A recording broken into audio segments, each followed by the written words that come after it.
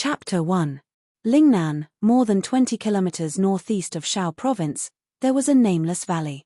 The valley was surrounded by mountains on all sides, and even the only exit, the narrow valley path, was blocked by a short mountain. Only by going over the short mountain would one suddenly see a wide expanse and discover that there was a different world within. In the third year of the Tang dynasty, Xianheng, 11 families, a total of more than 100 people, came to this hidden valley under the arrangement of the local government. They shoveled grass, leveled the courtyard, and cut down wood to build houses. In a few days, they built a small village, which was named Peach Blossom Village. Because the mountain village was very secluded, the villagers of the Peach Blossom Village rarely came into contact with other villagers. However, because there were often woodcutters and hunters passing through here, they gradually gained a little understanding of this small village surrounded by mountains. The villagers here were not the same as the local mountain people. Most of the villagers here were gentle and well-educated. Although they also plowed the fields, weaved cloth, and planted melons, they could often hear the sound of reading, and even the sound of music playing the zither and the sheng coming from the village. At first, the mountain people thought it was strange and sometimes talked about it, but after a long time, they no longer found it strange. 11 years later, in the second year of the Tang dynasty, Yongchun. It was the end of spring, and the valley was lush and verdant. A few acres of fields were hidden among the weeds and thorns. In the valley, there were dozens of families. Small courtyards with bamboo fences and wooden eaves were all hidden in the verdant green. Occasionally, a corner of the courtyard could be seen, and it was picturesque. A young girl carrying a bamboo basket on her back was walking towards a low hill outside the village with a child who was less than 10 years old. The young girl was wearing a jade-green short-sleeved shirt and pale pink trousers. She was dressed like a mountain person. Her cheeks were dark, and she often worked in the fields with a touch of redness.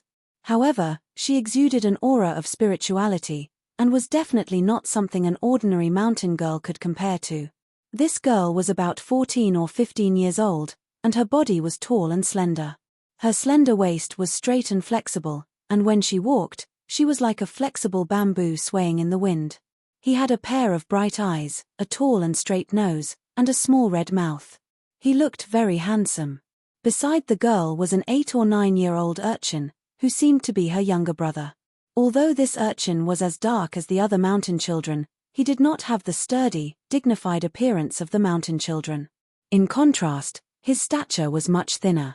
He had an oval face that resembled the girl's, delicate eyebrows, large eyes, and a pointed chin. The girl's name was Yuerong, and the boy behind her was her younger brother from the same mother.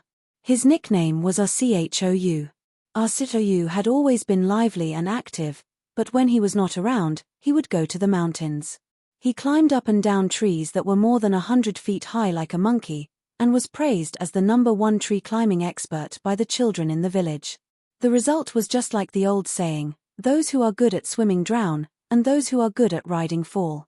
3 months ago, when Rchou was climbing a tree to dig for bird eggs, he fell down from a tree that was about 5 or 6 feet high. Although there were branches to block the fall and the soil was very soft, he still fell and broke his head and a leg. This frightened his parents, who were the apple of their eyes. Sister, as the eldest daughter, because she did not take good care of her brother, she was beaten by their parents. Rchou stayed at home for more than 3 months. His body was getting better recently, he could walk without any problems, but his parents still forbade him from going out. Today, his elder sister went up the mountain to pick wild vegetables. Seeing that his younger brother stayed at home all day after his leg was injured, he was used to being wild. In the past, after finishing school, he could go out and play with his friends. Now, other than his father teaching him how to read, he could only lean on the window and look at his friends running around in the mountains. He was really pitiful, so he begged his parents to take him out to relax. Although his parents agreed, they did not allow Rchou to leave their side. In a small courtyard surrounded by bamboo fences, a girl who was 2 years older than Miss Yuerong was embroidering flowers. Seeing Yuerong and her brother coming over, she smiled and greeted them. Sister Yuerong, little Rchou, are you going up the mountain? Bring little brother up the mountain to pick some mushrooms and wild vegetables. Is Sister Susu preparing a dowry? Of course not, I am just embroidering for fun. Susu blushed and quickly hid the embroidery in her hand behind her, causing Yuerong to laugh happily. Not far away, an old man who was playing chess under an elm tree looked over and laughed. Little Arsichoyu, your leg has healed. Haha, don't be naughty anymore. Yuerong politely greeted them. Uncle Chio, Uncle Fang. The other old man was probably about to lose the game. He looked extremely exasperated and repeatedly urged him to hurry up and play. Only then did the old man stroke his beard and turn his head away. Arsichoyu, who had always prided himself on being the #1 climber, seemed to have lost face after hearing the old man's words. He angrily kicked a pebble and it just so happened to hit a big white goose. The big goose held its head high and walked with gentlemanly steps, like a general inspecting the army. It was walking majestically on the path. Suddenly being attacked, it couldn't help but fly into a rage. It immediately stretched its neck, spread its wings and rushed towards Arsichoyu while squawking. Arsichoyu, you are being naughty again.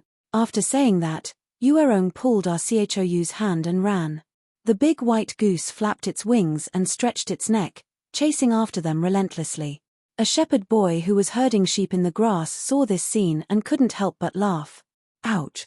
Elder sister, my leg still hurts a little. Arsichoyu couldn't help but cry out in pain as he ran.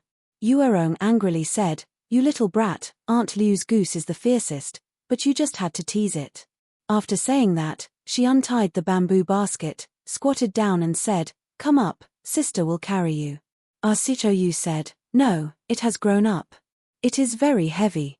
How can sister carry it? Come on, you are just a little kid, and you are already grown up. Didn't sister carry you when you were young? Yuerong didn't say anything. She carried her brother on her shoulder, picked up the bamboo basket and ran up the mountain. The big white goose persevered and chased after them while squawking. Elder sister's back was flat and soft. There were some sweat stains on it, but it smelled good. Arsichoyu struggled for a while, but his sister slapped him on his butt. After that, he stopped struggling. General Goose chased for a while and finally returned triumphantly. It proudly walked back to the village. When Yuerong saw that the big goose stopped chasing, she slowed down her pace while panting, but she didn't put down her brother. Arsichoyu, when we reach the mountain, don't run around, or else your parents will worry about you. Elder sister will go pick some wild vegetables and bring you back. Mother is making bone soup for you. Drink it while it is hot, and your leg will recover faster. Don't you like eating wild vegetables with sauce? I will pick some wild vegetables and make some sauce for you. Then, the sauce needs to be fried. Okay, listen to Arsichoyu and fry it. Put a chicken inside, too. Yuerong giggled and said, Alright, let's add another chicken, you little glutton. The siblings climbed up the short mountain. Yuerong put Arsichoyu down and said, You sit here, I will go pick. Hey! Yuerong glanced out of the valley and said in surprise, Why are there so many soldiers? Arsichoyu heard this and quickly stood up to look at the front of the mountain. He was small, so he could only stand on his tiptoes. He looked out from the weeds and vines that were taller than a person. There was a troop gathering in the valley. It was the army of the Tang dynasty. The soldiers were all wearing war jackets, carrying a quiver of arrows on their backs, a crossbow slung across their shoulders, a broadsword in their hands, and riding on a horse. More than 300 people and more than 300 horses stood solemnly and silently. There were 2 horses at the front of the troop. The soldiers wore jackets and the generals wore robes. On one of the horses, there was a general wearing a robe. He wore leather armor and his robe was painted with a lion and tiger pattern. On the other horse, there was a civil official in a green robe. He was turning his horse around and saying something to the soldiers. Following his voice, the soldiers all drew their swords out of their sheaths. The sun shone on their blades, making them look cold. Arsichoyu was a little curious. When he went to Shaoju with his father, he had seen the soldiers, but they were just a few old soldiers on the city wall. They didn't have such a murderous aura. Moreover, their clothes seemed to be different. Elder sister, where are these soldiers from? What are they doing? Not good. Although Yuerong didn't know the purpose of these soldiers, She felt danger. She quickly put Arsichoyu down and said to him, "I'm afraid these soldiers are going to harm us. Arsichoyu, it's inconvenient for you to move, so hide here. I will go back to the village to report. You hide here and don't come out no matter what. Do you understand?" Yuerong pushed Arsichoyu into the bushes, carried the bamboo basket and ran. Just after running a few steps, she rushed back and casually pulled some weeds to cover Arsichoyu's body. Arsichoyu was buried under the weeds. He looked at his sister running towards the mountain village with a blank face. He didn't understand what was going on. This was the land of the Tang dynasty. The people who lived here were the people of the Tang dynasty. Why did the army of the Tang dynasty want to harm the people here? The people in the village were not bandits or bandits. Arsichoyu, who was puzzled, could only follow his sister's instructions and squat there, motionless. The iron hooves made the rocks in the mountain rustle. 2 horses were the first to climb up the low slope. From Arsichoyu's point of view, he could only see the green-robed official riding on a black horse. The general standing on the other side, because he was blocked by the green-robed official, he could only see his scarlet cloak that was fluttering in the mountain wind from time to time. Yuerong waved the green handkerchief wrapped around her head. As she ran, she shouted towards the village, "Grandpa, Father, Mother, the soldiers are coming. The soldiers are coming. Kill them all. Don't let any of them go."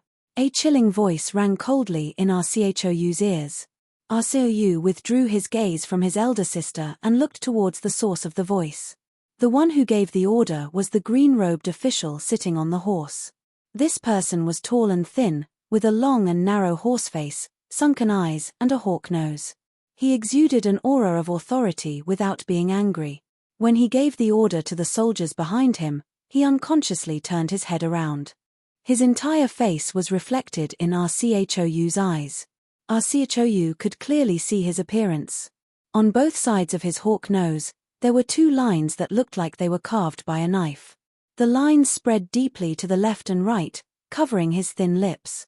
The murderous voice came from that mouth. The general beside him, whose battle robe was embroidered with the pattern of a lion and tiger, slowly unsheathed his saber. The saber rubbed against the scabbard, making a horrifying grinding sound. Hearing this, Arsichoyu unconsciously had goosebumps all over his body. The general raised his saber and urged his horse forward. He let out a short shout, "Kill!" Then he swooped down. Behind him, the soldiers with sabers in their hands all rushed down. Arsichoyu watched as his elder sister ran with all her might on the mountain path. Her figure jumped and flashed like a doe in the wilderness. The general spurred his horse forward like a hunter in hot pursuit. The war horse galloped, and in a moment, he caught up to his elder sister. Arsichoyu's heart couldn't help but rise to his throat. Peng! The saber rose, cold light flashed, and blood appeared. "Mother, the soldiers are coming." Yuerong's voice stopped abruptly. Wherever the saber passed, a severed head flew into the air. The blood spurting out from the chest splashed into a bloody mist. The general waved the blood saber and swept past her. Then, countless battle boots stepped on the girl's soft body, killing into the small mountain village. "Elder sister." Arsichoyu's vision darkened, and he immediately fainted. Hundreds of soldiers were rushing forward on the mountain path. The sound of footsteps and the crashing of gravel covered his sobs. The green-robed official stood on the slope, coldly looking at the village in the valley. There was a hint of a cold smile on his face. He pointed his horsewhip forward and repeated his order, "Kill them all. Don't let a single one of them go." The next day, the Shaoju government posted a notice, announcing that there was a big plague in the Peach Blossom village. All the villagers in the village had died. In order to prevent the plague from spreading, the government burned the whole village to the ground. They also warned the people in the surrounding villages not to enter the Peach Blossom village, in order to avoid being infected by the plague. The Peach Blossom village had mysteriously disappeared just like it had mysteriously appeared. No one dared to enter the valley again. A few years later, no one could remember the name of the Peach Blossom village anymore. People only remembered that there was a god of Plague Valley about 20 miles northeast of Shaoju. Many people didn't even know the origin of the name. Note: Some of the terms used at that time were too incompatible with modern terms. For example, the father was called elder brother, the second person was called you were called are you, and the third person was called ye. Chapter 2. In the 7th month of the 2nd year of Yongchun, Guangzhou Prefecture. On the long street, countless pedestrians, merchants, and stalls crowded the originally spacious street. Scholars in wide-sleeved robes, barbarians with narrow lapel sleeves, and commoners in short brown shirts walked on the street. It was very lively. On both sides of the street, there was an Indian man in a cloth draped over his shoulders and wearing earrings, loudly peddling his sandalwood incense in broken Tang dynasty dialect. There was a Kunlun from Southeast Asia walking barefoot on the street, peddling aloe vera pain-relieving ointment. There was also someone who kept boasting about how his clove slices could freshen the breath of people.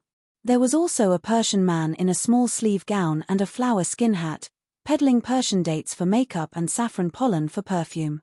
Of course, the stalls also sold the popular condiments of the Tang people, black pepper and thick mustard.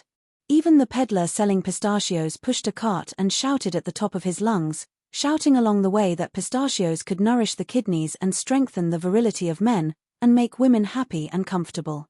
For a moment, it attracted countless women. Who didn't want their man to be a handsome husband, whether it was outside or in bed? Behind the stalls on both sides of the street, there was a clear river. Stone and wooden bridges were above the small rivers. Stepping on the small bridges and crossing the river, the banks were planted with banana trees, and behind the banana trees were wine shops. The lingering fragrance of wine wafted out from the wine shops, merging into the bustling scene on the street. But the bustling living world, after all, could not compare to the world in books and paintings. In books and paintings, you can erase everything you don't need, but in the real world, you can't. There are always poor people. A little beggar in ragged clothes was running for his life barefoot, with 2 strong men chasing after him. The little beggar escaped into an alley, and finally exhausted, he was caught by the 2 strong men. Under a series of punches and kicks, the little beggar hugged his head, curled up like a little puppy, and was kicked again and again. He didn't beg for mercy, nor did he cry out in pain, until he was kicked into the ditch at the side of the alley. He grunted and fainted. The 2 strong men put down their sleeves and walked away, cursing, "Stinky beggar, how dare you steal to eat? If I catch you again, I'll beat you to death." There were many people on the street, but no one paid attention to them. After an unknown amount of time, a woman in a tattered dress walked out of the narrow alley, holding the hand of a little girl. The little girl saw the child beggar lying by the stream, and she stopped in her tracks. There seemed to be a small argument between her and her mother, and the little girl won. She lifted her tattered dress and quickly ran to the stream. The little girl squatted down to look at the fainted boy, then took a broken pot from her mother's hands, and carefully fed him porridge. The little beggar was obviously starving. Even though he was unconscious, when the porridge reached his mouth, he still subconsciously and quickly swallowed. The little beggar slowly woke up. When he opened his eyes, he immediately felt a swelling pain in his eyes. One of his eyes had been beaten black, and it was so swollen that there was only a slit left. After a moment of dizziness, he opened his eyes slightly and fixed them on the little girl in front of him. The girl looked even younger than him. She had a thin and dirty face, and her messy hair was a little yellow due to malnutrition. Only her eyebrows were black and thick. If such eyebrows were on a boy, he would definitely look handsome, but on a girl, they seemed a little too thick. The little girl was wearing a moon-white short dress, and there was a slit at the shoulder, faintly revealing a bit of skin. Her lower body was wearing a bamboo leaf skirt that reached her chest. She was squatting in front of little beggar, so the holes in her skirt revealed 2 smooth knees. Little beggar quickly understood his situation, and also understood the other party's identity. He did not thank her, and only stared at the little girl in a daze. The little girl opened her mouth and smiled at him. Perhaps because she was still growing her teeth, her mouth was incomplete, and she looked very ugly. The little girl tilted her head and thought for a moment. Then she took out a bun from her bosom and carefully broke it into 2 halves. After comparing the 2 halves, she put the bigger half in the little beggar's bosom and grinned at him. Then she stood up with the jar in her hand. The woman came over and took her little hand. She looked at the boy indifferently, and then the mother and daughter walked away along the dark and narrow alley. Little beggar climbed up with difficulty, and all the bones in his body ached. He pulled at his tattered clothes that were as thin as silk, and looked left and right in a daze. Then, he subconsciously followed behind the mother and daughter. The little girl held her mother's hand, and looked back from time to time. The boy not far from them seemed to be in a more difficult situation than the mother and daughter. His tattered clothes could barely cover his body, and his collar was split open, revealing his craggy collarbone. His cheeks were thin and yellow, and his face was bruised and swollen. The little girl grinned at him again. Gradually, the road became more and more remote, and a dilapidated temple with a half-collapsed wall appeared in front of them. The woman led the little girl into the dilapidated temple. Little beggar stood outside the temple for a while, and then followed them in. There was more than one beggar in the dilapidated temple. An old beggar was sitting under the sun, and he had taken off his tattered coat, revealing his skinny body. He was catching fleas there. Another beggar was a bit stronger, and he was lying on a pile of firewood with his legs crossed, humming and singing. The woman took the little girl to find a place to sit in the dilapidated temple.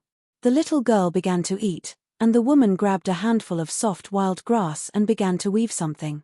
Little beggar was like a frightened little beast, and he looked around the temple warily, but he still stubbornly moved closer to the mother and daughter.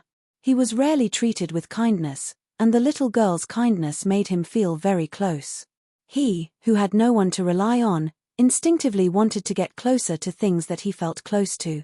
The little girl used her mouth, which was missing 2 front teeth, to chew on the bread with difficulty. After a long while, when her saliva had soaked the bread, she took a hard bite. She happily swallowed the bread, looked at the boy, and asked in a soft voice, "I am Nyonyo, what is your name?" Little beggar seemed to be at a loss.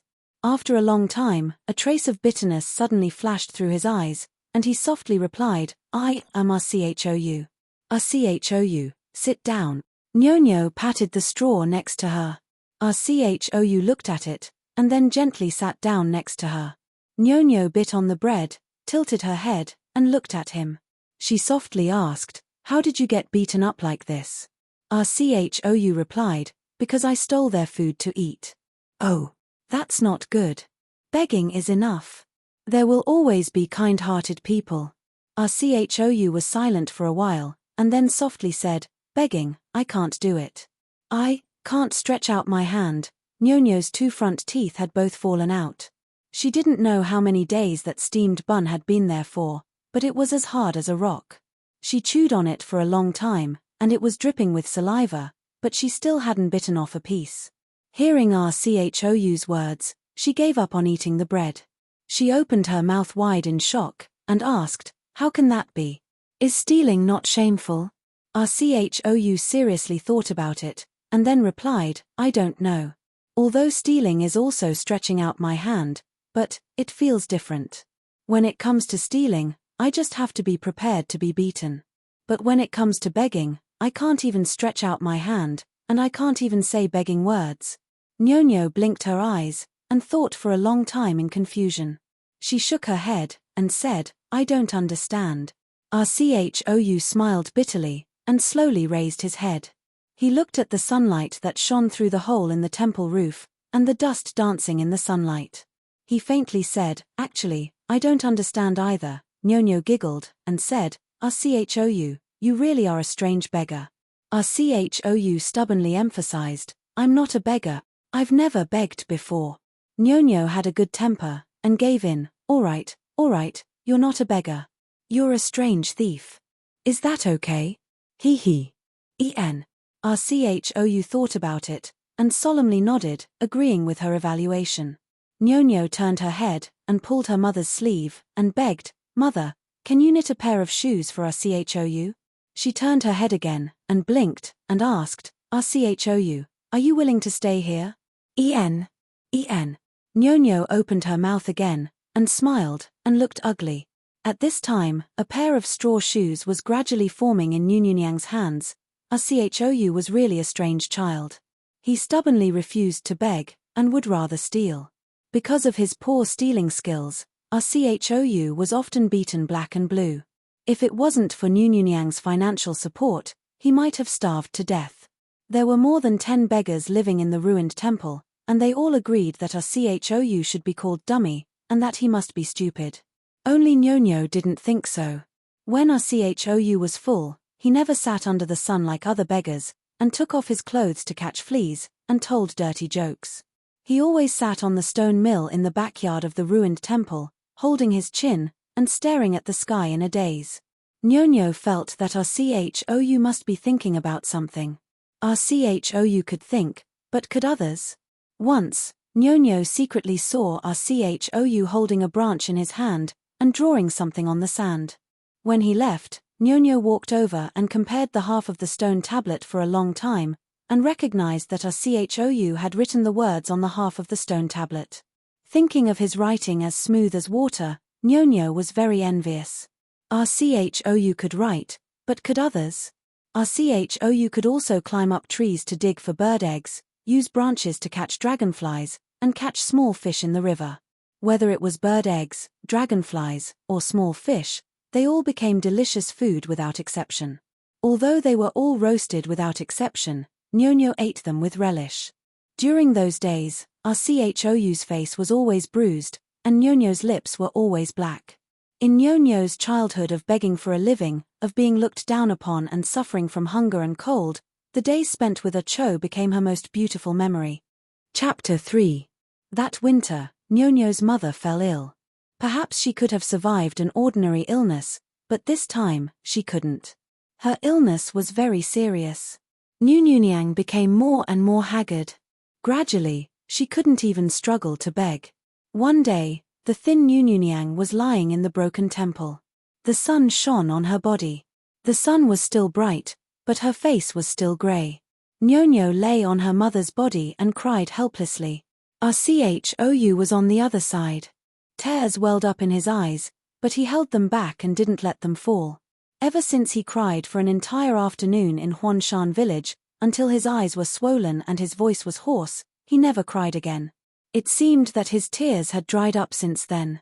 Nyanyang held Nyonyo's thin little hand in one hand and held Chou's hand in the other. Her eyes were so sad. That kind of helplessness, desolation, longing, and pain mixed together made people's hearts break. Chou, Nyonyo, please take care of her. Nyanyang knew that Chou was still young. She knew that this stubborn child refused to beg. He couldn't even feed himself. But she had no one else to entrust her to. The beggars in the temple all hid far away. They looked at her with cold eyes. She couldn't see a trace of sympathy in those numb eyes. Nyonyo's mother let out a long sigh, her thin and weak hand powerlessly placed on the top of Nyonyo's head, gently stroking it a few times before passing away. She did not close her eyes. A drop of tear flowed down the corner of her eye, gently sliding down to the side of her cheek. Mother! Mother! Nyonyo hugged her mother's body and cried loudly. Chou's eyes were red. He gritted his teeth and held back his tears.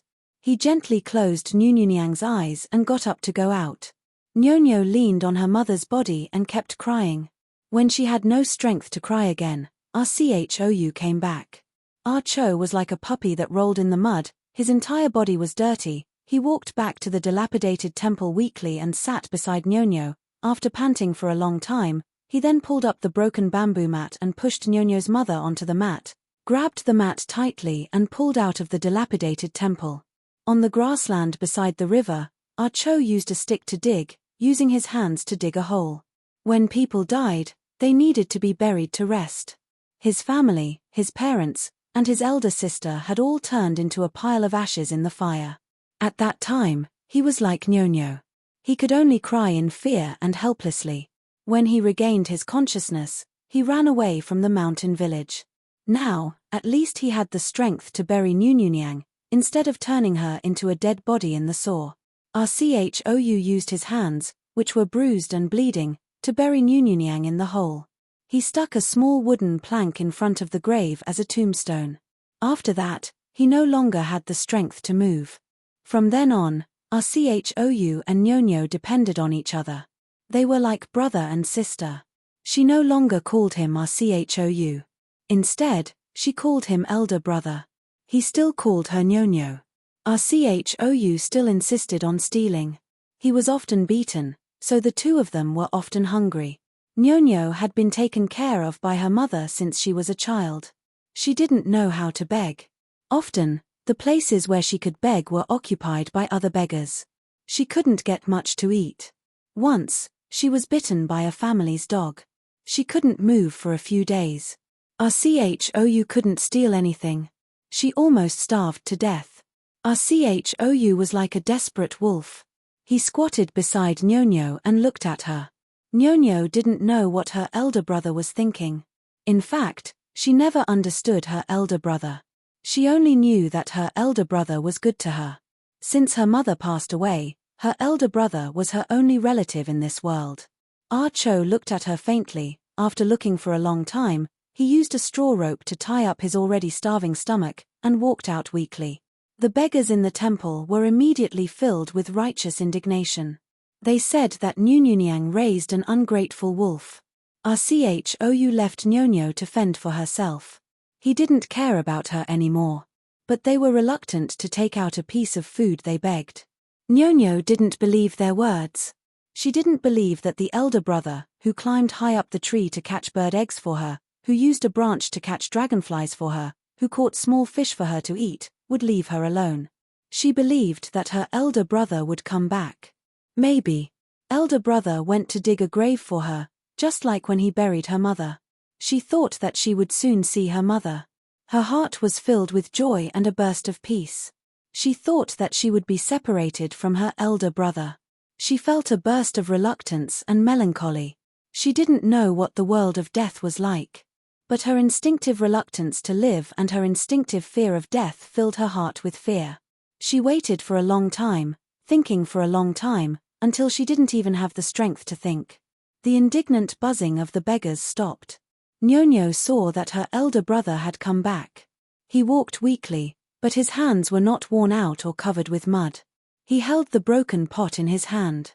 The pot was half filled with hot porridge. Rchou fed Nyonyo mouthful by mouthful. Their lives were as cheap as the wild grass on the ridge. No matter how many people trampled on them, they would still stubbornly survive. Nyonyo came back to life. This winter, the area closest to the fire was occupied by other beggars. The two children were furthest away. Above their heads was the hole in the roof of the temple. Snowflakes drifted down on them. They were covered with straw. They hugged each other tightly, relying on each other's warmth to resist the cold. Spring came. Elder brother changed from a stuttering, shy, and stupid beggar to a very clever and capable little beggar. In the past, that stubborn boy who would rather steal and get beaten up was already used to being a beggar. Perhaps in his heart, there was still a bit of stubbornness, a bit of pride, and a bit of perseverance, but for Nyonyo, he hid all of it deep in his heart. In spring, the rain was like silk, weaving a dense net between heaven and earth. Rchou and Nyonyo ran barefoot in the rain, like a pair of fish in the water. Their shoes were already rotten. Nyunnyang had already turned into a lump of soil, so she could no longer weave straw shoes for them. Rchou and Nyonyo ran under a cluster of banana trees. The fat banana leaves became their umbrella. Although the rain still flowed down the leaves, it was much more comfortable than directly pouring on their faces. Rchou took out the bread that he had just begged as if it was a treasure. But it had already been soaked in the rain. Rchou's face turned bitter. The well-behaved Nyonyo hurriedly comforted him. "Elder brother, it's okay. I ate a lot of mulberries today. My teeth are all broken. If the bread is too hard, I won't be able to bite it." As she said that, she tried to show a smile to elder brother, revealing a cute little canine that had just grown out. Rchou rubbed her head. Her hair was as messy as a bird's nest. The two of them each held a half-soaked bun. They used a tender banana leaf to make a cup and collected the rainwater. One mouthful of the bun, one mouthful of rainwater, one mouthful of the bun, filling their bellies. The rain was still as soft as silk. In the summer, something happened. This incident prompted Rchou and Nyonyo to leave the broken temple. So they didn't even have a place to stay. That summer night, the moon was very round. Rchou was awakened by a burst of crying. When he woke up, he found that the strong beggar nicknamed Little Wolf, who also lived in the broken temple, was on Nyonyo's body. He was tearing her tattered clothes and kissing her body with his stinky mouth. Nyonyo was still young. She didn't know what Little Wolf was going to do to her. But a girl's intuition told her that something terrible was going to happen to her. So, she burst into tears. The beggars in the broken temple were awakened. They looked at everything that happened in front of them with a warm and strange look. No one spoke. As they watched, their eyes even became eager to try. That kind of look was very strange and scary. Rchou was awakened. Watching Little Wolf bullying his sister, Rchou suddenly became a different person. Perhaps that person had always been locked in the cage in his heart, tortured and nourished with hatred and shame. He had long become a fierce beast. At this moment, the prison door was opened, and that beast was released. Rchou's eyes were red, and the blue veins on his forehead were bulging. He roared angrily and suddenly jumped on Little Wolf's body. He scratched, bit, and used his whole body as a weapon. Little Wolf was nicknamed Little Wolf. At this moment, Rchou had incarnated into a real wolf. With his frail body, the strong wolf cub only needed to swing its arm to throw him against the wall and turn him into a meat patty. But at this time, he didn't know where he got his strength from, but he stuck to the wolf cub and didn't want to retreat. He attacked crazily. First, he bit off half of Little Wolf's ear, and then he tore a piece of meat from Little Wolf's shoulder. Little Wolf cried in pain and punched him again and again. Rchou's blood splashed on Little Wolf's face, but Rchou only had sharp teeth. When Little Wolf saw Rchou's cruel eyes at this moment, he suddenly realized that Rchou, who was often in a daze, was probably crazy. He finally collapsed and ran away while howling. Rchou's face was covered with blood, his eyes were swollen, and he bit a lump of bloody meat in his mouth. Step by step, he crawled back to the crying Nyonyo and hugged her tightly. A beam of bright moonlight shone on Rchou's body through the hole in the roof of the temple. Rchou's face was covered with blood, and his fierce eyes swept across the faces of all the beggars. Like a wounded wolf defending its sovereignty, he said word by word, "Whoever wants to bully her, kill me first." The beggars turned over and fell asleep as if nothing had happened. Only the sound of Nyonyo's crying could be heard in the ruined temple. Rchou hugged her, and the blue moonlight shone on them. After a long time, Rchou suddenly cried silently. This was the first time that Nyonyo saw him cry. Nyonyo was very frightened. She thought that her elder brother was in pain, so she stopped crying. She sensibly moved closer and carefully blew on Rchou's swollen eyes. She used her thin little hands to gently rub his bruised cheeks. She just wanted to stop Rchou's tears. Seeing her elder brother cry, her heart was very painful, and this pain had surpassed her fear. But elder brother's tears flowed more and more, so Nyonyo also cried. Rchou hugged her tightly, and choked with sobs he said, "Nyonyo, I'm so afraid, I really will become a beggar. I'm afraid that one day, I will become like them, a walking corpse." Nyonyo, elder brother will really become a beggar. Nyonyo didn't understand her elder brother's words. Elder brother often said strange things that she couldn't understand, but she knew that her elder brother really loved her. Ever since her mother died, her elder brother was her only relative in this world. It didn't matter if she didn't understand her elder brother's words, as long as she knew that her elder brother treated her well, that was enough. She raised her little face and looked at her elder brother's tearful eyes. His eyes were so sorrowful, the same as her mother's when she passed away. Helpless, desolate, and sorrowful, it was heartbreaking to see. Nyonyo was very afraid of losing him, just like losing her mother. She hugged Rchou tightly with tears streaming down her face, and said to him, "Elder brother will do whatever he wants to do. No matter what elder brother does, Nyonyo will be with elder brother. It doesn't matter if I'm a beggar or a thief, as long as I'm with elder brother, it doesn't matter." Rchou and Nyonyo left the broken temple that night. They were worried that Little Wolf, who had fled in panic, would come back. They couldn't protect themselves with courage alone, so they continued to be beggars, because this was the only way they could survive. However, our Chou had already decided to find something to do. He wanted to live like a human. Because of their departure, a legend that belonged to them had begun. Legends had always been created by miracles. What was a miracle? A miracle could be an extraordinary person doing extraordinary things, or it could be many coincidences coming together to form a wonderful coincidence. The miracles that belonged to our Chou and Nyonyo were both coincidences, extraordinary people, and extraordinary thing. Note: during the Tang and Song dynasties, it snowed in Guangzhou. Chapter 4. The blue waves were boundless and boundless. Ships from the Persian kingdom, Brahmin kingdom, Lion kingdom, Bontang kingdom, white barbarians, and Kai barbarians were coming and going at the port of Guangzhou. There were tens of thousands of giant flood barges, delivering goods and returning goods, bustling with activity. Among the foreign ships, the Lion Kingdom's ship was the largest. It was several feet tall and had gangway ladders. However, the largest ship was still the Tang dynasty's Aunt Yu's ship.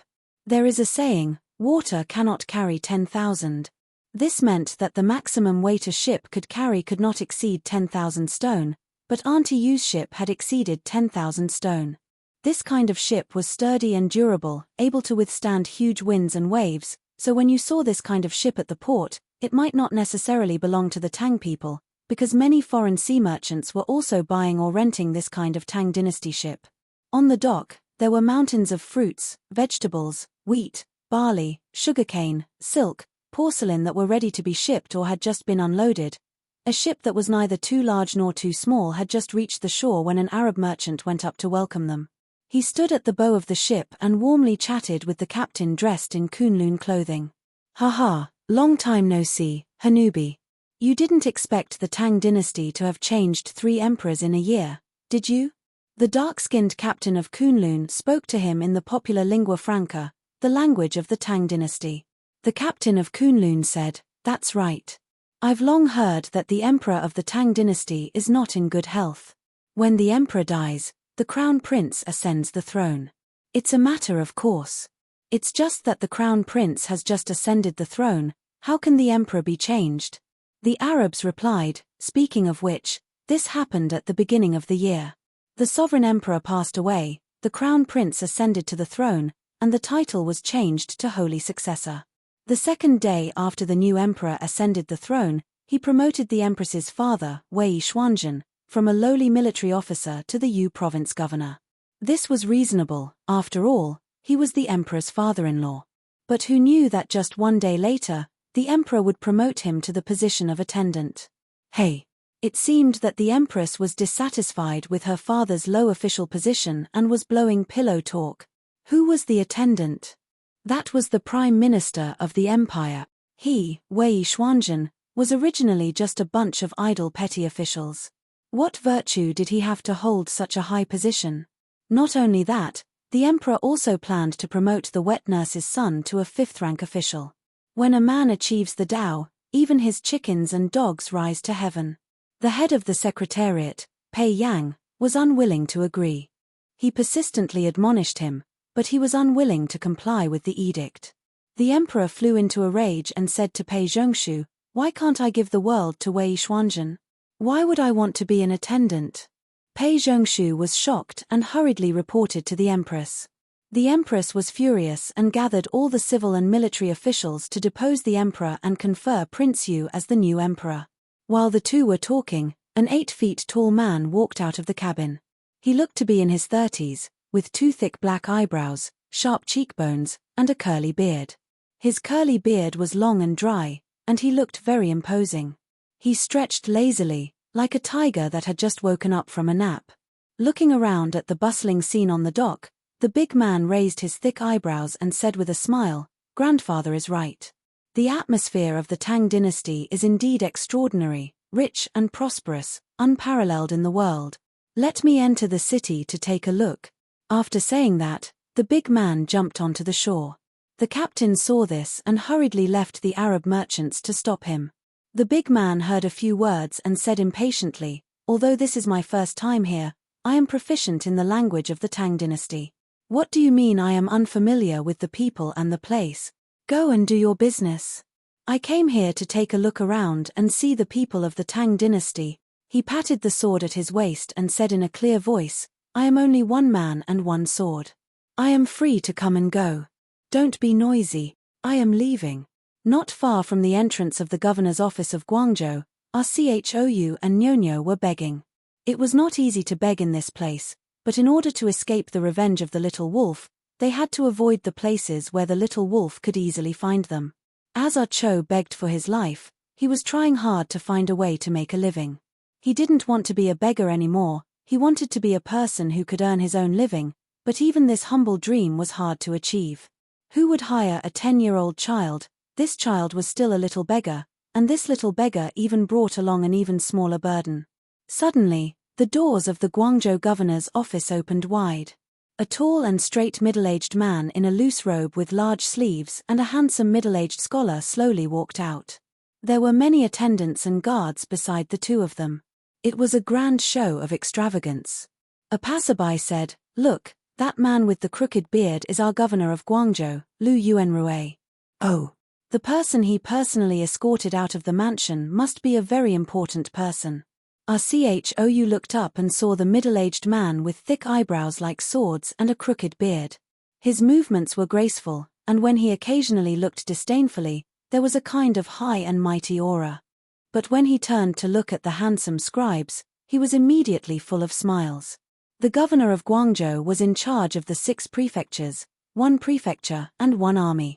He was like a feudal lord of the imperial court, the local emperor of Guangzhou. A guest who could be escorted by him with a smile on his face must be someone of high status. This guest was a scribe in his 30s. He wore a turban on his head and wore a round collar and narrow sleeves robe. There was a belt around his waist, and a small sword about a foot long hung from the belt. The cuffs of scribe's robe were printed with plum blossoms, making him look very handsome. But if you looked closely, you would find that she was a woman with a hairpin and a hairpin.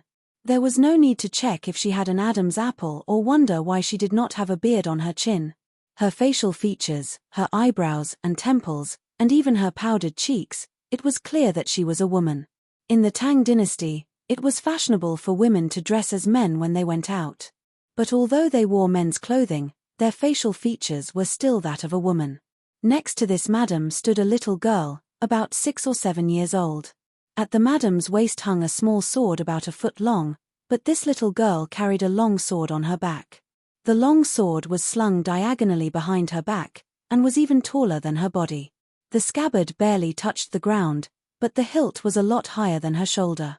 The apricot yellow tassel of the sword hung on her thin shoulder, reflecting her pretty and delicate face. This strange combination could not help but attract the attention of our Chou and Nyonyo. Let's go, Nyonyo. Our Chou saw that the bodyguards had started to drive away the surrounding crowd. He knew that with his status, he would also be driven away, so he wanted to pull Nyonyo away. But Nyonyo's small hand that was holding his suddenly tightened. Nyonyo stared closely at the little girl with the long sword and excitedly said, Elder brother, look quickly, look at the hairpin on her head. Hairpin? Our Chou looked carefully and noticed that the little girl with the sword on her back had a hairpin in her hair. It was a hairpin in the shape of a butterfly, colorful and lifelike. Our Chou looked at Nyonyo's messy yellow and dry hair, and his heart couldn't help but ache. He habitually rubbed Nyonyo's hair and muttered, Silly girl. Really a silly girl. Be good, let's go. Oh. Nyonyo agreed and reluctantly left with him. She still turned back every 3 steps to look at the butterfly hairpin on the head of the little girl who was almost the same age as her. But she also knew that she was not worthy of such a hairpin. She just wanted to take a look, to take one more look, but even this wish was extravagant. The officials of the governor's office had already begun to chase away the idlers. Our Chou looked at Nyonyo's bright eyes and gently bit his lips, saying, Nyonyo, elder brother will make a hairpin for you. A hairpin that is even more beautiful than that little girl's hairpin. Nyonyo's eyes lit up and said with surprise, Really? Our Chou smiled brightly and said, Silly girl, when has elder brother ever lied to you? At a place full of banana trees on the roadside, our Chou said to Nyonyo, Nyonyo, you wait here. Don't run around, lest you get caught by little wolf. Well, Nyonyo won't run around, wait for elder brother to come back. Nyonyo obediently squatted down under the banana tree, revealing her 2 bare knees from her tattered skirt. After a short time, Rchou came back with his hands behind his back and a mysterious smile on his face. Nyonyo immediately jumped up and said, "Elder brother, did you make a hairpin?" Rchou proudly smiled and said, "Of course, elder brother promised you, how can I not do it?" "Guess, what kind of hairpin did elder brother give you?" "I can't guess, quickly let me see." Nyonyo rushed over, Rchou smiled and dodged. The two played for a while. Nyonyo finally grabbed Rchou's hand. "Wow! What a beautiful butterfly!" Nyonyo opened her mouth and said with admiration. Rchou said, "Elder brother caught it to make a hairpin for you." Nyonyo asked him strangely, "This butterfly is alive, how can it be made into a hairpin?" Rchou mysteriously smiled and said, "Who said a live butterfly can't be made into a hairpin? You do it." He took Nyonyo's hand, ran to a secluded place and squatted down. He took out a thread from his tattered clothes and carefully tied one end to the butterfly's leg. He then said to Nyonyo, "Come, lower your head." "Oh." Nyonyo lowered her head. Rchou took a strand of Nyonyo's hair and tied the other end of the thread to her hair. He loosened his hand and the butterfly fluttered on Nyonyo's hair. "Elder brother, does it look good?" Nyonyo looked at Rchou expectantly. Rchou nodded his head vigorously. "It looks good. Very good. Nyonyo's butterfly hairpin looks better than anyone else's hairpin." Nyonyo smiled happily. She pulled Rchou's hand and dragged him to the side of the stream by the roadside. Looking at herself in the water, her messy bird nest-like hair suddenly stood up. A string of hair was holding onto a butterfly, fluttering on top of her head. Nyonyo looked at herself in the water and grinned. She was still the ugly girl with a dirty face and a few broken teeth in her mouth. Rchou looked at the reflection in the water. Looking at her blissful smile in the reflection, he rubbed her head dotingly. Coo, coo. After being happy, she was still hungry. Nyonyo protected her butterfly hairpin like it was a treasure and said to Rchou, "Elder brother, Nyonyo is hungry." Rchou stood up and looked around. "Nyonyo, you wait by the roadside. Elder brother, go get something to eat." Rchou walked across the small bridge and passed through the arched hole of the banana tree.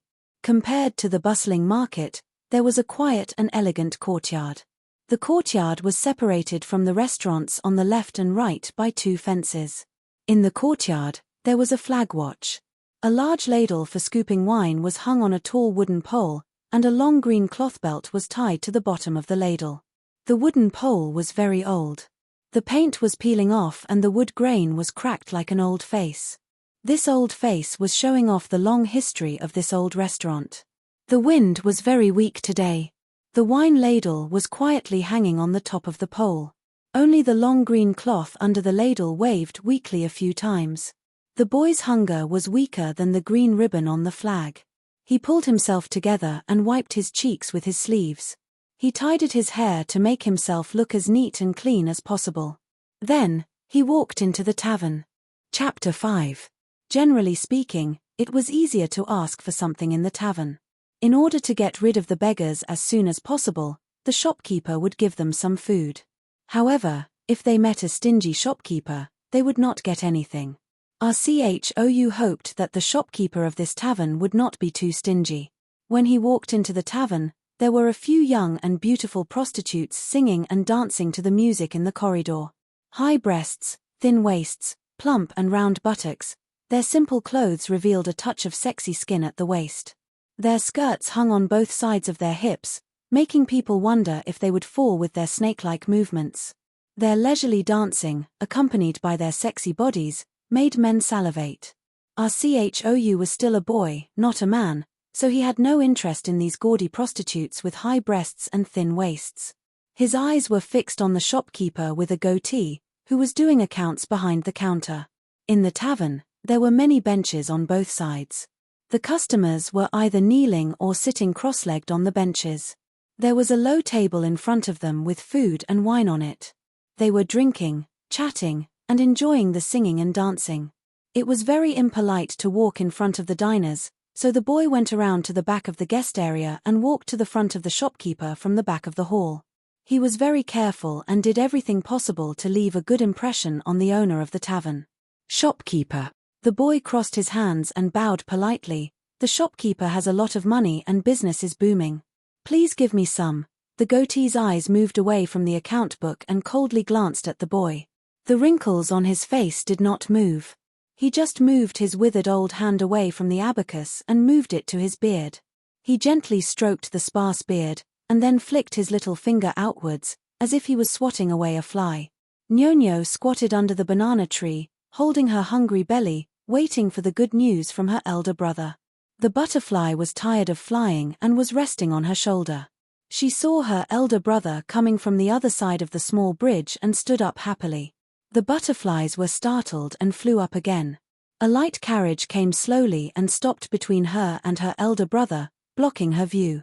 She raised her head and saw the beautiful little fairy wearing a butterfly hairpin leaning on the luxurious carriage, looking at her curiously, looking at the butterfly on her head. As Chou walked around the carriage, he saw Ñoño talking to a nobleman who had just alighted from the carriage.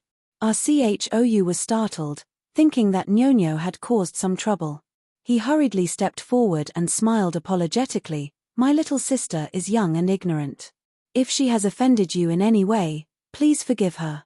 Looking at the scribes, he saw that it was the woman he had seen in front of the governor's mansion, the one whom the governor of Guangzhou, Lu Yuanrui, had personally escorted out of the mansion. Chou's heart was even more perturbed.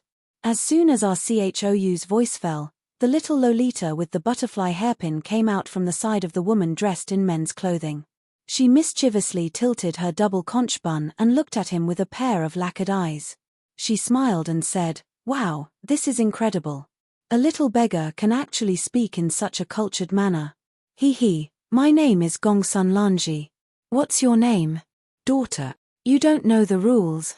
The woman reprimanded her with a straight face and asked Chou, "Are you this young lady's brother?" Chou hurriedly said, "First Madam Gongsun, this little one and Ñoño are not blood-related. However, we depend on each other and are like siblings.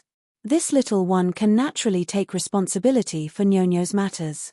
The woman smiled and said, "My husband's surname is Gongsun. My surname is not Gongsun. My surname is Pei. You can call me Aunt Pei." Chou hurriedly corrected himself and said, "Yes, Aunt Pei. I don't know how my little sister has offended you." Aunt Pei smiled and said, "She has not offended me. My mischievous daughter has been clamoring to find a female companion of her own age. Just now, I saw this young lady on the roadside. She is clever and has a delicate appearance. My daughter likes her very much. Just now, I have already asked her. She is an orphan beggar. Since that is the case, why don't you come under my tutelage and be my daughter's companion? She can also be someone to rely on." Speaking of which, it was Chou's unique butterfly hairpin that aroused Gongsun Lanji's interest. Otherwise, why would she give a second glance to a beggar on the roadside? As a result, after a few words of conversation, she even liked Ñoño. Only then did she have the idea to let her mother accept her as a maid. Ñoño liked Gongsun Lanji's butterfly hairpin. Therefore, Chou made a butterfly hairpin for her. Therefore, because of this butterfly hairpin, Gongsun Lanji had the idea to accept Ñoño as a maid and playmate. Who was the cause and who was the effect? It was really difficult to distinguish. Naturally, when Chou heard this, he was overjoyed. How could a woman who could be treated as an honored guest by the emperor of the Guangzhou prefecture be an ordinary person? If Ñoño could be taken in by such a noble person, it would really be her great fortune. Otherwise, not to mention that he did not have the ability to fill her stomach, when Ñoño grew up a little, if she encountered someone like Little Wolf who had evil intentions, he was afraid that he would not be as lucky as last time to protect her. Chou happily said, "Ñoño's parents have passed away. She is lonely and has no one to rely on. If Auntie is willing to take me in, that would be the best. This kindness, this child will never forget." Ñoño timidly pulled on the corner of his clothes and timidly said, "Elder brother, Aunt Pei said that she is only willing to take me with her." "What?" When Chou heard this, he was immediately startled. After hesitating for a moment, he said to Aunt Pei, "Aunt Pei, this child is very diligent. I am willing to be an odd-job servant or a servant boy. Even if there is no salary, as long as there is food to eat and a place to live." Aunt Pei smiled and shook her head. Her smile was like the spring breeze, but the words that came out of her mouth were like a plumb hammer that heavily smashed his heart. "Young man, admittedly she is very good, but it is also because my daughter is looking for a companion. Otherwise, why would I take in a beggar girl? I am not doing a good deed." Rchou's face suddenly turned red. He forcefully suppressed the strong feeling of humiliation and turned his head to look at Nyonyo. "Nyonyo, what do you say?" Nyonyo looked at Aunt Pei, looked at her gorgeously dressed daughter, and then looked at the exquisite horse carriage. Her eyes revealed a trace of longing. But when she thought of her elder brother who she depended on for survival, her eyes dimmed again. She resolutely turned her head and said to Rchou in a low voice, "I will follow elder brother." Aunt Pei smiled and held her daughter's hand. "Daughter, let's go." Niang. Gongsun Lanji was reluctantly pulled by her and pouted her lips. Rchou heaved a sigh of relief and also held Nyonyo's hand, saying gently, "Let's go." Miss Gongsun walked to the side of the carriage, lifted her skirt and stepped on the footstool. She looked back and suddenly stomped her foot, loudly saying, "Little beggar, do you want her to follow you and be a little beggar for the rest of her life?" That voice floated into Rchou's ears and Rchou's smile immediately froze on his face. "Elder brother?" Nyonyo saw Rchou's stiff smile and worriedly asked him. Rchou still stood there, not moving an inch. "What kind of life can you give her? Do you want her to be a little beggar for the rest of her life?" This question was like a heavy battering ram, hammering on his heart, smashing it into pieces. Suddenly, he grabbed Nyonyo's thin wrist, turned around and ran, shouting, "Aunt Pei, wait, wait." The carriage stopped and Aunt Pei poked her head out of the window, lightly asking, "What's the matter?" "Nyonyo, go with Aunt Pei." Nyonyo looked at him in surprise and stammered, "Elder brother, Rchou was afraid that Aunt Pei would be annoyed and quickly said to Nyonyo, "Listen to me, if you stay by my side, how can I take care of you? You go with Aunt Pei. In the future, when I make a name for myself, I will look for you. If you have the ability, you can come and help elder brother. We promise each other that no matter who makes a name for themselves, we will find each other and never leave each other. Is that okay?" "Okay. But..." "Then get on the carriage, quickly get on the carriage." Rchou did not say anything and carried Nyonyo into the carriage. He took 3 steps back and bowed deeply to Aunt Pei. "Aunt Pei, please take care of Nyonyo." Gongsun happily called out, "Nyonyo, come, sit beside me." Aunt Pei lightly ordered, "Let's go." Creak, creak, creak. The sound of the wheels twisting could be heard. Rchou bowed deeply to the ground, but did not raise his head. "Elder brother, don't forget what you said. You promised me, don't lie to me." "Elder brother, I will take it seriously." Nyonyo's sobbing voice was getting further and further away, but Rchou still bowed deeply and refused to raise his head. When he slowly straightened his back and looked into the distance, the pedestrians on the road were in a hurry, and the carriage could no longer be seen at the end of the road. Rchou's heart was as sour as the twisting axle. "This axle, it needs oil. If I become someone's maid, I will get paid, and I can also learn to do needlework. When I save money, I will come back to elder brother. If elder brother has nothing to do at that time, I will become a needle lady to support him." Green grass and trees appeared on both sides of the road, but the carriage had already gone far away. Nyonyo was still leaning against the window, the tears on her cheeks had not dried yet, and she quietly made plans for the future. Suddenly, she thought of a question that made her flustered. At that time, will elder brother still be in Guangzhou? Then she thought again, if elder brother is not in Guangzhou, where can he go? Her small heart finally calmed down. Rchou stood at the intersection, trying hard to open his swollen and bruised eyes, and foolishly looked in the direction where the carriage had left. He knew that his choice was right. He was still too young, and he did not have the power to protect Nyonyo, just like he watched his elder sister being beheaded, but he did not have the power to take revenge. If Little Wolf found him, he might not be as lucky as last time. This was a good opportunity for Nyonyo to change her life. But Nyonyo was gone, and his heart was empty. Nyonyo was gone, and he had no family. He did not know what his future path would be. Would he still be a beggar after a few years? If that was the case, would he still have to find Nyonyo? Wait, Rchou suddenly came to his senses. He knew that the woman in men's clothing must be a noble person, so he was not worried that his sister had been kidnapped by the traffickers.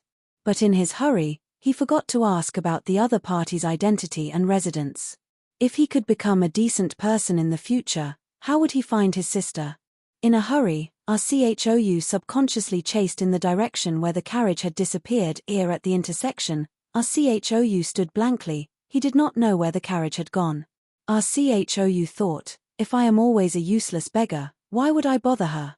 If I have a future, even if I am not qualified to talk to the military governor of a circuit, I can still ask him about the residence of a noble person he knows, right? As Rchou was thinking, it was as if there was thunder in his ears. A thunderous voice shouted, "Young man, do you know where the governor's office of Guangzhou is?" Chapter 6. Rchou was shocked. He turned his head and saw an 8 feet tall man standing in front of him. He had a leopard's head and round eyes. His beard was like a halberd. He had an awe-inspiring aura. Looking at his clothes, he was dressed like a Kunlun man. The man saw him in a daze and asked loudly, "Young man, do you know the way to the military governor's office?" Rchou's heart skipped a beat. He quickly nodded and said, "Yes, I do. 10 coins. The man stared at him and said, "What?" Rchou quickly changed his words, "I know. But leading the way, you have to pay 2 coins. The man then understood what he meant. He laughed and said, "Young man, interesting, interesting. All right, I will give you 10 coins. Quickly lead the way." Rchou said cheerfully, "All right. Lang Jun, please follow me." Rchou turned around and left with the man. His legs were short, so the man took 5 steps ahead of him. The man was getting impatient. He picked Rchou up and put him on his shoulder. He said loudly, "Where should we go?" "You lead the way." Rchou was shocked by the man's action. But sitting on the man's broad shoulder, he was unusually stable. Rchou calmed down and pointed the way. The man carried Rchou and walked as if he was flying.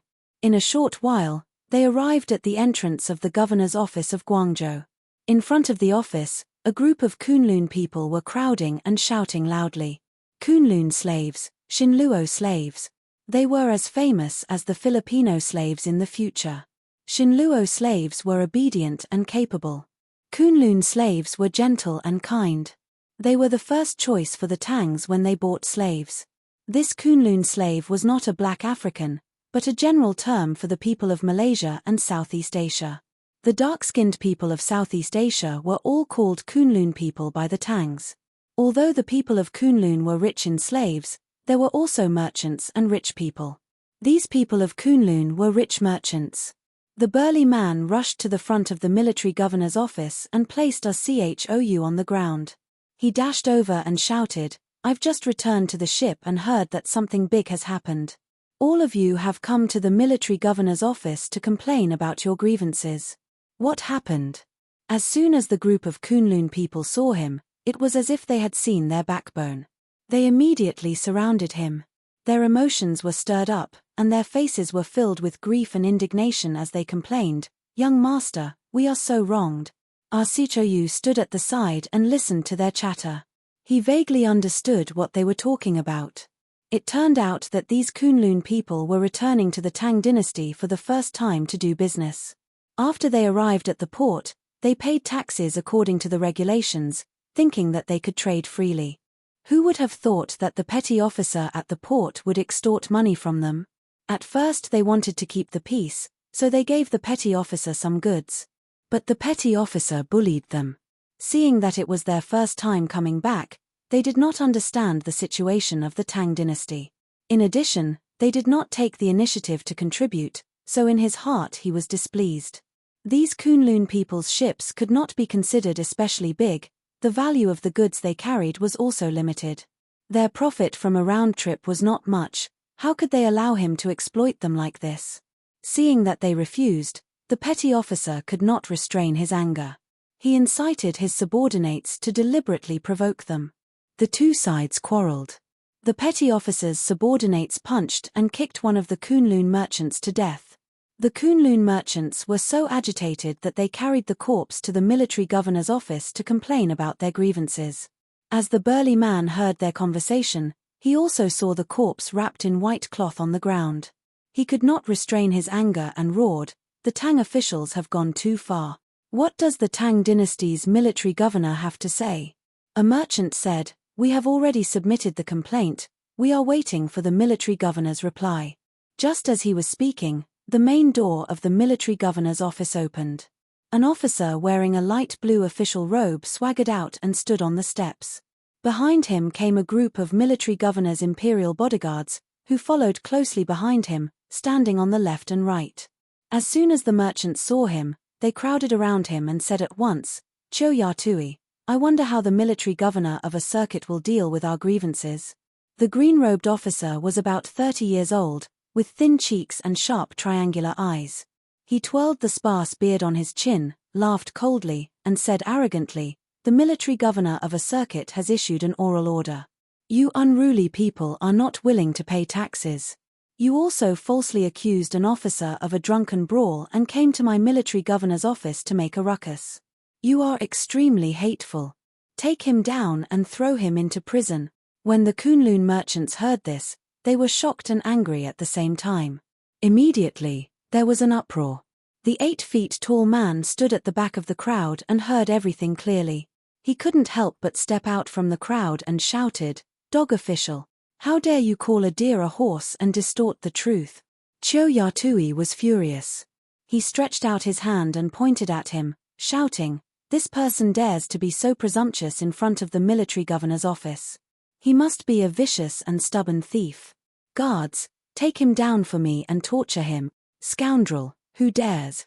The burly man roared like thunder. Instead of retreating, he moved forward and faced the guards with his chest puffed out. In front of him, a few officials pounced on him, baring their fangs and brandishing their claws.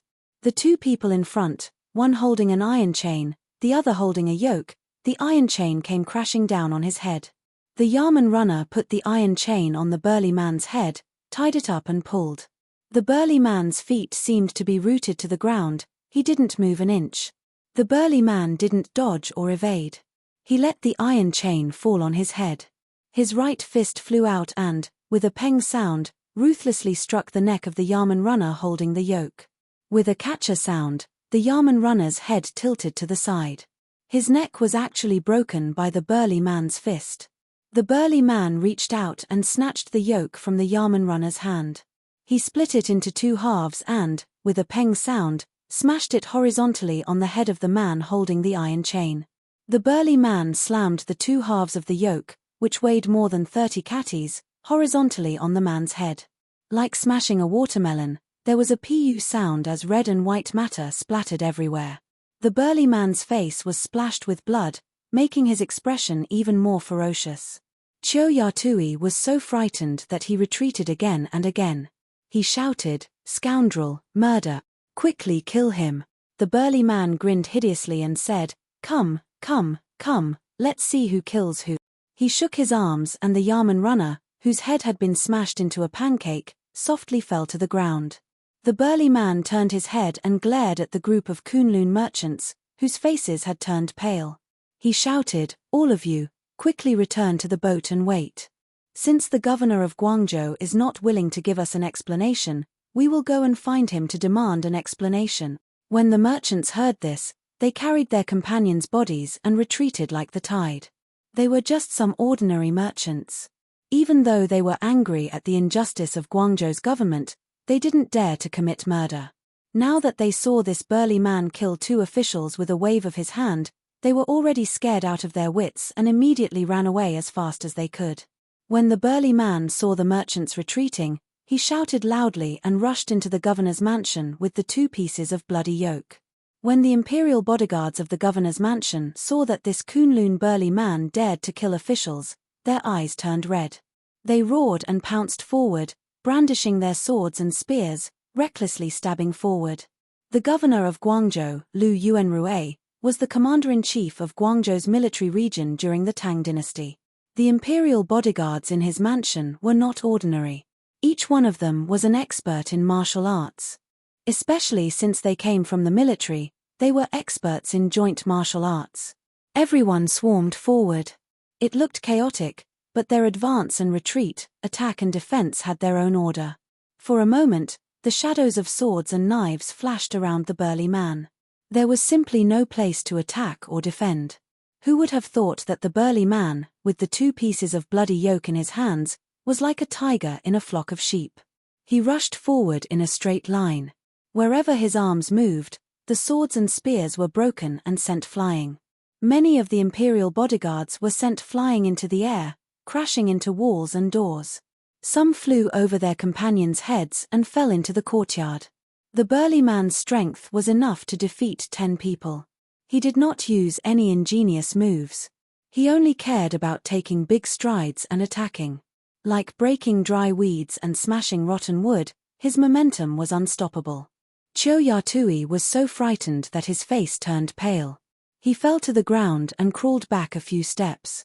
Then he turned around and dashed towards the door. He screamed, "Somebody come! Somebody come quickly! Evil people!" Before the word evil could come out of his mouth, the burly man stepped forward and stepped on his lower back. Qiu Yatui had just climbed to the knee-high doorsill. The burly man stepped down with an unknown amount of strength. Qiu Yatui let out a blood-curdling scream. There was a poochie sound on his lower back. His robe sank down and was level with the doorsill. Qiu Yatui grabbed the ground with both hands and rushed into the mansion. There was a poochie sound. His official robe fell off his body like a piece of human skin. He was only wearing a small robe. Only half of his body was left. His bloody organs and intestines were dragging on the ground. He crawled through the door with his upper body, but his legs were still outside the doorsill. The burly man's foot, with the help of the metal-covered doorsill, had actually chopped Qiu Yatui in half at the waist. Rchou stood in the middle of the street, dumbfounded. He had heard his father and elders tell him stories about chivalrous men. But that was just a story. He had never thought that one person could single-handedly defy chivalrous men, fight against injustice, and treat the governor's mansion as nothing. It can be done like this. It can be done like this. The wide-open red door, in Rchou's young heart, suddenly opened up. He saw a completely different world. The blood feud of slaughtering an entire village, the hatred of his parents, and the pain of his sister's death. Rchou had never forgotten, but he clearly knew that he was powerless to take revenge. The killers were officials. He had already asked around. The soldiers wearing those uniforms were from the capital's Longwu army. They were the emperor's personal guards and the only cavalry unit in the imperial army. He wanted to report this to the authorities, but the strange concealment of the Shaoju government clearly indicated that they were in cahoots with the murderer. He was afraid that if he walked through the front door of the Shaoju government, he would immediately become a corpse in the gutter. What else could he do? He wanted to live like a human. If he couldn't even do it without shaming his ancestors, how could he take revenge? So he buried that hatred very, very deep. He didn't dare to think about it. The pain, the wound, and the fire of hatred burned his soul. But he didn't have the ability to take revenge. He could only endure. But now, this Kunlun had shown him a brand new world. The guards who had rushed out of the courtyard saw Qiu Yatui's frightening appearance and retreated in shock. In an instant, they created a semicircle around Qiu Yatui. Qiu Yatui sensed something was wrong and hurriedly turned his head to look. He saw that he was still in the doorway from the waist down. Only half of his body could escape. He couldn't help but let out a scream. Blood flowed from his 7 orifices. He was scared to death. The burly man gave a harsh shout and leaped into the air like a sparrow hawk. While in the air, he threw 2 pieces of shackles toward the tips of the spears and knives of the guards. He then pulled out the long sword in its sheath. He leaped and somersaulted like a dragon, fast as a swan. The sword in his hand flew out and a bright light shone on the sun. Rchou stood outside the yamen and was stunned. When the sword in the burly man's hand flew out, a bright light shone into his eyes. He quickly closed his eyes. When he opened his eyes again, he saw the guards lying on the ground. Many of them were wailing and rolling on the ground. Some of them raised their weapons and rushed to the back of the yamen. It seemed that the burly man had entered the hall and went straight to the marshal's hall. Rchou stood on the opposite side of the street. There was a pile of strange-looking corpses in front of the yamen. The smell of blood wafted in the air. Near and far, there were people running and screaming. There were also people patrolling and watching. Rchou stood there, his heart beating like a drum. His legs were trembling. The sun shone on him, but his body was cold. He really didn't expect that the Kunlun man would be so fierce. He also didn't expect that it would be so easy to kill. That's right. The Kunlun man killed his way into the military governor's office. The only feeling he had was, easy, so easy. Chapter 7.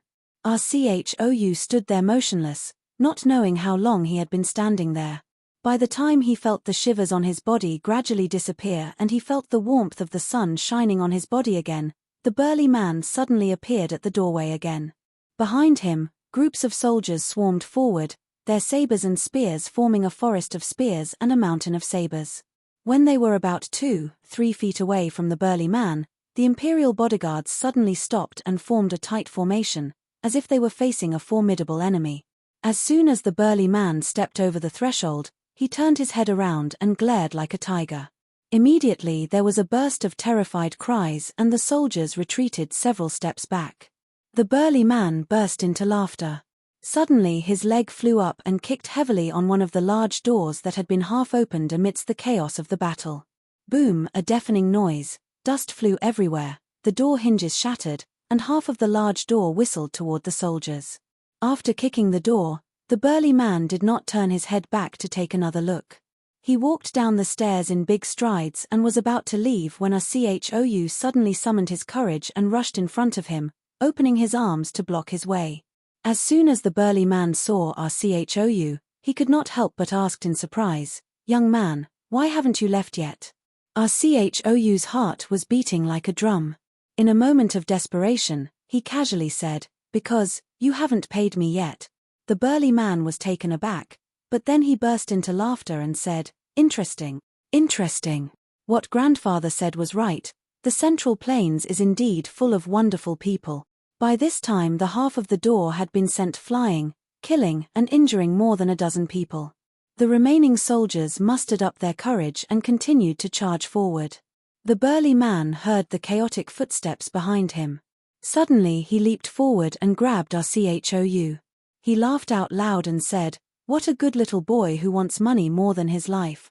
When we reach the pier, I'll pay you what you owe me." Being held under the burly man's arm, Rchou felt the scenery on both sides flashing past him as if he was flying. The burly man spread his legs and unexpectedly moved faster than a galloping horse.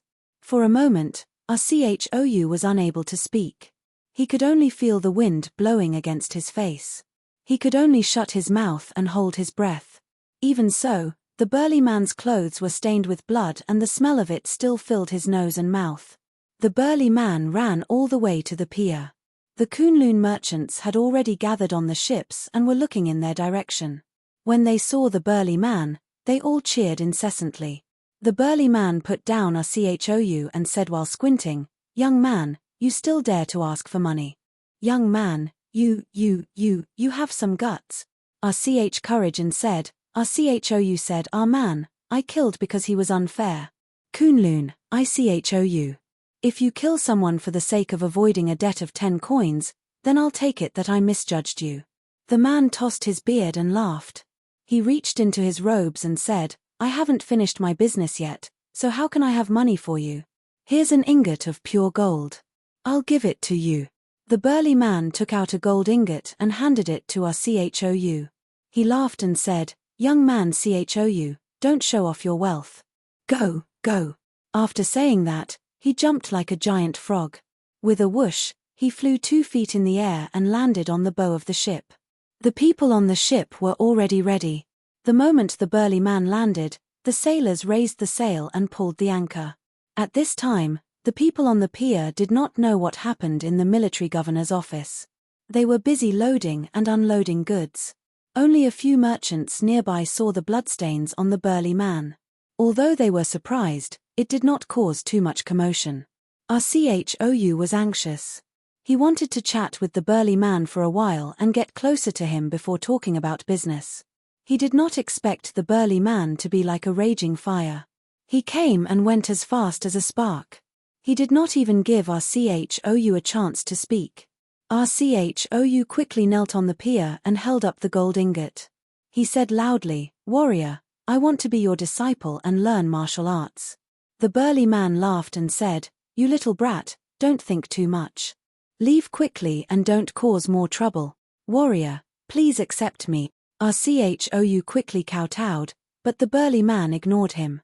At this time, the ship slowly moved away and was about 4 to 5 feet away from the shore. From afar, a battle cry could be heard. The burly man stood at the bow of the ship and looked around. He saw flags fluttering in the distance and people shouting and horses neighing. They gathered into a long dragon of smoke and dust. He did not know how many soldiers were in the dragon. He shouted, "Young man, why are you still here? The officials here are greedy and muddle-headed. Be careful that you don't become a scapegoat." Our CHOU was anxious. He steeled his heart and shouted at the top of his lungs, "Warrior wants to go to the military governor's mansion to seek revenge, but why do I have to lead the way? There are many people in the city who saw Warrior carrying me and bringing me back. If Warrior leaves, the crime of murder will fall on this little brat's head. Warrior did not kill this little brat, but this little brat will die because of Warrior." The burly man at the bow of the ship frowned and said to himself, "What a scoundrel brat, really annoying." He looked up again and saw the soldiers stirring up a trail of smoke and dust. They were getting closer and closer. The burly man muttered, "In my whole life, I have only seen Grandfather as a hero. Grandfather has never harmed an innocent person. Am I going to harm this little brat's life and tarnish his good name?"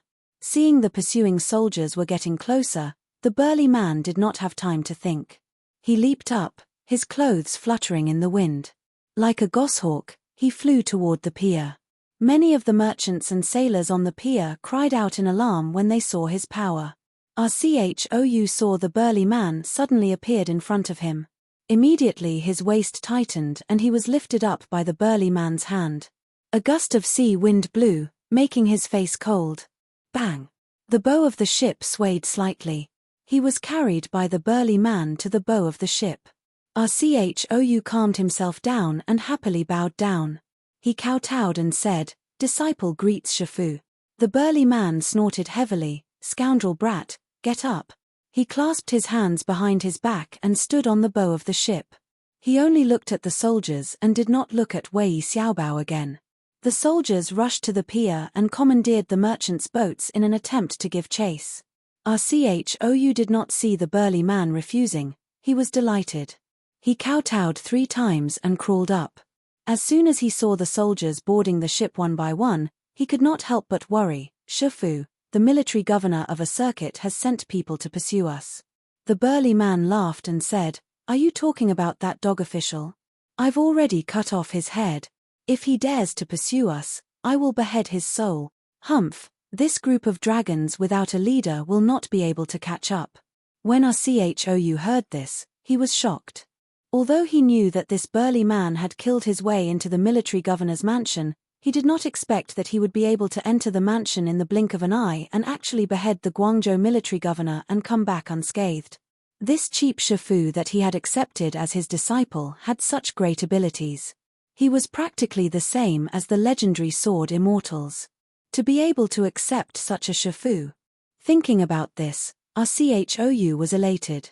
He hurriedly said respectfully, "Disciple has not yet asked for Shifu's great name and which school of martial arts you are from." The burly man laughed and said, "Kid, have you read too many legendary stories? What school of martial arts? My surname is Zhong and my name is Bao. This martial arts is passed down in my family." Our CHOU said respectfully, "Shifu has such amazing martial arts. Grandmaster must be a famous hero in the world." If Rchou had said something else, Zhongqi would not have cared. But in Zhongqi's heart, he only worshipped his grandfather. Rchou's words scratched his itch. Zhongqi laughed loudly and said, "Haha, you might not know about my father, but when it comes to my ancestor, he is worthy of being called a great hero whose name resounds throughout the world. I'm sure a little kid like you has heard of his reputation before." Rchou hurriedly said, "May I know which famous hero is Grandmaster?" Zhongqi said proudly, "In the chaos of the last years of the Sui dynasty, many heroes rose up. My ancestor had the intention to conquer the world. Later he asked his sworn brother to assist Li Shimin to go overseas and establish himself as the king. At that time, people called him Curly Beard." Rchou was shocked and cried out, "Curly Beard." This time, Rchou was like Sun Wukong, whose palm was hit 3 times by Grandmaster Body. All 36,000 pores on his body were filled with joy. The ship sailed on the sea and the night was boundless. It was Rchou's first time on a ship. He lay in the cabin thinking and could not fall asleep for a long time. He missed Nyonyo. He did not know when he would return and whether Nyonyo would be able to find him. If he returned to Guangzhou and the military governor of a circuit was dead, he did not know who to ask about the identity of the Aunt Pei who took Nyonyo away. His heart was filled with joy. If he could become the disciple of Dragonbeard Visitor's grandson and learn outstanding martial arts skill, he would be able to avenge his deceased father and mother, as well as his sister who died tragically. The blood feud that he had been suppressing at the bottom of his heart and didn't even dare to think about all surfaced. He could never forget his sister's head that flew into the air and that heavy pain. With all these kinds of emotions, whether happy or sad, or hateful, his thoughts were up and down. He tossed and turned, unable to fall asleep. He simply got up and quietly left the cabin. The river of stars shone brightly. The ship sailed in the boundless night. The sound of waves rose and fell like the waves in his heart. Rchou faced the night wind and walked to the bow of the ship. He saw a tall figure standing there. That dark figure was like a boulder, standing there steadily, motionless. "Why aren't you sleeping?" Zhongqi did not turn his head and only asked lightly. Rchou stood still and bowed, "I can't sleep. I want to relax at the bow of the ship. I don't want to disturb Master." He turned his head to look at the dark sea. Zhongqi did not turn his head but seemed to see his movements. He said, "Don't worry. The pursuers have returned at night. They are no longer chasing." Rchou breathed a sigh of relief and hurriedly said, "Yes." Zhongqi stood steadily at the bow of the ship, still looking up at the sky. Rchou could not help but ask, "What is Master looking at?" Zhongqi did not turn his head and said, "Looking at the stars. Tonight's celestial phenomenon is really strange." Rchou looked up and followed Zhongqi's gaze. He looked at the bright river of stars and found an extremely bright star pointing toward the east. It was like a pearl with a white core and a bright blue halo around it. That huge pearl stretched across the sky, dragging a long blue tail behind it. The blue halo on the tail became fainter and fainter until it completely disappeared in the sky. Rchou could not help but exclaim, "What a big star." Zhongqi smiled and said, "It's just a jinx. What's there to be surprised about?" When he finished, he pinched his chin and tugged at his beard, mumbling, "But such a big and bright jinx is really rare. It's really strange." He pondered for a moment and suddenly turned his head and said with a smile, "I haven't asked you yet. What's your name?" Rchou said respectfully, "This disciple does not dare to hide anything from Master. This disciple has no real name, only a nickname, Cho-er. This disciple came from a good family, but now I have fallen to become a beggar. I have a blood feud, but I cannot take revenge. As long as this disciple does not take revenge, I will be ashamed of my ancestor's surname. Master can just call me Rchou. Rchou, since you are my disciple, you must have an official name. Tonight, the stars in the sky are a rare sight. I will use this star as a name and give you a name. How about Xingqi?" Rchou said in a low voice, "Xingqi is a good name. But if Master named this disciple after the jinx, wouldn't this disciple become a big jinx?" Zhongqi laughed and said, "This is the first time I came to the Tang dynasty. I didn't succeed in my business, didn't have a good tour, and even lost someone's life. With such bad luck, aren't you still a big jinx? RCHOU thought of the hundreds of innocent lives in the Peach Blossom Village and felt uneasy about this big jinx. He argued, Master is wronging this disciple. When this disciple met Master, something bad had already happened. Zhongqi laughed and said, even if you say that Xingqi is not good, you should at least have a name. He, how can my disciple always be called RCHOU? Why don't you give me a name? Ah Cho looked forward at the huge waves undulating at the bow of the ship, the faint white spray, turned back to look at the dark night sky. In the sound of the waves he raised his head to look at the huge sail that was filled with wind, plowing through the night sea. He said excitedly, disciple has thought of a name. Master, this disciple will be called Yang Fan. That night, in the eastern capital of Luoyang, a woman surnamed Wu was also leaning against the railing and gazing into the distance. She stared at the 20-feet-long blue comet in the night sky that was pointing straight to the east. She was quite surprised. This comet arrived abruptly and stretched across the vast sky. Only after 49 days did it disappear. The entire world was shocked by it. The woman surnamed Wu, who was looking at the stars in the sky, saw this as an auspicious sign. She announced that the name of the dynasty would be changed to Guangzhai, and that the people would be pardoned. The eastern capital of Luoyang would be changed to Chengdu, and the names of the 3 provinces and 6 ministries would be changed. The Hall of Governmental Affairs would be changed to Fengge, the Gate of Governmental Affairs would be changed to Luantai, and the Hall of Governmental Affairs would be changed to Wenchangtai. The 6 ministries of officials, revenue, rights, military, punishment, and works would be changed to heaven, earth, spring, summer, autumn, and winter. It was the first year of Guangzhai. Chapter 8. At 2 o'clock in the morning, when the sky had just begun to brighten, the city tower on the main gate of the Taichu Palace in Luoyang started to announce dawn to the entire city. The impassioned sound of drums rippled out from the main gate of the imperial palace in all directions. Then the drum towers on the main streets in the east, west, north, and south sounded. The drums were divided into 5 waves, 800 times. In the waves of drums and bells, the gates of the imperial palace, the gates of the imperial city, and the various workshops all opened. Temples of all sizes in Luoyang also came to join in the fun. The monks rang the morning bells one after another. The impassioned beating of the drums and the deep and distant ringing of the bells intertwined, awakening the divine capital, Luoyang. Millions of people welcomed the rising sun that shot out from the eastern horizon. In each workshop, the snack shops had already opened for business before the drums on the Taichu gate sounded. In the Xiaowen workshop, the firewood under the stoves on the snack stalls jumped brightly and warmly. The bare-chested whose chef banged the sesame seed cake, Master Meng from Jiaodong opened the steamer basket. White steam rose, and the fragrance of the dough spread. Old Yuchi, who had a long beard that was curved like hooks, used bamboo tongs to pick out the sesame seed cake that had just been baked, and placed them in the bamboo basket like flowers. The sesame seed cake was golden and yellow, and the fragrance filled the air. In the second alley of the Xiaowen workshop's cross street, there was a small shed.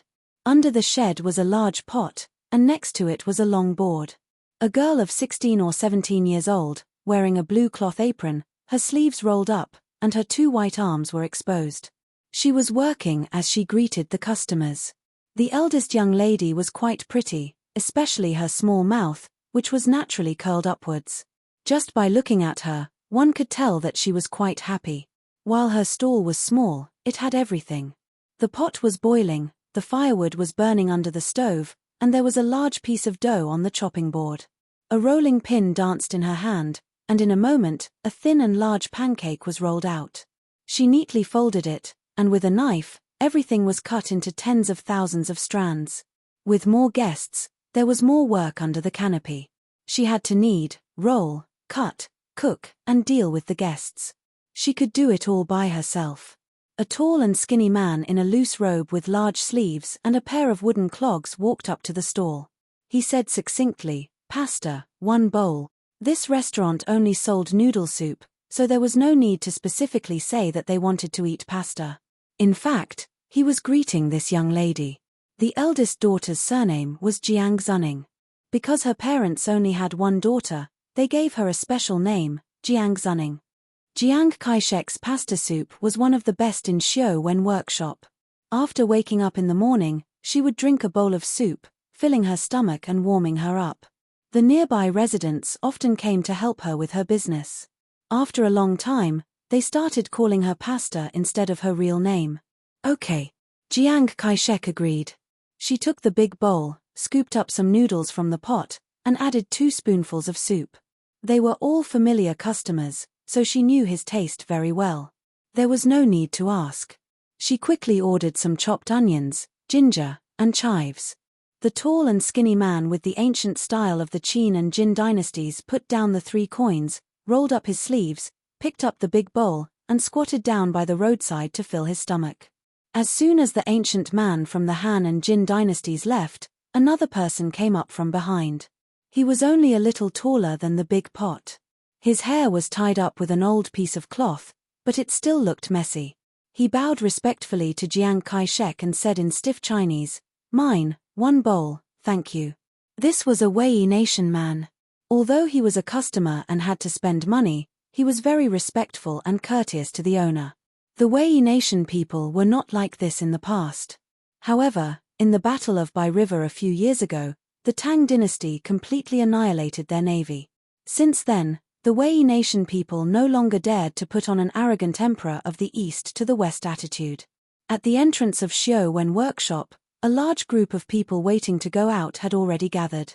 Because the workshop workers had not come to open the door for a long time, some people could not help but rush into the street drum pavilion and impatiently beat the drum. 2 of the workers on duty today came late and were walking side by side on the crossroads of the workshop. The worker on the left was about 18 or 19 years old and was currently yawning like a hippopotamus. As he yawned, he rubbed his eye wax and his hand felt for the key at his waist. His belt was loosely tied and his hair was a bit messy. When he walked, it was as if there were springs under his feet. With every step he took, he trembled. He looked like a delinquent. Originally, the function of these workers was equivalent to that of the city management of the future. When BSH hired them, he chose them based on their bravery and fierceness, as well as their ability to control people. In this era, people like them were called delinquents. With this kind of behavior, they lived up to this title. The servant walking beside him looked to be 2 years younger than him. This young man was much more pleasing to the eye. He had a slender waist and a tall and straight figure, like a tall beam that had been filled with water. He was full of vigor from his very bones. The young man's appearance was also very good. His eyebrows were handsome, his nose was straight, and his lips were clear and full. He had a kind of girlish elegance. When he smiled at people, 2 small dimples would appear on his cheeks. Unlike the other worker, when he walked, his shoulders did not sway and his body did not sway. He was very steady and powerful. The sleepy-eyed worker was called Ma Qiao. He was the only child in his family, but he had many cousins. Among his cousins, he was ranked 6th, so the acquaintances of the workshop called him Epsilon Majoris. The handsome young man on the right, who was 2 years younger than him, was called Yang Fan. He had only moved to Luoyang for about half a year. It is said that he moved here from Jiaoji. He also had an older brother in his hometown, so acquaintances called him Beta Perzi or Erlang. The young girls and young wives of the workshop chatted with each other. They all agreed that Yang Fan was the most handsome out of the 187 workers of Xiu Wen workshop. Coupled with his amiable and simple personality and shy personality, he was very popular with women. At this moment, he was smiling and nodding his head to greet his neighbors. His wheat-colored skin, snow-white teeth, and sunny and handsome temperament made him very popular with the women nowadays. Especially his smile, it was always a little bashful and shy. When he met the coquettish eyes of a hot girl, his face would slightly blush. Just this blush alone was enough to make the women's hearts itch. Women are like springs. If you are strong, they will be weak. If you are weak, they will be strong.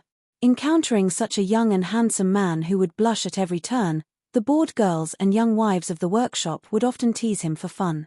Every time they teased him until he blushed, they would laugh for half a day. Ma Qiao rushed to the front of the workshop and saw the dong dong dong drum was still beating incessantly. He said with dissatisfaction, "What are you shouting for? What are you beating for? It's not like you're in a hurry to attend a funeral." An old man immediately slapped him on the back of the head and roared, "You little bastard, you have no respect for your elders, how can you say that?" An auntie next to him grabbed his ear and shouted, "Get out of here, boy, I'll tell your mother later. Look at Erlang, he's so polite and knows the rules. He's younger than you by 2 years, you should learn from him." After being lectured by the uncles and aunts who watched him grow up, Ma Qiao quickly shut his troublemaking mouth. Like a street rat, he awkwardly squeezed to the front of the workshop and pulled out his key to open the door. Beta Percy also pulled out his key to open the other lock. As soon as the door opened, there was a loud bang, and the people who had been waiting for a long time rushed out. Some were carrying baskets, some were carrying poles, some were pushing carts, and some were leading mules. Epsilon Majoris and Beta Percy stood at the door and did not have time to leave. Like two reeds in the wind, they were pushed around by the crowd. Epsilon Majoris could not stand steadily because of his drowsy eyes, so he swayed. As for Beta Percy, maybe some young lady or wife took the initiative to squeeze in and take advantage of him. The women of the Tang dynasty were very valiant. Men were not the only ones who could appreciate beauties. If they saw a handsome, cute, and delicious young man, women would also be willing to take advantage of him. When the people gathered in front of the workshop door had all left, Ma Qiao and Yang Fan spun 2 rounds like a top before they stood still. Yang Fan greeted Ma Qiao, "Brother Qiao, do you want to eat noodle soup?" Ma Qiao yawned and waved his hand, saying, "No, our Niang has already made dinner. I'll go back and eat with our Niang." Ma Qiao was a well-known filial son in the workshop. He was very filial, so much so that the workshop even thought of recommending him as a candidate for filial piety to be reported to the imperial court. Unfortunately, in addition to being filial to one's parents, one also needed to be knowledgeable, multi-talented, and honest. And Ma Qiao only had the advantage of being filial to one's parents. Being knowledgeable and multi-talented was out of the question for him. This fool did not even know a word. As for being honest, let's not talk about it. Yang Fan agreed, and Ma Qiao walked with his bad people's workshop ding steps to the cross street. He walked a few steps as if he was sleepwalking, and suddenly remembered something. He hurriedly stopped and turned around, calling out to Yang Fan, saying, "Xiao Fan, tonight, same place, same time." As Ma Qiao said this, he quickly gave Yang Fan a look. Yang Fan understood and replied with a shallow smile, "Got it. Brother Qiao, don't worry, I'll be there on time." Ma Qiao nodded, yawned, and turned to leave. Yang Fan suddenly called out to him, looking him up and down. He suspiciously asked, "Didn't we do anything last night? Why are you so sleepy?" Ma Qiao choked and rolled his eyes at him, saying, "You wake up so early every day, aren't you sleepy?" Yang Fan looked at his back and shook his head strangely. He then walked towards Jiang Zunink's noodle stall. The diners squatting by the roadside with bowls of soup in their hands saw him and greeted him enthusiastically. "Beta Percy, good morning. Erlang, good morning." Time flew by, and it was already the first year of Yongchang. This was a morning in the eastern capital, Luoyang, and also a morning in Shouwen Workshop. Chapter 9. Jiang Kai-shek deftly scooped a bowl of noodles for the Japanese man. Before she could add any seasoning, a clear voice said, "Sister Ning, give this little brother a bowl first. Add more chili oil. This little brother's stomach is about to shrivel from hunger." Eldest Miss Jiang knew who it was as soon as she heard the voice. She didn't even raise her head as she coquettishly said, "You stinky brat. It's not like you'll starve to death if you eat later. Why do you have to come when there are so many people? Are you a hungry ghost reincarnated or something?" Although she said that, she still put an extra chopstick of pasta into the bowl, ordered some chopped green onions and chives, and drizzled a few drops of chili oil made from cornel. She stole a glance to see that her mother, who was burning the fire under the stove, wasn't paying attention.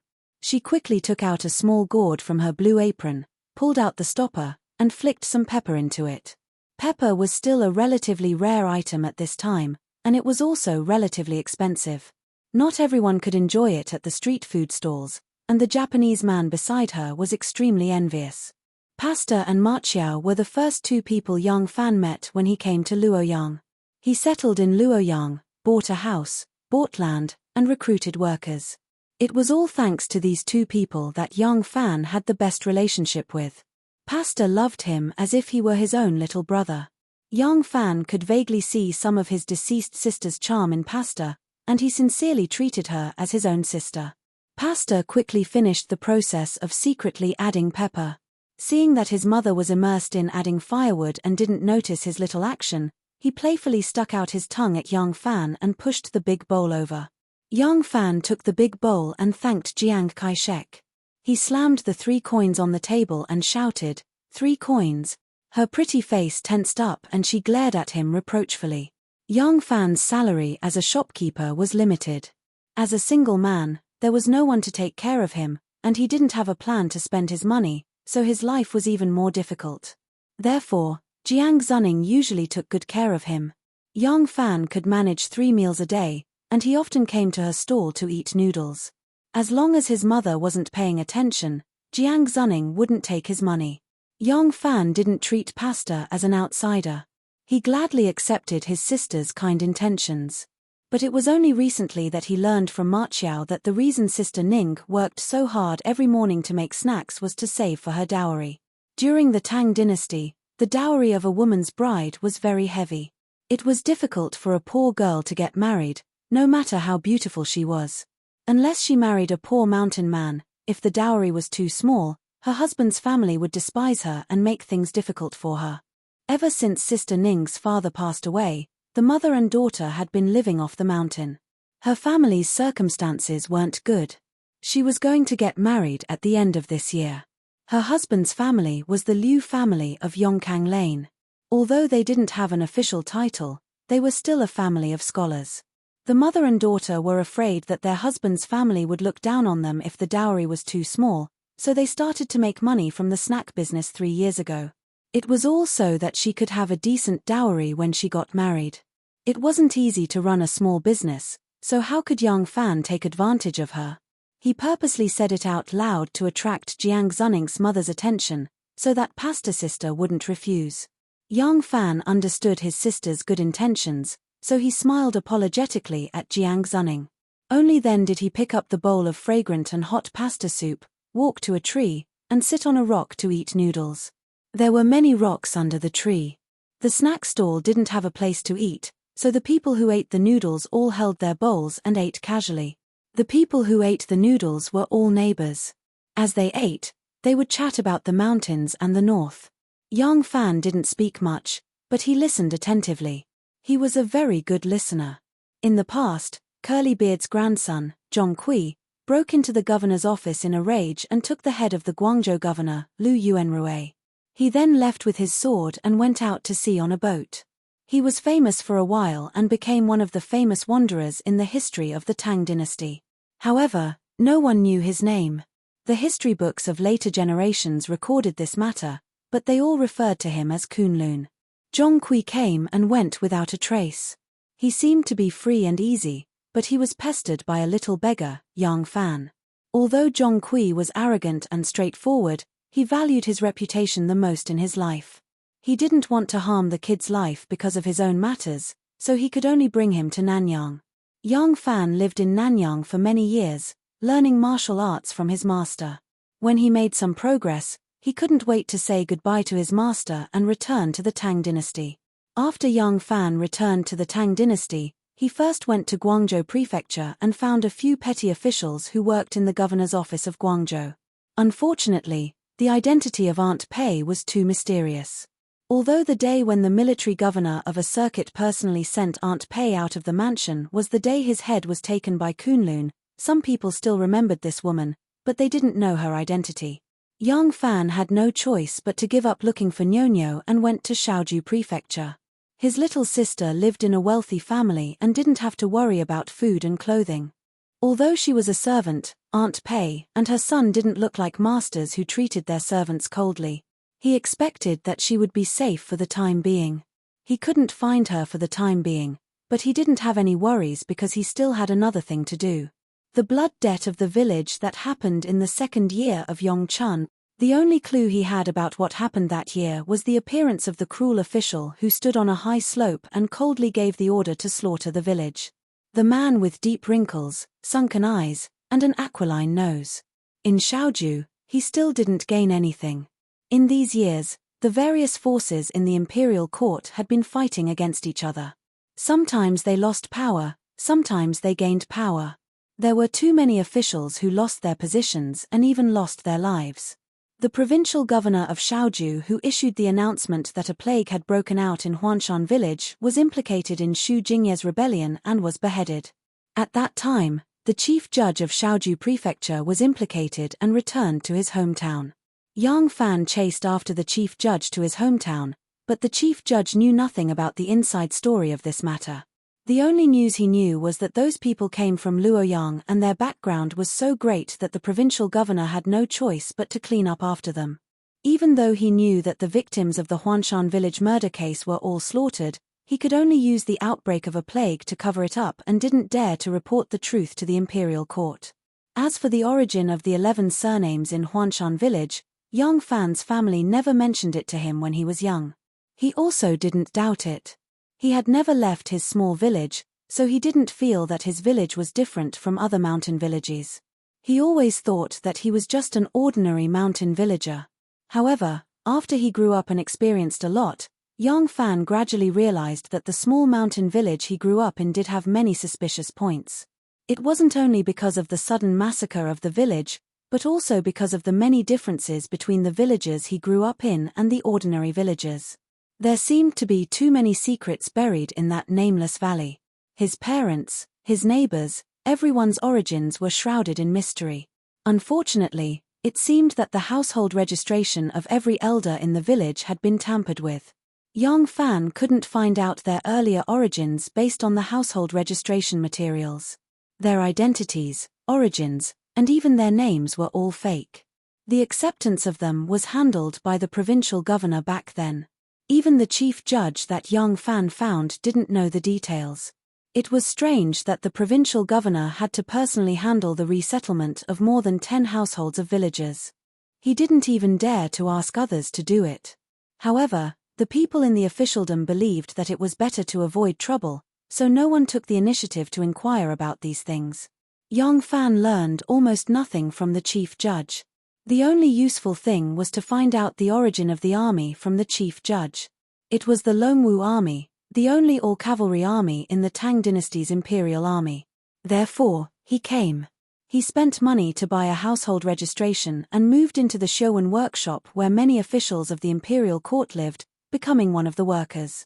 In the past 6 months, he had gotten used to his identity and the environment of Luoyang, but he still didn't get any results from the information he wanted to inquire about.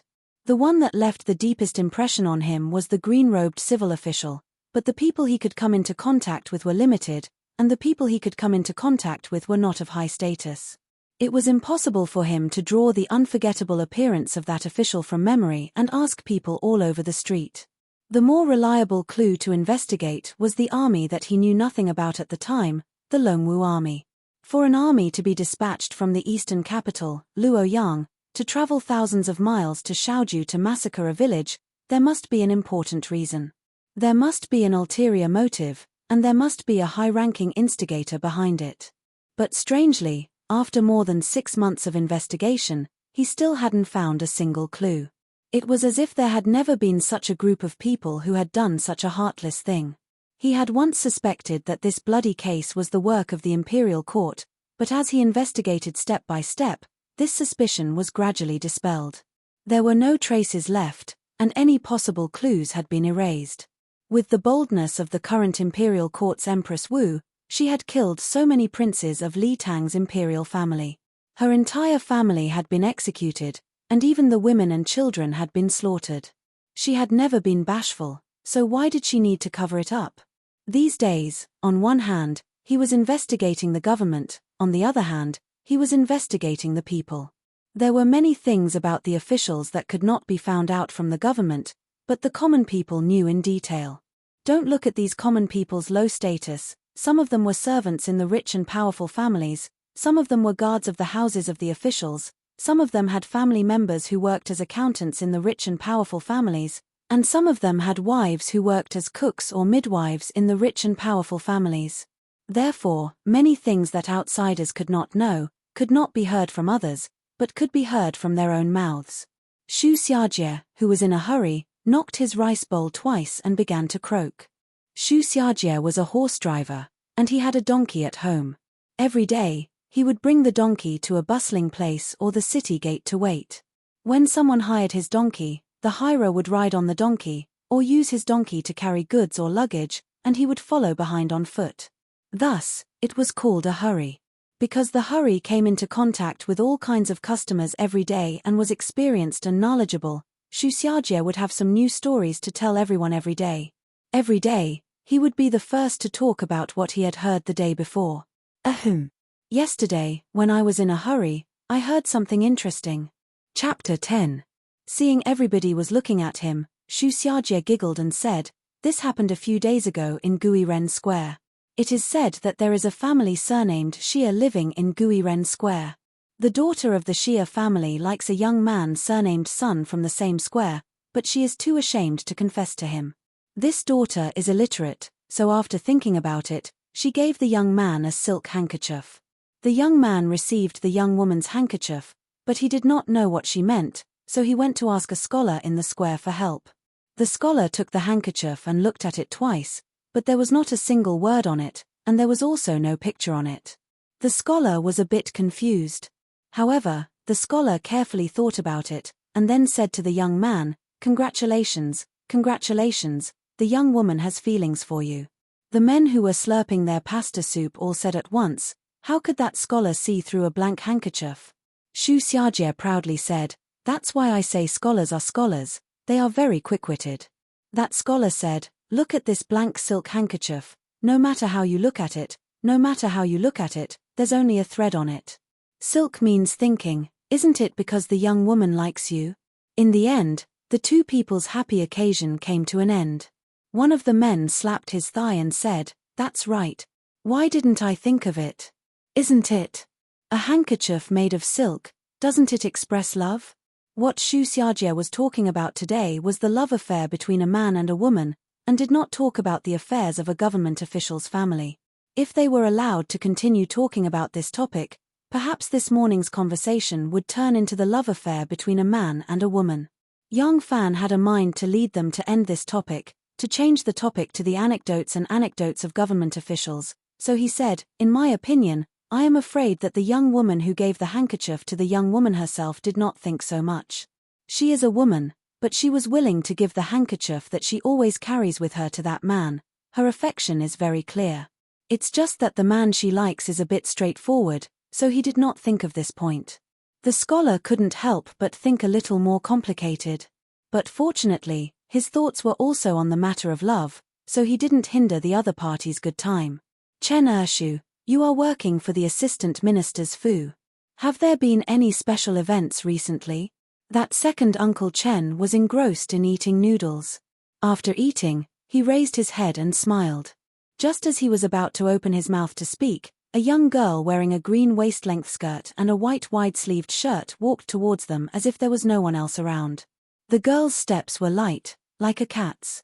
Only when an acquaintance greeted her would she show a very surprised expression and look at them seriously.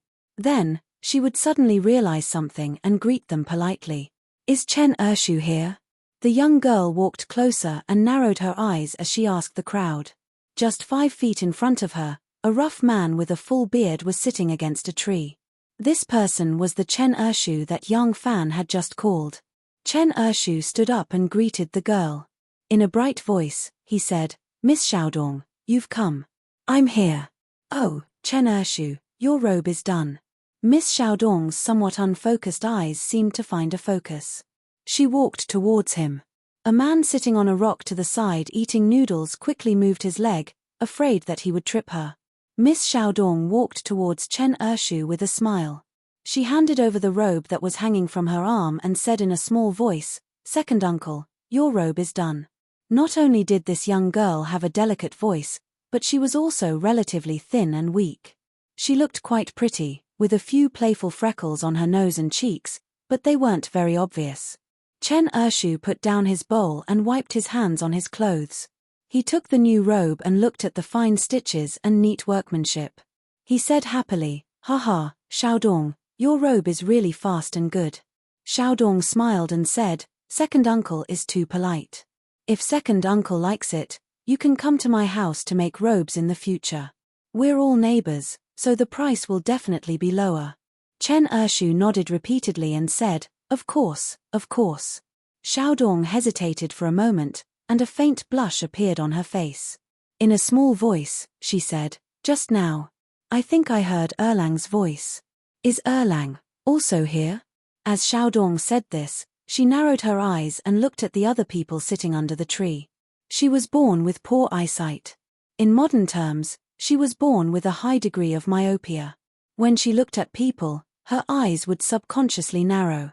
Yang Fan was a bachelor, and his family didn't run a restaurant. He ate here every day, so how could he not be here?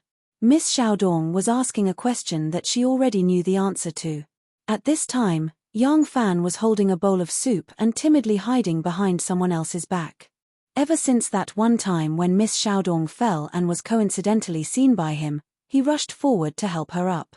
This Miss Xiaodong seemed to have feelings for him. As long as she saw him, she would like to find something to say to stick to him. Although Yang Fan could vaguely guess what she was thinking, she hadn't confessed, so he couldn't clearly reject her. He could only try his best to avoid her. Unexpectedly, a man next to him pulled a fast one and pushed him forward while he wasn't paying attention. Yang Fan cried out and staggered. The bowl of soup he was holding in his hand spilled out. Not only did it spill onto his hand, but it also splashed onto Miss Xiaodong's skirt. I'm sorry, Miss Xiaodong, I wasn't careful." Yang Fan turned his head and glared at the man, then turned his head to apologize to Xiaodong. Miss Xiaodong moved closer and saw his appearance. She happily said, "It's all right, Erlang didn't do it on purpose. Don't be so polite. Are you scalded?" As Xiaodong said this, she took out a handkerchief from her sleeve and helped him wipe the oil stains on his hand. Yang Fan awkwardly said, Miss Xiaodong, I'm fine. The soup is already warm, you don't need to. This, ha ha ha." Miss Dong held his hand in her own and carefully wiped it for him. She said softly and slowly, "Erlang is living alone. You should be more careful in everything you do. Don't always act rashly. Are your clothes dirty? Why don't you take them off and I'll take them back to wash for you?" As she said this, she actually wanted to take off his coat. Yang Fan was shocked. He hurriedly waved his hand and said, It's all right, Miss Xiaodong, you don't have to be too polite. I only have this set of clothes. If I take it off, I won't have anything else to wear." Xiaodong faintly sighed and said, "Men have to go out and entertain guests. How can they not have a set of decent clothes? This is a man's face. Erlang, come home with me.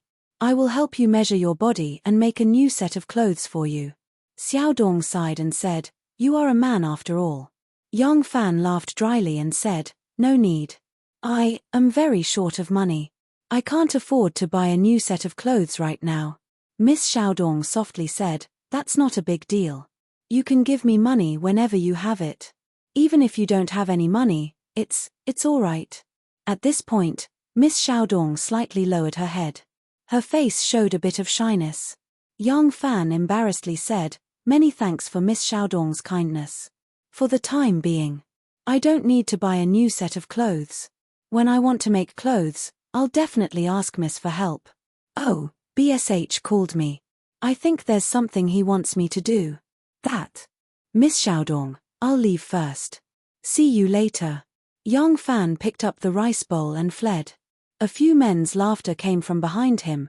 Beta Percy is so unreasonable. This is even clearer than Silk is thought. Why do you pretend to be stupid? That's right. Beta Percy, Auntie Hua's knitting workshop is very profitable. Auntie Hua only has one precious daughter. She loves you very much. Why don't you be her live-in son-in-law? From now on, you'll have a good life and you'll have a sweet wife who loves you." Everyone laughed. Xiaodong's face was flushed like a peach blossom. She was so embarrassed that she stamped her feet and said, "Oh, what nonsense are you talking about? I'm going to ignore you." After saying that, she lifted her skirt and slipped away. Although her eyesight was poor, she was familiar with the workshop. Under normal circumstances, there wouldn't be any problem. Looking at the girl's fleeing figure, louder laughter came from under the tree. The work of the workshop workers was scattered. There were no fixed tasks. Young Fan wandered around and leisurely finished her day's work. When night fell, she went with Ma Qiao to lock the workshop's door. Luoyang City implemented a curfew.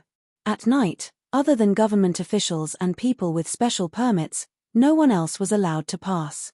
All of the common people lived in a square. These squares were equivalent to a residential district. Outside of the square, there were nearly 2 zhong-high walls. Even at night, the doors had to be locked. Once the door was locked, all the streets became deserted. When the curtain of night completely covered the earth, the streets became even darker. Not even the shadow of a ghost could be seen. Every household had their lights on, like the stars in the sky. Marquis Wu's patrol officers patrolled the streets from time to time. If anyone went out at night and was caught by them, they would suffer. There were also places that were brightly lit.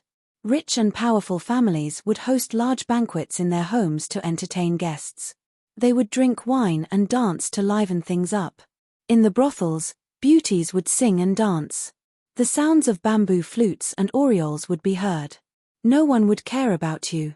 The curfew only forbade you from going out at night. No matter how lively you were at home, it had nothing to do with others. However, rules were set by people. If people set the rules, then there would naturally be people who broke the rules. Other than the main roads like the cross street and the alleys, if the residents walked around at night, the Wu who would usually turn a blind eye to it, too lazy to care about it. Young Fan's home was at the end of the 7th section of the 1st section of the workshop. In the dark of night, he quietly slipped out of his courtyard. He quietly stood in the middle of the alley for a while. Seeing that the road was very quiet, he sneakily moved forward. At the same time, a black shadow sneaked out of the 8th section of the alley. Qiao Jia, Xiao Fan. The two people gathered together and cautiously looked around. Ma Qiao patted young Fan's shoulder and said, "Let's go, time to do something." Chapter 11. The northern shore of the Luo River, Taichu Palace. The 9 continents pond of Taichu Palace covered an area of 10 hectares and was more than a zhong deep. Birds and fish swam in the pond, flowers and plants grew everywhere. The pond was curved and winding, shaped like the 9 continents of the Eastern Sea. Clear canals wound around the continents and the bamboo trees grew verdant. The Radiance Palace Hall above the 9 continents pond was beautiful and magnificent. Its eaves were 3 layers high, its coiled dragon pillars, its lattice windows, its flying eaves, its many pill powders, its roof tiles, its scales, and its rainbow bridges. Every brick and tile, every blade of grass and tree, all showed their ingenuity. It could be called the work of the gods. With a burst of hearty laughter, Wu Zetian slowly walked out of the Radiance Palace Hall. At this time, the golden crow had already set and the moon was high in the sky. 2 rows of lanterns illuminated the hall as if it were daytime, clearly illuminating her appearance. Empress Wu had a square forehead, slender eyebrows, and a face as round as pearls and smooth as jade. She wore an open silk gown and a golden silk cloak wrapped around her shoulders. Within her grace was a gentle beauty. Empress Wu was skilled in maintaining her youthful appearance. Although she had children and grandchildren, she was an old woman in her 60s, yet she still looked like she was in her 40s. At this moment, her fair cheeks were flushed red, as if she was a little tipsy from drinking. However, her eyes were clear and bright, without the slightest hint of haziness. Wu Zetian stopped on the steps and excitedly said, "Have Imperial Physician Shen make a bowl of soup to sober up and have him wait in the palace. We will go to the peonies and walk by candles to disperse the smell of alcohol." In the Han and Tang dynasties, the Empress Dowager also called herself Zhen, but Wu Zetian had called herself Zhen a little earlier. As early as when she ruled the world with the 2 saints, Gaozong and Li Ji, she had already called herself Zhen. With the decree, The hundreds of lanterns in the peonies outside the Radiance Palace Hall were lit. The lights reflected the light of the water and the stars in the sky. 2 rows of palace maids carried their lanterns forward. Empress Wu spread her arms and leisurely descended the steps, stepping into the peonies. The lanterns in front of them were tall, the feather fans behind them were swaying. 12 palace maids, 6 at the front and 6 at the back, lined up in 2 rows, walking lightly and gracefully. Empress Wu, who was walking in the middle, was wearing a skirt that flowed lightly to the ground, winding more than 3 feet, as if she was the Queen Mother of the West descending to earth. Wu Zetian loved peonies. There were many varieties of peonies in Luoyang, and they were all famous species. After careful cultivation by the gardeners, many varieties could bloom in spring and autumn. Even in winter, peonies could bloom in a warm cellar. Walking among them, the blooming flowers were like brocade, and the fragrance of the flowers filled the air, making people feel relaxed and happy. Wu Zetian was in a good mood. Tonight, she drank wine and the officials were in harmony with each other, making her feel even happier. Nowadays, there were fewer and fewer people who dared to oppose her. In the first year of the Guang family, there was a brave Xu Jingye who dared to rebel. Although it only took 2 months, he was defeated by her troops. Xu Jingye led several cavalry to break out of the encirclement and wanted to go to the east to seek refuge in Korea, but he was also killed by his mutinous subordinates. After that, the royal princes of Li Tang's royal family, such as Prince of Han, Prince of Hue, Prince of Jiangju, Prince of Lu, Prince of Yu, Prince of Guo, Prince of Fanyang, and Prince of Langi, were forced to rebel by her one by one. In just a few days, they were all annihilated by her, who had long been prepared. After the princes of the royal family were executed one after another, her position became more and more stable. Although there were still some officials in the court who had different ideas, without the banner of Li Tang's royal family, they could no longer play any tricks. Recently, there were often auspicious signs presented to the court in the country. Today, there was another county magistrate who reported an auspicious sign, saying that a farmer's rooster had laid an egg. Auspicious signs emerged one after another, which was exactly what the people were looking for. Naturally, Empress Wu was very happy. Empress Wu walked in a winding manner. Beside her, there was a young man dressed in a moon-white robe with a soft toque on his head. The young man had thin shoulders and a slim waist. His figure was slender like a crescent moon. His aura was crystal clear like a jade slip, gentle, beautiful, and pure. If Empress Wu was a rich peony in full bloom, then the person accompanying Empress Wu was a fresh and meaningful, fair and beautiful lily of the valley. At a glance, one could feel a faint scent of books. This person was Shanghai Wn, whom Empress Wu trusted and put in an important position. Shanghai Wn gently held Wu Zetian's arm and softly said, "Today, the chief of the new pacification army, Xue Huaiyi, sent a memorial saying that he has found traces of the Turkic Khaganate Jiyu and is leading an army of 200,000 to pursue him." Wu Zetian happily smiled and said, "I originally wanted to give this great merit to our Shi, but it's a pity that when his troops reached Zihei, the Turkic army fled without a fight. I hope that this time he can catch up to Jiyu and return with a great merit." Shanghai Wn sweetly smiled. "Xue is brave and brave. He will definitely not disappoint Empress's expectations." Wu Zetian smiled slightly and asked, "Is there anything else?" Shanghai Wn lightly said, "There is one more matter. After Xu Jingye was executed, his younger brother, Seo Kyungjin, has been on the run and has not been brought to justice. Recently, he fled north to Dingju with the intention of joining the Turkic Khaganate. He was captured by the Dingju government and is currently on the way to Luoyang. The Dingju government has already submitted a file on the interrogation." Wu Zetian glanced at her. Shanghai Wn took a step forward and said, "The Dingju government said that after they captured Seo Kyungjin, they interrogated him. Seo Kyungjin confessed that it was Gong Xie of Luoju and Zhong Siming of Luoyang who secretly helped him escape to Dingju."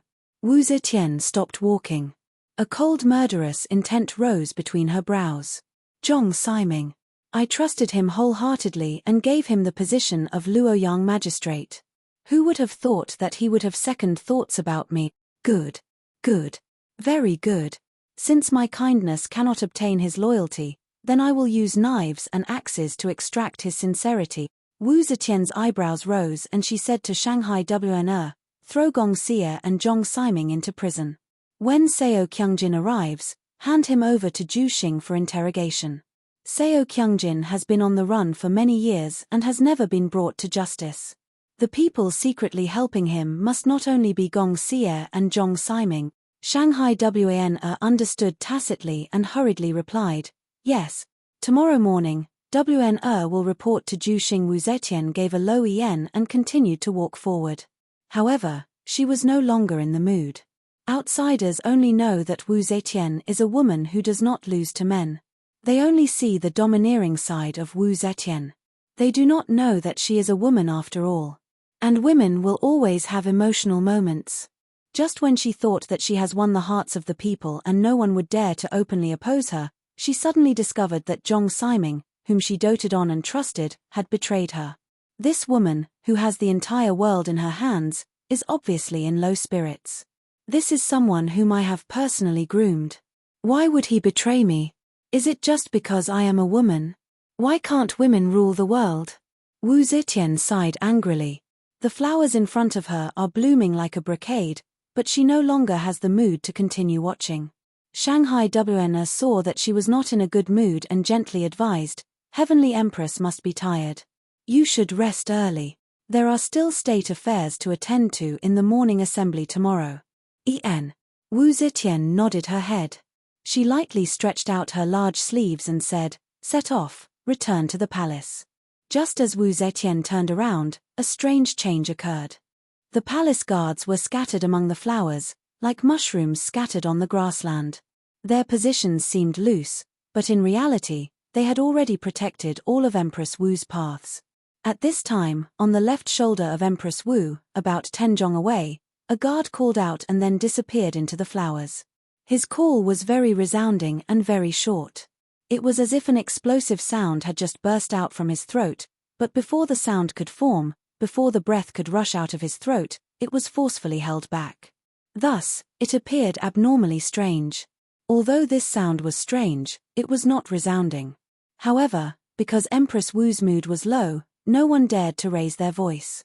The peony garden was abnormally quiet. Thus, even though they were separated by 10 zhong, they could still hear it. Wu Zetian slightly raised her eyebrows and looked towards the direction of the sound. It was another short and strange sound, as if someone was about to spit it out. This time, they saw with their own eyes an armored soldier suddenly disappear into the flowers. This armored soldier's position was only 8 zhong away from Empress Wu. Then, there was another cry. This time, because the armored soldier was already on guard, the cry came out from his throat. He only shouted half a word, "There's," before abruptly stopping. This time, he was only 6 zhong away from Wu Zetian. Shanghai WNR was tall. She saw that the peony suddenly split to the left and right, as if there was a giant python as thick as a water bucket rushing in. The flower branches split and petals flew. Shanghai WNR could not help but be startled. She tenderly shouted, "Protect the emperor." Shanghai WNR shouted loudly. The well-trained armored soldiers approached one after another. They surrounded Empress Wu within a radius of 4 zhong. It was as if they had cast an iron wall in an instant. Peng! A cluster of flowers exploded. The bowl-sized peony mixed with countless flower branches was like a pillar of water. It surged up to 2 zhong high. Then, it turned into a colorful rain of flowers and fell down. In the rain of flowers and petals, a light green figure rolled up. It suddenly paused. Then, with a shio sound, it turned into a stream of light and flew towards a corner of the wall. The guards at that position had just closed in. Their legs were still not stable. Although the guards at that angle had just closed in, the well-trained and highly skilled guards reacted very quickly. They shouted in unison. 4 swords slashed at the light green figure. The swords were single-edged. They had a thick ridge and thin edge.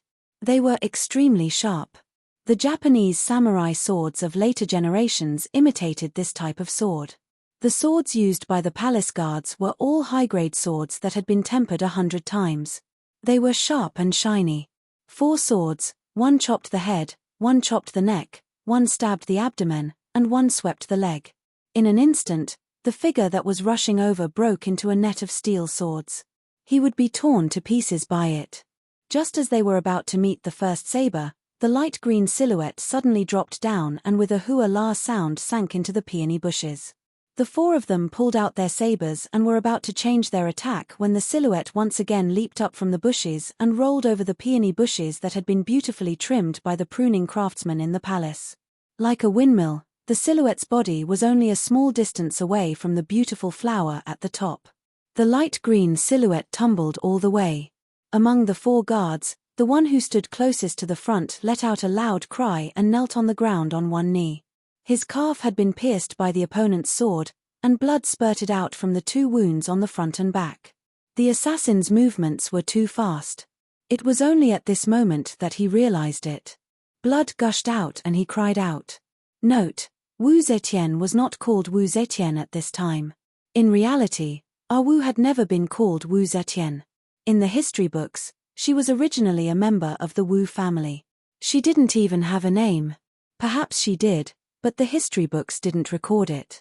After she became a talented person, Li Shiminute gave her a name, Mai. She was called Wu Mai. After she became the emperor, she invented a character with the sun and moon in the sky, Mai. She was called Wu Mai. Currently, her real name should be Wu Mai. Wu Zetian was a name that later generations used to refer to her as the great sage emperor, Wu Zetian. In the novel, because of everyone's reading habit, they called her Wu Zetian. Chapter 12. Like a windmill, the light blue silhouette of the man swept forward, turning the gorgeous and luxurious peonies into a shower of petals, making his figure faintly discernible. When his strength was exhausted, he sank back into the cluster of flowers. By the time 7 or 8 sabers stabbed into the cluster of flowers, he was already like a nimble python, slipping back along the bottom of the cluster of flowers, and then leaping back to a place about 30 feet away. Ah! Screams of pain rang out. The guards in the front row where the assassin rolled past all cried out in pain. Some of them had their index fingers cut off, some had their wrists pierced, blood dripping down, and their fingers were cut off, buried under the flowers. Some could no longer hold the sabers in their hands, the sabers fell out of their hands, followed by a line of blood, like a dream under the blurred light. The palace maids panicked, the lanterns in their hands seemed to be blown by the wind, reflecting Empress Wu's face, sometimes bright and sometimes dark. They didn't dare to flee, nor were they able to flee.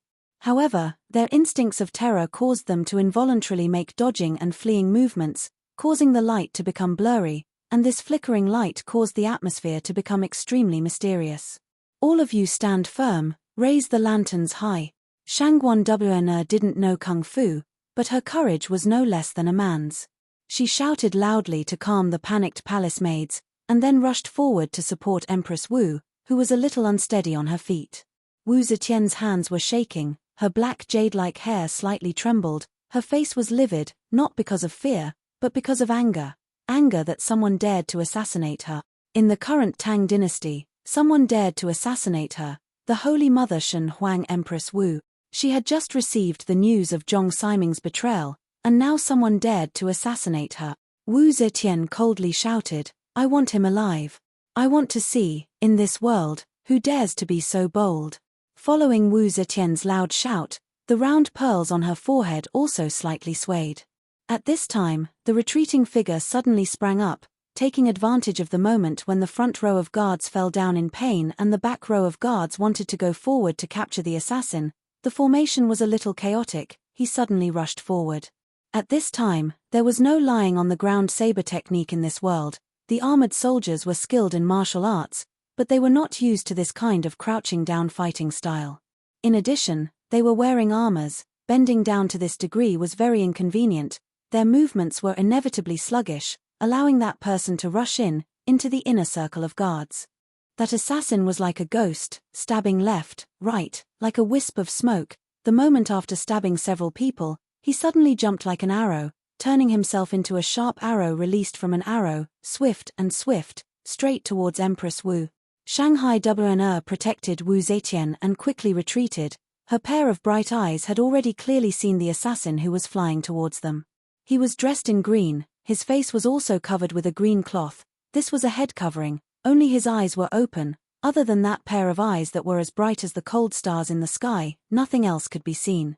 Under the green cloth, that pair of eyes were slightly narrowed. When an ordinary person wanted to kill someone, no matter if they were nervous or excited, they would unconsciously feel a little nervous, thus opening their eyes wide. But this person, who was trying to assassinate the Empress Wu in front of the imperial bodyguards, unexpectedly narrowed his eyes. That kind of coldness, that kind of naturalness, was like a butcher who had killed pigs all his life. When he raised his knife, it was just like usual, stabbing a tied-up pig's neck. He could do it even with his eyes closed. But the difference was, there was no danger in killing pigs, but assassinating Empress Wu was different. He had completely disregarded his own life and death. The only thing that Shanghai WNR could notice was the cold and bright eyes of the assassin, the tightened face cloth, and the fluttering sleeve of his clothes. As for that fatal sword, it was instead ignored by her. When the sword was in a person's hand, the dangerous thing was not the sword, but the person holding the sword. Protect the Emperor! Protect the Emperor! Shanghai WNR cried out in despair. This indifferent like a chrysanthemum woman finally lost her composure and began to panic. Wu Zetian quickly retreated. She retreated another 3 steps and then stood upright, not retreating even half a step. Her skirt was too long, reaching 3 feet to the ground. When she retreated to this point, she had already stepped on her own skirt. If she retreated any further, she would inevitably fall in a sorry state.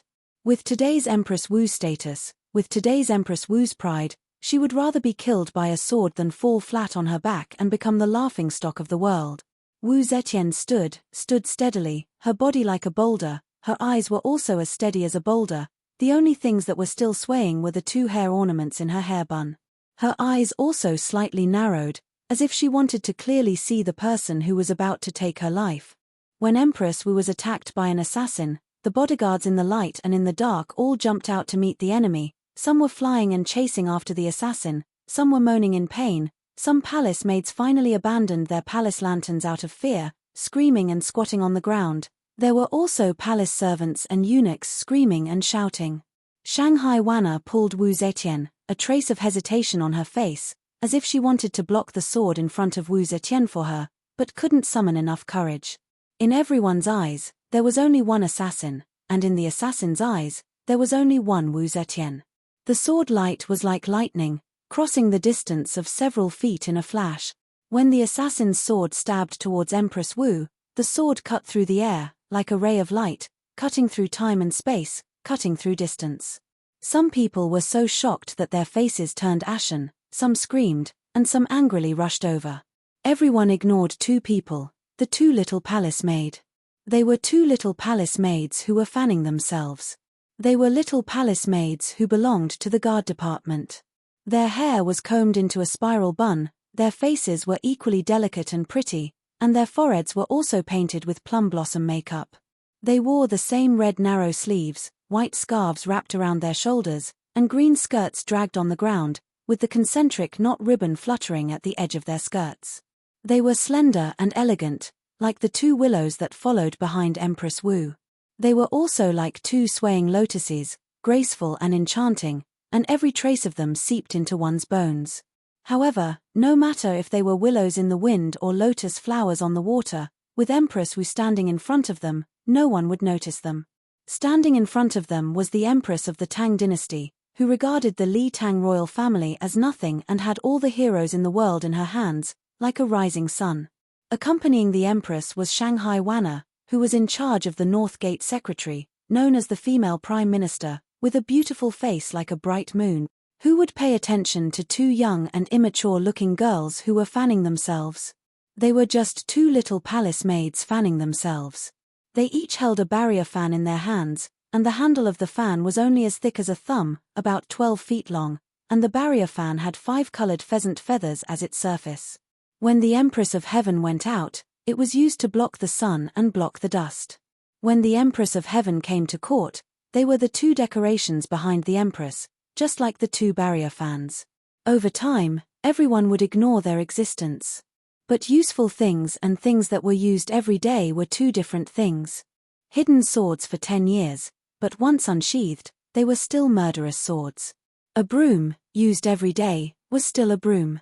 When the sharp sword condensed into a cold star and pierced towards Wu Zetian's throat, the two people and the two fans behind Wu Zetian, who were decorations, suddenly moved together. The assassin was like a sword, and the sword was like a cold light, suddenly arriving. The two fans also suddenly flashed and appeared in front of Empress Wu, crossing the two feather fans to meet the sword light. With a bang, the two feather fans exploded, and the sky was filled with feathers. At the same time, there was a clang. Where the sword and the fan collided, there was a string of dazzling sparks. The azure-clothed man and the sword in his hand moved like a ghost, and no one could catch a glimpse of him. However, when he was only 3 feet away from Wu Zetian, he was blocked by two seemingly fragile feather fans. The feathers fluttered, and under the illumination of the light, the 5 colored feathers changed into 10 colors, flashing in the air, extremely beautiful. But in this beautiful scene, there was an infinite amount of murderous intent. The two little palace maids raised their arms, and a clang sound was heard. The two feather fan handles that had lost their fan sprung out a sharp blade that was more than a foot long. The handles of the feather fan immediately turned into 2 dreadful long spears. The two maids twisted their wrists, and the spears thrust towards the assassin like agile snakes.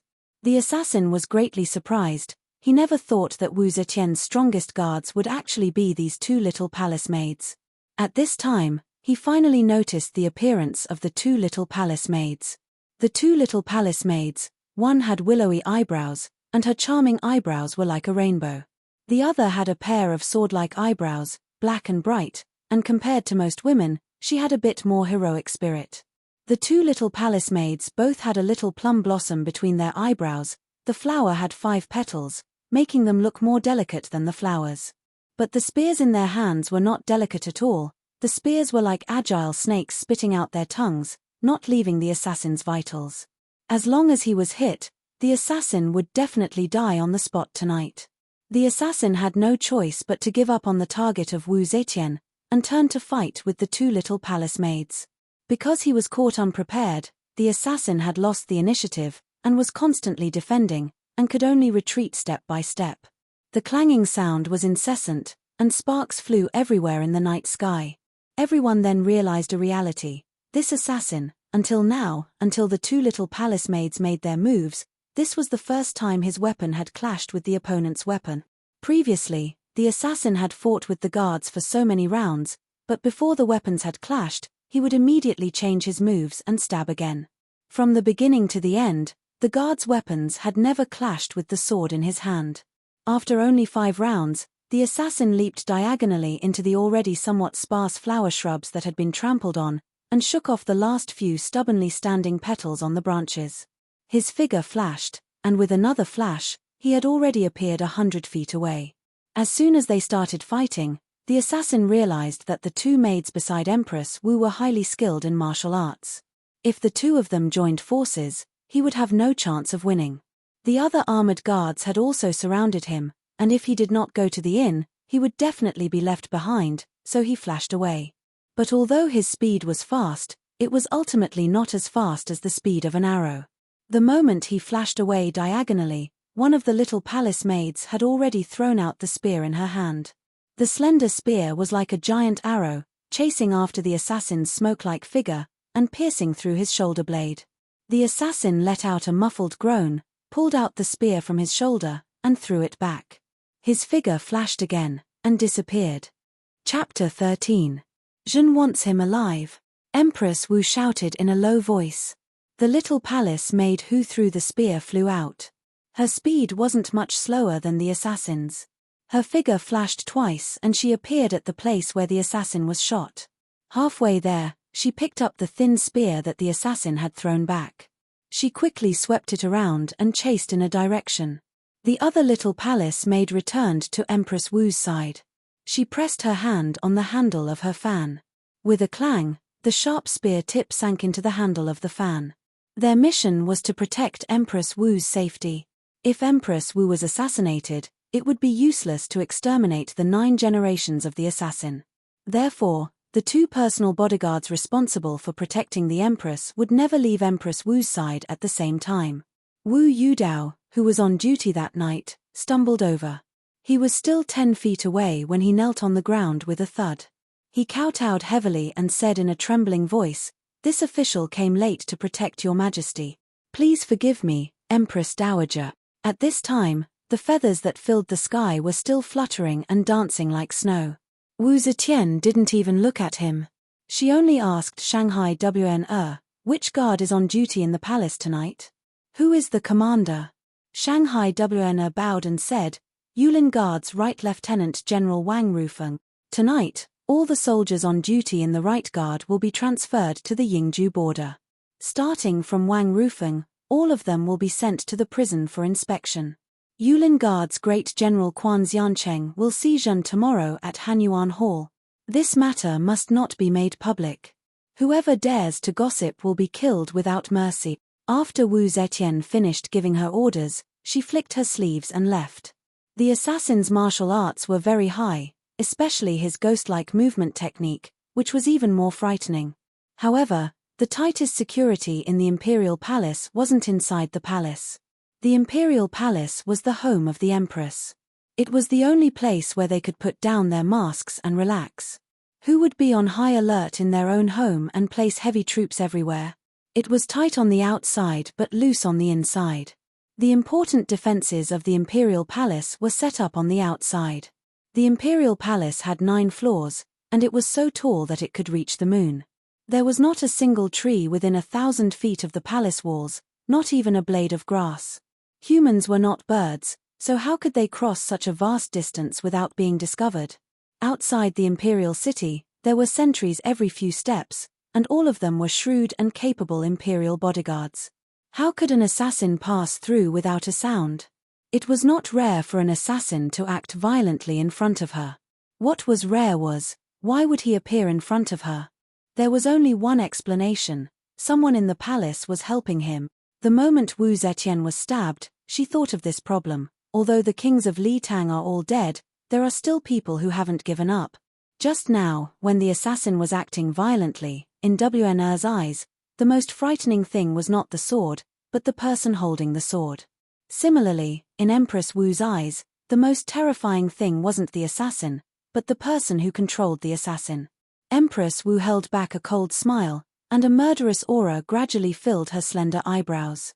Wu Yudao knelt in the midst of the snowflakes that filled the sky. He looked at Shanghai Wana with a pleading gaze. Shanghai Wana also didn't look at him.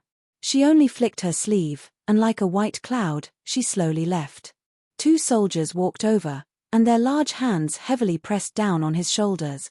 The Empress was angry, and a bloody purge was about to begin. Luoyang City was like a large square chessboard. The Luo River was the boundary between the Chu River and Han River in the middle of the chessboard, dividing the entirety of Luoyang City into 2. The 2 sides of the river were also square, horizontal, and vertical. The streets were the lines on the chessboard, and the squares were the squares on the chessboard. The people in the squares were the chess pieces on the chessboard. The Imperial City and Imperial City were located to the north of the Luo River. To the north of the Luo River, other than the Imperial Palace, there were 28 squares and a northern city. To the south of the Luo River, there were 81 squares, a western city, and a southern city. The main streets crisscrossed the 109 squares, and transportation was convenient. Other than the Luo River running through Luoyang City, the squares were also crisscrossed by rivers and canals, and transportation by land and water was extremely convenient. Although Luoyang City was shaped like a square chessboard, it had its own universe within. Here was the world's tallest building, Heavenly Hall, and the world's second tallest building, Ming Tang. Perhaps in the Heavenly Hall, the giant Buddha statue that could stand dozens of people on its little finger was also the largest statue in all of the cities in the world. Here, they were large, magnificent, and gorgeous. Naturally, there were also small, exquisite, and exquisite. For example, old trees, faint crows, small bridges, flowing water, and people. Where Yang Fan was hiding, there were trees, crows, bridges, water, and people. On the water, there was even a water wheel that was purely used for viewing. The water flowed and the water wheel turned, emitting a pu-pu-pu sound. Crouching on the earthen walls, under the shade of the trees, he could see the main roads and alleys, and all the pedestrians going in and out, but no one else could see him. Using the sound of the water to speak softly, he didn't have to worry about being seen. Tonight, Yang Fan and Ma Qiao had come out to steal. Ma Qiao was a shopkeeper, and the income of a shopkeeper was actually very meager. Thus, during the day he helped Marquis Wu maintain the peace in the square, and at night he would transform into a thief, stealing things from Marquis Wu. He was not insatiably greedy when it came to stealing things. He did not steal every day, nor did he steal things that were too valuable. Thus, although there were frequent burglaries, Marquis Wu and the others never took it to heart. Most of the time, the neighbors would just stand at the door and curse a few times. Ma Qiao pulled Yang Fan into the gang because he felt sorry for him. Seeing that it was not easy for him to make a living in Luoyang on his own, it was barely enough for him to feed himself with the income of a shopkeeper. Not to mention saving money to marry a wife, it was difficult for him to even buy meat and a pot of wine. Therefore, Ma Qiao was of a mind to help this brother of his to make some money. Therefore, one night, Ma Qiao cut 1/2 kilogram of pig head meat and bought a pot of greenant wine. Then, he went to Yang Fan's house and started to persuade him sincerely. In fact, Ma Qiao was very familiar with the square. He had always committed crimes alone and did not need any helpers. He was helping his brother in disguise. Yang Fan, who found it hard to refuse Ma Qiao's kindness, felt that it was a good cover for him to go out at night all the time. Therefore, he agreed immediately and resumed his old business. He followed Ma Qiao and became a thief that he had not done for many years. What he stole were still the odds and ends that he could not show to the public. Sitting on the wall, Yang Fan was waiting for Ma Qiao to come back. He raised his head and stared at the starry sky, his eyes as brilliant as the stars. Under the starlight, his nose bridge was straight, and his lips were clear and plump, as delicate as a girl's. In the darkness of the night, such a clear appearance outlined a handsome silhouette. It was hard to believe that this was a thief. Xiao Fan. Xiao Fan. A shadow crept out of the yard stealthily and craned his head to look around. Yang Fan, who was deep in thought on the wall, was back to himself. He waved his hands at him and called softly, "I'm here." Ma Qiao dashed over quickly and reached the wall. Xiao Fan extended his hands and pulled him to the top of the wall. The wall was made of yellow mud bricks. After a long time, it had been weathered by the wind and rain. Epsilon Majoris kicked off a few pieces of mud. Fortunately, there was a stream nearby. The sound of the flowing stream covered up the sound of the mud hitting the ground. Ma Qiao sat on the wall and praised, "Xiao Fan, you really have a good eye. The place you picked to keep watch is really hidden. Even when I came out, I could not find you. One day, you will surpass your master." Xiao Fan laughed dryly, "Become a thief that surpasses my master? I think I'd better forget about it." Epsilon Majoris snorted twice and asked, "Did Marquis Wu pass by?" Xiao Fan said, "They always patrol on the cross street. They rarely patrol in the alleys." "Don't worry. What did you find? Quickly take it out and let me see." Ma Qiao's chest was bulging. He sat on the wall and took out an open plate and 2 vases with willow branches and fresh flowers. He said, "Really unlucky. I thought this Huang Yuanwei was very rich. Who would have thought that he is a ball of horse dung, sheep dung egg? He looks good on the outside but not good on the inside. He looks extravagant, but he doesn't have anything valuable in his house. I only found these few things." Yang Fan laughed, shoved the plate into his chest and said, "This belongs to me, the bottle belongs to you." Ma Qiao said, "Yes." He put his hand into his chest and took out 2 more things. He waved them in front of Yang Fan and proudly said, "Look, what is this?" "What is it?" Yang Fan stretched out his hand and took one from his hand. It was round, a little bigger than a duck's egg. He put it under his nose and sniffed it. He was pleased and said, "Orange." Ma Qiao said, "Ah, you know what's good. Since you've eaten it, don't eat it. Give it back to me." Yang Fan chuckled and blocked Ma Qiao's hand. He peeled off the skin of the orange and stuffed a piece of the orange into his mouth. The orange was juicy and slightly sour. As soon as he bit into it, the juice overflowed his mouth, but all he could feel was its sweet fragrance. Ma Qiao looked at him and asked, "How is it? Is it good?" Yang Fan broke half of the orange and gave it to Ma Qiao. Ma Qiao gently broke off a piece and sniffed it. His face was relaxed and happy.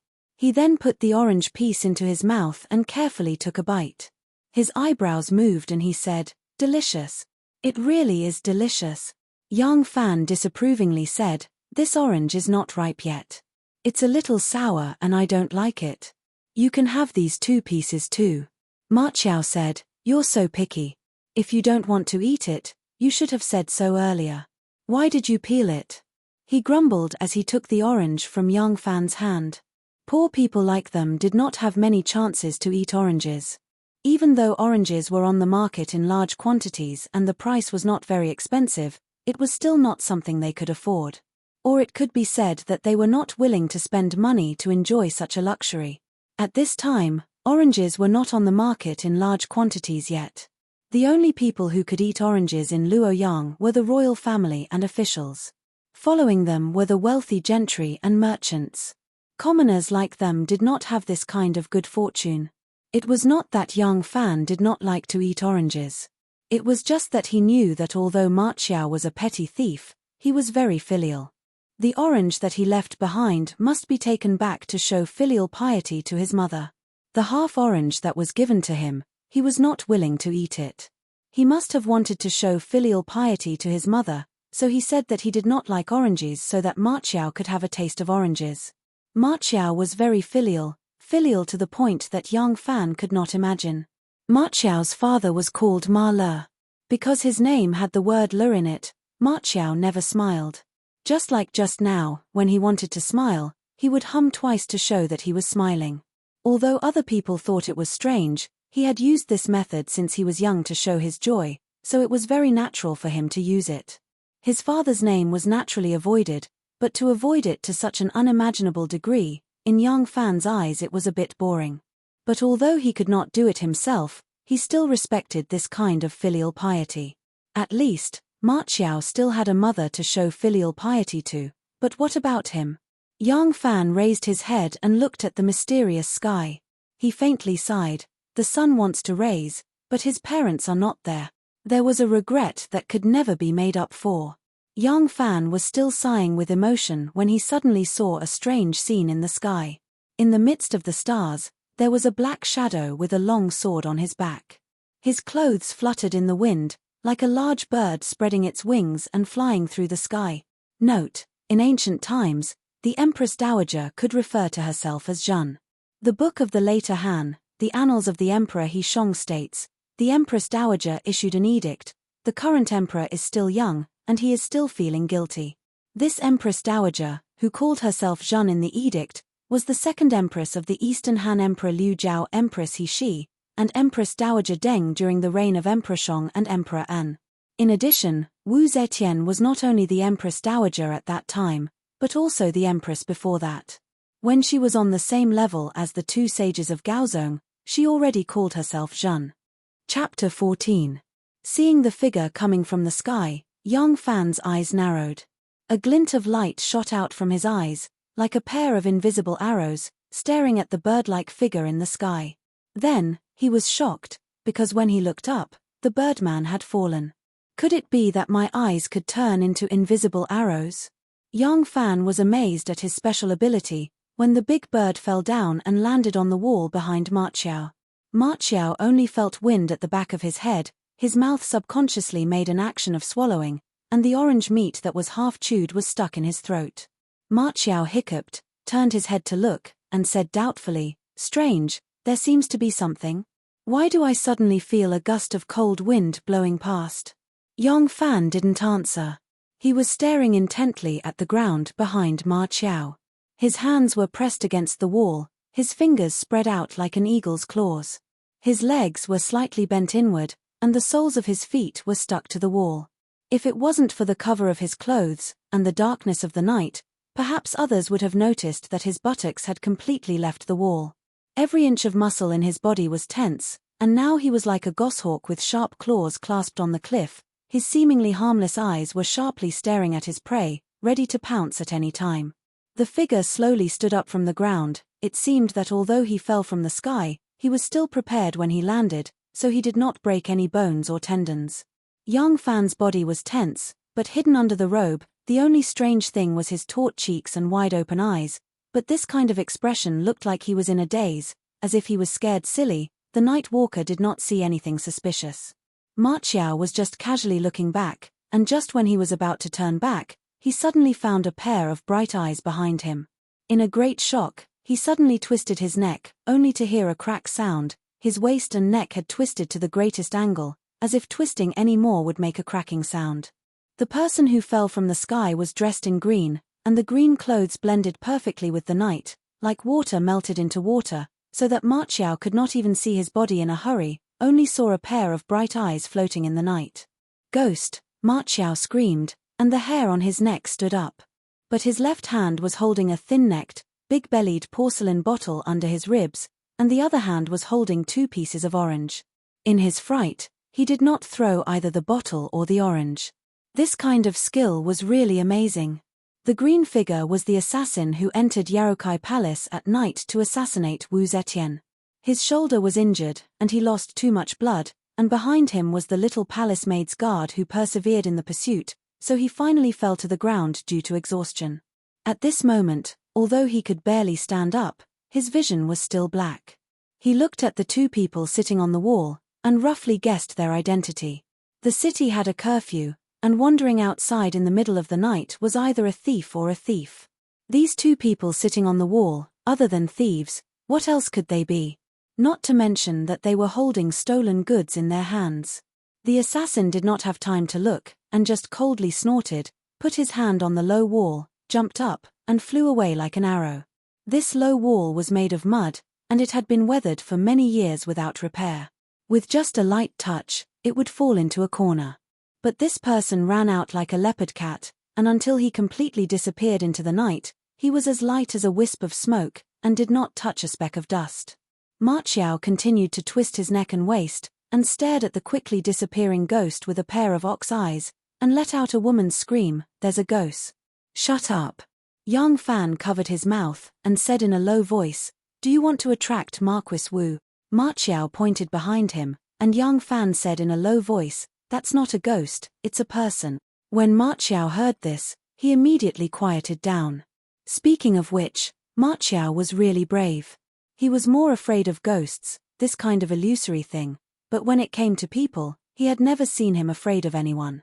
Yang Fan stared at the direction where the person disappeared, and said softly, "We are thieves, but that person must be a big thief. But, no matter how big a thief, he is still a thief, and we all can't see the light. Afraid of what?" When Yang Fan said the word afraid, his voice suddenly stopped, as if he heard something, but he immediately continued, and Ma Qiao did not notice this subtle change. Ma Qiao slightly calmed down, and was busy stuffing the thin neck and fat belly bottle into his bosom. Just now, he almost dropped the bottle, if not for the fact that he was so shocked that his soul flew away, and could not move at all. It was really too dangerous. This bottle can at least exchange for a few days of fat pork. I can't let it be broken. Ma Qiao stuffed the bottle into his bosom, and said in fear, "We can't stay here any longer. Let's leave quickly." The 2 were flustered, and just as they were about to slip under the wall, they heard a strange sound in the night sky. It sounded like the cloth on a banner was fluttering in the wind, or like crows returning late, flapping their wings and burrowing into their nests in the trees on the roof. Ma Qiao's nearly sprained neck twisted back violently, and he could not help but exclaim, "Flying immortal?" In fact, Ma Qiao was quite gutsy. However, due to Luang's curfew, not a single person could be seen when they went out at night. Not only did figures appear one after another tonight, but every one of them appeared in such a flashy manner. None of them walked on the ground. Ma Qiao had never seen such a thing before, so he was naturally alarmed.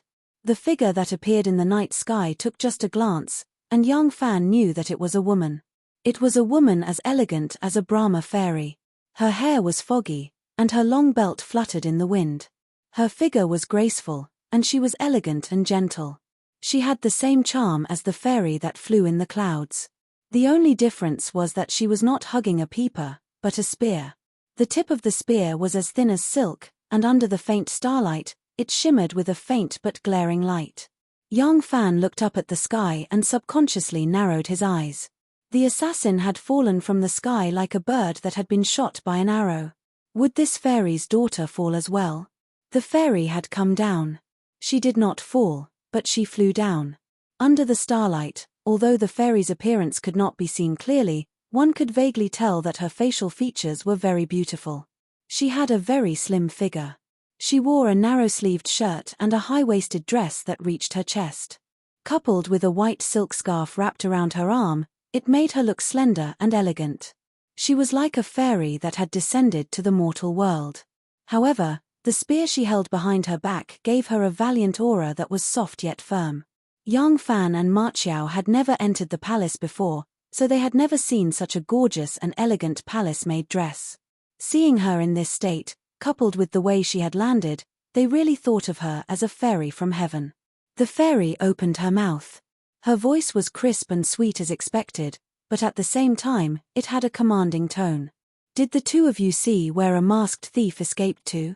When Ma Qiao saw this delicate little beauty, he was filled with lust and immediately lost his fear. His pair of shifty eyes wandered back and forth on the little fairy's body. He asked glibly, "Little lady, are you a fairy from heaven who has descended to the mortal world to catch a demon, or are you the Jing County's Xiaofu, county lieutenant, the honorific title of the director of the Public Security Bureau, handling a case to catch a thief?" Before he finished speaking, his shoulder sank. The snow-white tip of the spear was already pressed against his shoulder. The fairy said in an awe-inspiring voice, "I'm the one asking you, not the other way around. Tell me, where did the person escape to?"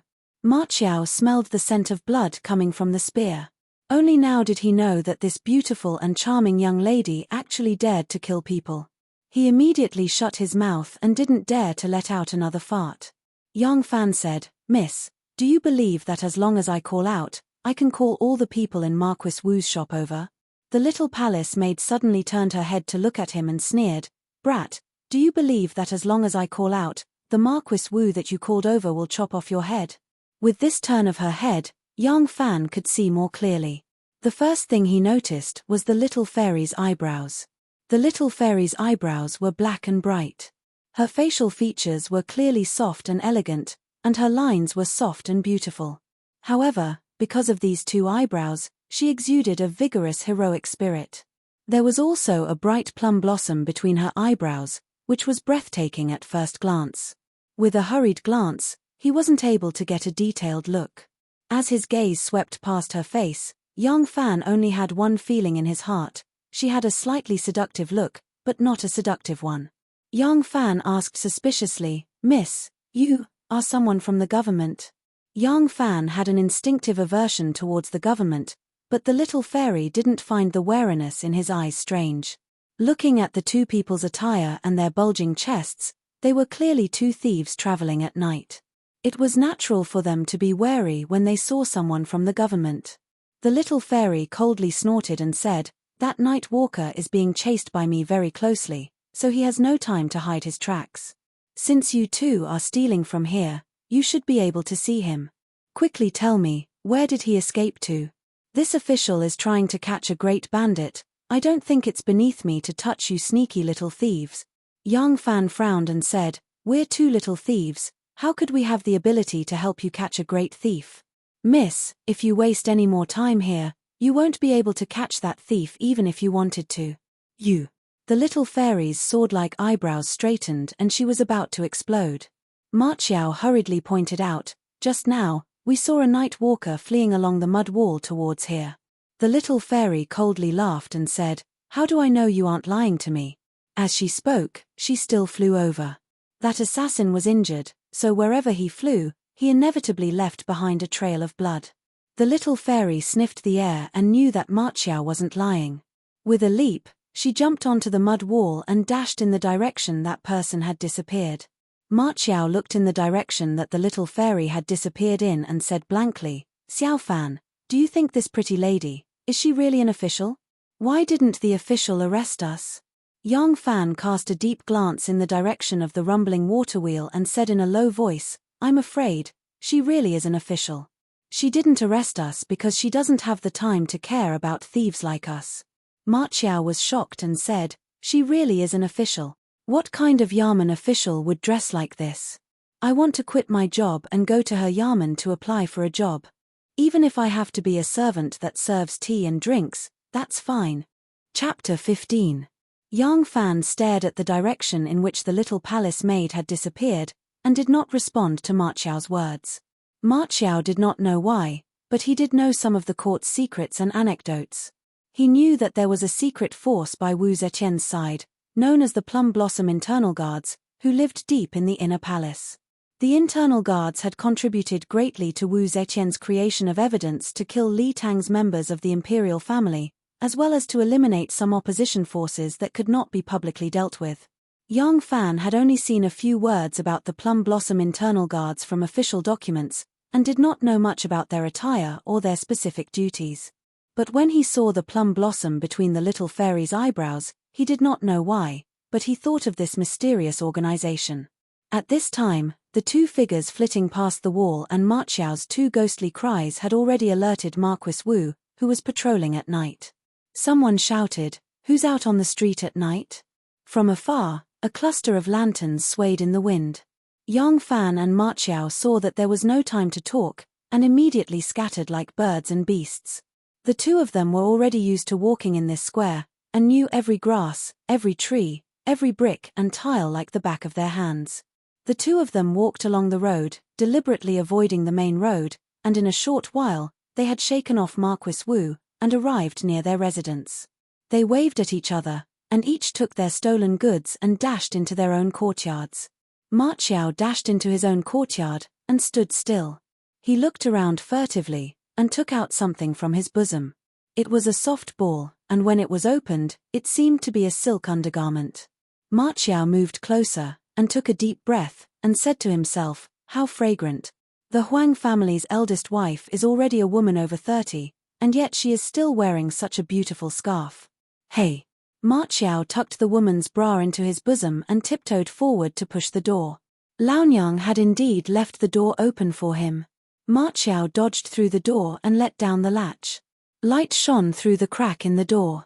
When the lights in Ma Qiao's house were turned on, a shadow flashed out of the alley where Yang Fan lived like a ghost.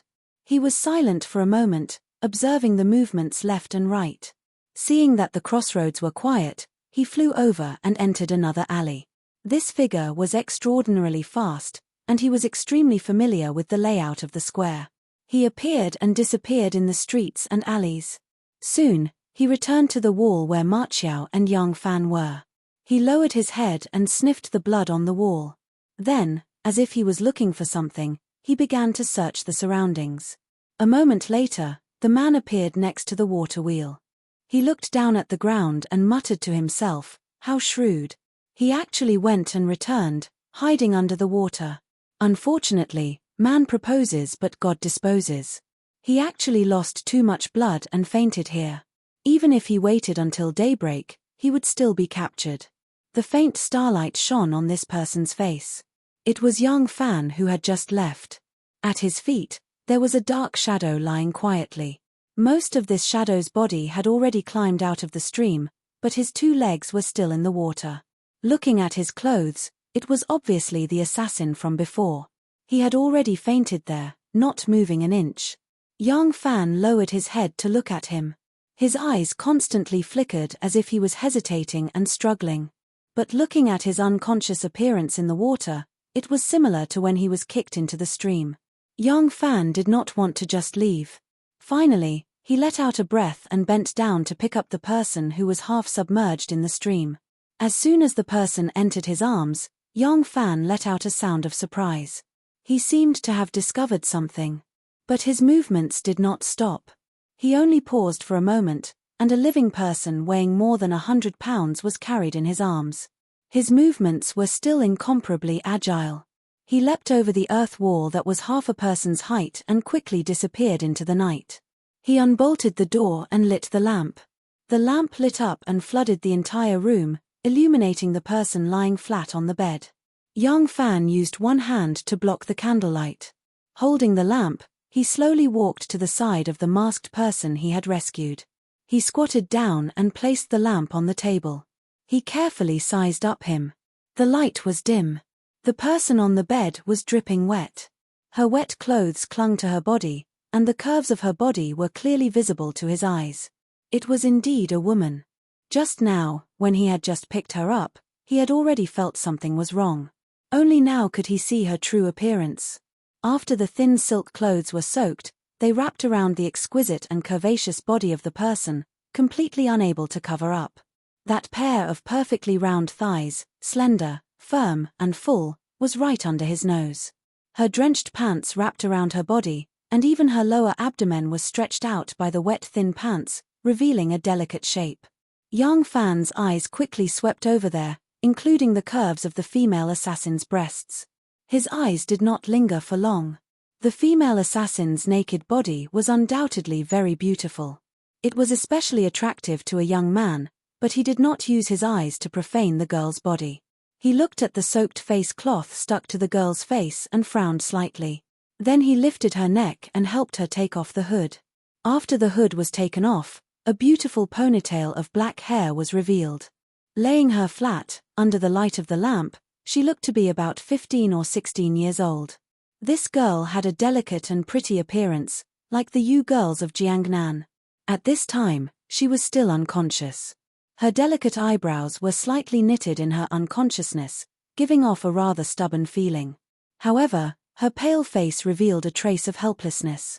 Yang Fan's eyes lingered on her face for a moment, then moved to her shoulder. There was a hole there, but at this time, there was no blood flowing out. The hole in her clothes revealed a faint trace of skin, and there was a wound on it. Yang Fan frowned, walked to the corner of the room, opened a broken box, and took out a small box. He returned to the girl's side, opened the box, and took out a pair of scissors from the box. He gently picked up the clothes near the female assassin's wound, and cut it, the wet clothes wrapped around her exquisite chest. Although she had the figure of a young girl, there was an indescribable femininity about her. Yang Fan restrained his instinct to look at her. After cutting the clothes near her wound, he took out a neatly folded piece of white cloth from the box, cut it with a knife, and tore out a long strip with a kylar sound. In the same way, he tore out 5 strips of white cloth, and took out a small gourd from the box. He used his mouth to bite off the gourd stopper, and inserted one hand under the female assassin's body, lifting her body slightly. The unconscious female assassin seemed to feel the pain, and let out a slight moan. Yang Fan aimed the mouth of the gourd at the bloody wound on the female assassin's back, and quickly poured some brownish-yellow medicinal foam on it. Then he put down the gourd, and lightly stuck a strip of white cloth he had prepared on it. After laying the female assassin's body flat, Yang Fan did the same thing, and applied the medicine on her frontal wound. The female assassin's shoulder was pierced by a thin spear, but fortunately, it did not hurt her lungs. If she was treated in time, her life would not be in danger. However, whether it would hurt her meridians and affect her martial arts, it was still hard to say. After Yang Fan finished applying the medicine, he wrapped the bandage round and then picked up the second bandage. When he was on the third bandage, his forehead was already faintly covered in sweat. Although he adhered to the etiquette of a gentleman and did not look at the beautiful female body, his temperament was one thing, and his instincts were another. He was still a hot-blooded young man. Sometimes he held the girl's slender waist, sometimes he held the girl's soft back, and sometimes he bandaged her wounds. No matter how carefully he avoided her gaze, the beautiful shape and curve of the exquisite jade rabbit inevitably fell into his eyes. His body had already started to have some instinctive reactions. After this torment, the female assassin moaned and woke up. The female assassin's eyelashes opened slightly, and when the light entered her eyes, she could not help but be shocked. She quickly reached out and instinctively grabbed the sword. Yang Fan let out a muffled groan, and his whole body suddenly froze. "Who are you?" The female assassin's eyes became misty for a moment, and then quickly became clear. She looked at Yang Fan with some fierceness. "I am the person who saved your life." The female assassin quickly glanced at the situation in the room, and after confirming that it was not a government office, she asked again, "Is this your home?" Yang Fan's face showed a slightly uncomfortable and bashful expression.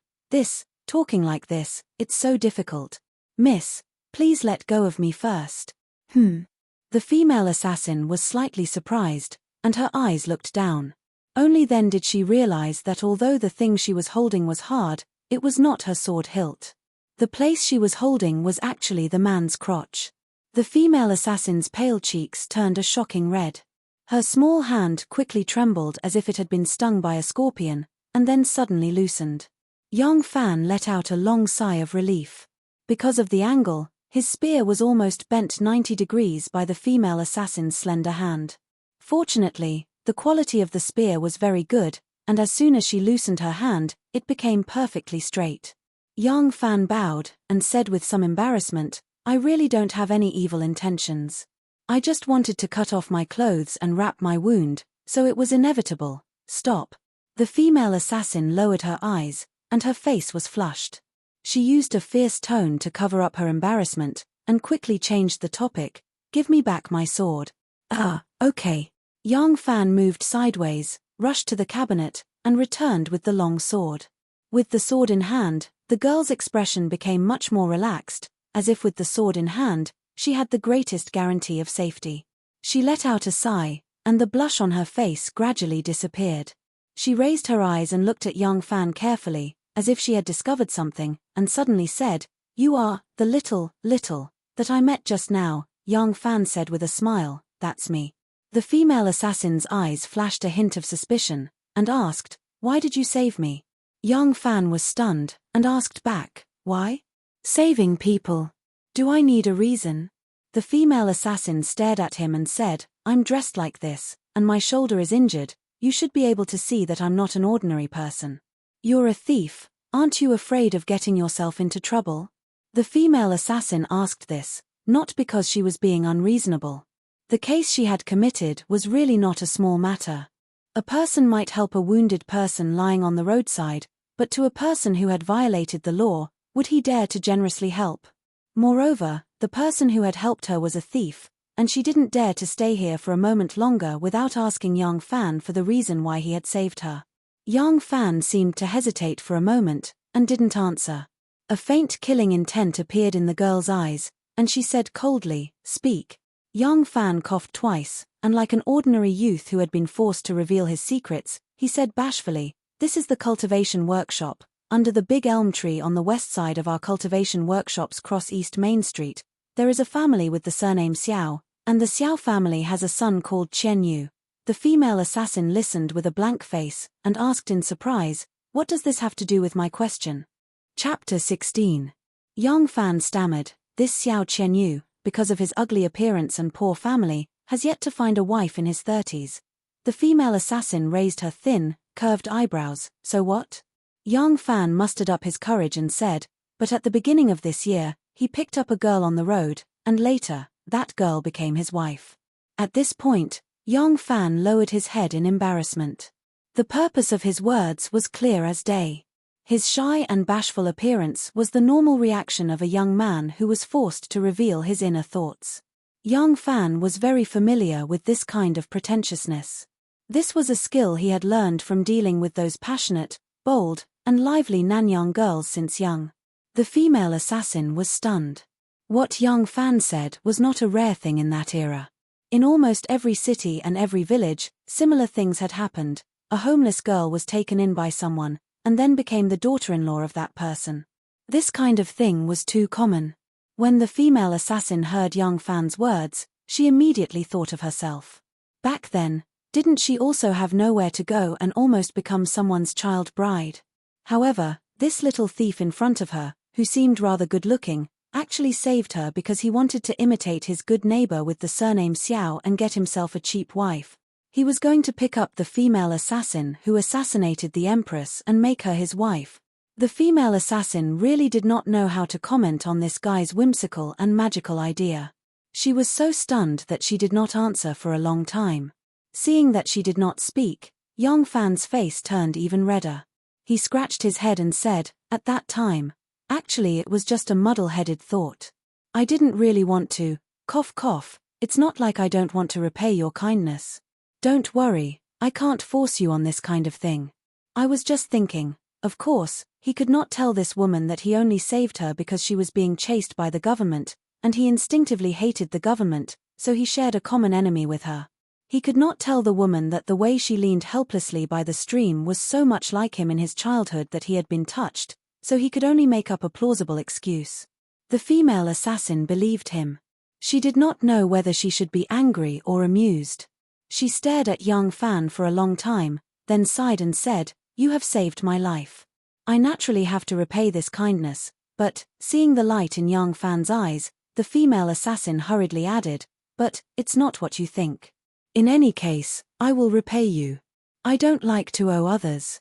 I am very tired now and want to rest. We can talk tomorrow, okay?" Okay. Young Fan imitated Ma Qiao's helpless appearance when he was scolded by his mother. He rubbed his hands together and said with a silly smile, "All right, then let's go to bed first. It's already late, and I still have to wake up early tomorrow morning. If there's anything, we'll talk about it tomorrow." With that said, young Fan sat down on the bed and began to take off his shoes. The female assassin was shocked. "What are you doing?" Young Fan was at a loss. "Sleeping. I only have this wooden bed. You don't tell me you want me to sleep in the woodshed." Preposterous. The female assassin's pretty face became serious. "You sleep on the floor." Young Fan said, "Miss, can't you be reasonable? This is my house." The female assassin pressed down on the sword spring, and with a clang, the sharp sword bounced out half a foot. Young Fan was startled and hurriedly slipped to the floor, giving up the idea of reasoning with her. The female assassin lightly snorted, sheathed the sword, and hugged it in front of her chest. Young Fan lay down on the floor with his clothes on, secretly glanced at her, and said with concern, "Miss, I am afraid it is not good to sleep in wet clothes, but I only have this set of clothes.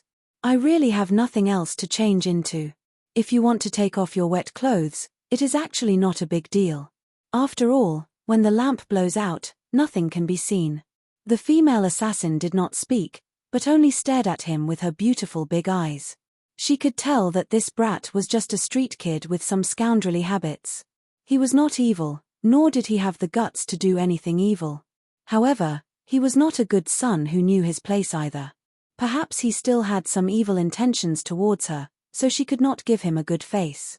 Young Fan was somewhat unable to resist her gaze, and muttered, "Isn't there a blanket? You can just cover yourself with it," Young Fan said and blew out the lamp. As soon as the oil lamp was extinguished, the room suddenly became clear. Tonight, the crescent moon was like a hook, and the sky was filled with bright stars. Young Fan originally thought that after the lamp was extinguished, it would be darker, but who knew that the room was actually as cold as frost. Young Fan turned his head to look at the girl, and met the girl's big bright eyes. Even her facial features were vaguely discernible. Young Fan sincerely said, "I really can't see, I'm blindfolded." As the saying goes, night blindness. The female assassin still did not speak, and only stared at him with her beautiful big eyes. Young Fan could not take it anymore, so he turned around and went to sleep. The corner of the girl's mouth twitched twice. Her shoulder was very painful, and her body was very tired, but for some reason, she actually felt like laughing. How did I meet such a clown? The sky was just beginning to brighten, and the bell and drum above the gate of heaven sounded. When the first drum sounded, the female assassin opened her eyes. Although she was still a little sleepy, with such a loud bell and drum, how could she fall asleep? When she opened her eyes, she found that the man sleeping on the floor had disappeared. The female assassin's heart tightened, and she immediately turned over and sat up. Because the movement of sitting up was too sudden, it affected her wound and caused a burst of pain. She frowned, sat up, and lightly pressed on her shoulder, and looked around vigilantly. The morning light shone into the room through the window, and there was still a kind of grey darkness. The room was empty, except for a bed, a few tables, and a broken box stuck to the wall. There was nothing else. Although there were not many things, it gave off an extremely messy feeling, which was obviously the characteristic of a bachelor. The room was dirty and messy, except for the places that the owner of the house often touched. There was even a thick layer of dust in other places. The female assassin walked to the wall, and opened the broken box to take a look. This was the only piece of furniture in this messy house that looked like a pig's nest. It was as that fellow had said, There was not a single piece of clothing inside. That fellow's entire outfit seemed to only be the one that he was wearing. If she wore this black outfit and walked out in broad daylight, the female assassin lightly shook her head. Although she did not know where the man that she had yet to reveal his name had gone, she was not worried that he would report her to the authorities. If that person had the intention to report her, he would not have taken the risk to carry her home last night, and would have just thrown her into Marquis Wu's shop. Even if he had changed his mind, he could have reported her when she was unconscious, and would not have waited until now. But could she trust this person, and use this person's place to recuperate? Although this fellow had a glib tongue, he seemed to have the heart of a thief, but did not have the guts. She did not have to worry that he would harm her. But the female assassin slightly muttered to herself. Although she had failed in her mission, she was not worried in this aspect. How could assassinating the Empress be so easy? When she had first entered the palace to assassinate the Empress, the young master had estimated that the chances of success were not very high. But even if there was only a 10% chance, she still had to give it her all. Although she had failed, the Featherwood Guard still had the young master's spies. She had been able to smoothly sneak into the Radiance Temple to carry out the assassination because of the help of the spies. The young master was certainly aware of her failure and her escape. If the young master knew of this situation, he would naturally know how to respond. Right now, the only thing she had to do was to protect herself. And the only thing she had to worry about was whether or not the authorities would search the entire city. If that was the case, then this little thief who had the heart of a thief but no guts would hear the news, become timid, and betray her. As she thought about it, she calmed down. In these past years, Empress Wu had eradicated Li Tang's royal family's kings one by one. Even when her eldest son and second son had become stumbling blocks in her path, she had killed them without hesitation. She had wantonly appointed ruthless officials and used all sorts of pretexts to purge the ministers loyal to Li Tang. She had also frequently used gifts of fortune to build momentum for herself. It was clear that she wanted to remove Li Tang's life. At this time, Empress Wu had done everything she could to create an atmosphere of the entire world is loyal to her. How could she spread the news of her assassination to the world and encourage the arrogance of the rebel forces? Pa. As the female assassin was deep in thought, she heard some faint sounds coming from the courtyard. She closed the box and walked towards the door. In the courtyard, Yang Fan was squatting by the well, brushing his teeth. The handle of the brush was made of cow bones and the bristles of the brush were dipped in green salt. His mouth was full of pig hair. Yang Fan spat out the pig hair in his mouth and muttered, "This toothbrush is still new. It's just been used and it's already starting to shed hair. Auntie's toothbrush is really not that good. How can such a toothbrush be sold?" At this time, most people still used willow branches to brush their teeth. The willow branches that had been soaked in water in advance were bitten open with their teeth. The willow fibers inside protruded out and turned into tiny wooden teeth. Or they used loofah. However, toothbrushes had already been invented, but the toothpaste made of herbs such as Poria cocos had not been invented yet. Only green salt was still used. But nowadays, toothbrushes were still a luxury. Ordinary people would not spend money on them. Yang Fan was in a favorable position. Because Ma Qiao's mother was a toothbrush maker, he was able to get a few for free. Therefore, he became one of the first testers of Ma Qiao's toothbrushes. However, it seemed that this Ma Qiao's toothbrush was obviously a fake product. The bristles not only had a pig hair smell, but the handle made of cow bones would start to turn black after being soaked in water a few times. Some rough and hard places could easily scratch the gums. In fact, those who made toothbrushes had their own secrets, such as chopping the cow bones, drilling the cow bones, and binding the bristles. These steps could be done at a glance. But the chopped cow bones had to be soaked in rice water for a few days to preserve them. The soaked bone slices had to be smoothed with a hemp file and then polished in a wooden barrel with yellow vines. After the toothbrush was made, it had to be fumigated with sulfur to remove the smell and disinfect it. These tricks were not easy to think of. As Yang Fan was grumbling and complaining, the door opened with a creak. The female assassin stood there quietly, like an orchid growing in a deep valley. Her demure appearance did not have the slightest trace of a female assassin's fierce and murderous aura. She stood by the door. Her haggard cheeks were extremely pale due to the loss of blood. As a result, her originally white cheeks had a layer of translucent texture. A few strands of hair hung down her egg-white cheeks, making her skin even more white like jade. Yang Fan smiled. He waved his hand at her and said, "You're awake. Come out. It doesn't matter. This is only the first round of drumming. In this show when workshop, no one would wake up earlier than me." His smile was very bright as the sun.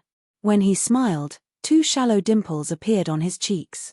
When the female assassin saw this, she actually had a feeling of "You're a beauty, why did you have to be a thief?"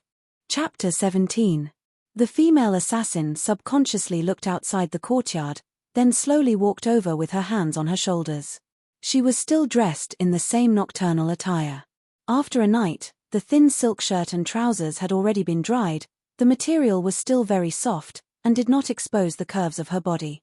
The female assassin squatted down in front of Yang Fan, staring at him. "Why are you up so early?" Yang Fan brushed his teeth, vaguely saying, "Because I'm the worker of this workshop, I'm on duty this month, so I have to go open the door early in the morning." The female assassin was surprised. "You're a worker? The worker is supposed to assist Marquis Wu in guarding against theft. Why are you stealing?" Yang Fan scratched his head. "This question is really hard to answer. You say that officials should love the people like their own children. Why are there so many officials who are greedy and cruel, treating the people like dogs?" "Well, I didn't know, you silly, you're quite reasonable." The female assassin thought for a moment, then nodded. She looked around the empty courtyard, then asked, "You're the only one in your family?" Yang Fan said, "Yes, when I was young, I wandered to the South Sea with the Kunlun merchant ship. Pay. I didn't come back until I was an adult. Pay. I haven't even been in Luoyang for a year." The female assassin knitted her delicate eyebrows again, saying suspiciously, "You lived overseas, and returned to the Tang dynasty for less than a year, and you're a Luoyang citizen, and even a worker of the Showan workshop?" Yang Fan glanced at her. "Don't you know how easy it is to get a household registration in the Tang dynasty?" The female assassin was speechless. She knew that Yang Fan was speaking the truth. During the reign of Emperor Yang of Sui, the population of the Central Plains was more than 46 million, but during the reign of Emperor Gaozu of Tang, the population of the whole country was only about 15 million, a sharp decrease of 2/3. Of course, because of the chaos at the end of the Sui dynasty, many people died, but the number of people who died in the war was actually very limited. Most people did not die on the battlefield, but died from the side effects of the war, the destruction of agriculture. At that time, the number of people dying of starvation was 10 times that of those who died in the war. But even so, the population of the early Tang dynasty would not have decreased to such a huge extent. At that time, the main reason for the sharp decline in the population was because of concealing the household registration. During the chaos of war, the peasants lost their homes, destroying the original household registration system. After the world had stabilized, many peasants had turned to the rich and powerful to become servants or tenant farmers. It was very difficult to count the population again. In the past few years, the imperial court had continuously increased the population statistics, and the system was much more perfect than it was in the early years. However, there were still many loopholes that could be exploited. Thus, it was not difficult to conceal one's identity or obtain one. "What's your name?" The 2 people were silent for a moment, then suddenly spoke at the same time. As soon as these words came out, Yang Fan laughed. The female assassin did not think it was funny, her face was tense, a pair of clear eyes as clear as water stared at Yang Fan, until Yang Fan felt that his sense of humor was indeed very low. Only then did she retract her smile and introduce herself. "My name is Yang Fan, ranked 2nd, everyone calls me Beta Persi or Erlang, may I know your name?" The female assassin pondered for a moment, then replied, "My name is Tin Ano." Yang Fan said in surprise, "Your surname is Tien? What a big surname." The female assassin shook her head. "No, I don't have a surname. My name is Tin Ano, my name is Tien, Nu." The name Tin Ano was of course nothing strange. At that time, Women usually did not have a full name, only a small character. The Empress of Wei when Emperor Cao Pai was called Queen Guo. Han Heng Emperor Liu Ji's Empress was called Deng Menvenvi. Han Zhao Emperor Liu Fuling's Empress was called Shangguan Xiaomai. And this dynasty's Taizong Emperor Zhongxuan's Empress was called Guanyin Maid. Most of the empresses came from prestigious families. If their pet names were like this, then it was not strange for women to have all sorts of strange pet names. But women without a name were common, people without a surname. How could this be possible? Yang Fan was very tactful and did not ask further. He knew, on this girl's body, there must be a secret that no one knew, perhaps it was the same as him. Yang Fan was not in the mood to dig out other people's secrets, so he smiled and said, "Tin Ano, what a nice name. Do you want to brush your teeth? It's my treat." Tin Ano's bright eyes were first focused on his toothbrush that had curled up, her eyebrows raised again, then she looked at him again. Yang Fan smiled and said, "Of course not, I still have a few new toothbrushes." Yang Fan got up and walked into the room. After a while he came back with a brand new toothbrush. He also brought out a water ladle and scooped up half a ladle of water. Yang Fan handed the ladle, toothbrush, and green salt to Tin Ano, and introduced, "Here. This is Luang's Xiao Wen Fang's Ma family toothbrush, exquisite workmanship, first-class quality, it is widely praised everywhere." The red sun rose from the east, leaping above the clouds on the horizon. Through the gaps between the clouds, rays of golden sunlight shone on Shundu Luoyang. In the courtyard of Yang Fan's house, a man and a woman, each holding a ladle and a basin, squatted face to face, brushing their teeth under the sun. "I need a set of clothes, pay. Okay, wait a moment, when the door opens, I will find a set of clothes for you, pay, thank you, pay. No need to thank me, my family doesn't run a restaurant, I will bring some food back for you. We have a Jiang family noodle soup shop in our house, their noodle soup is chewy, the soup is clear, and the taste is good. It is widely praised everywhere, pay, is that so? Actually, I am not that hungry." Early in the morning, not long after the doors opened, a few people dressed in civilian clothes on horseback hurried on the road to the Xiao Wen Fang. If anyone recognized them, they would be surprised to find that among these people were Luang's Lieutenant Tang Zong and the Ministry of Justice's Cao Kang military advisor Qiao Junyu. It was not easy for these two people to walk together so early in the morning. It was unknown if some big case had happened in the 9 cities. Luang's Lieutenant Tang Zong was about 40 years old, had a square face, a wide mouth, thick eyebrows, and a thick black beard, giving him a very dignified appearance. His age was when a man's physical and mental strength was at its peak. Wearing a long robe, his chest and arms showed the curves of his body, showing his burly and sturdy body. On his left was the Ministry of Justice's Cao Kang military advisor Qiao Junyu.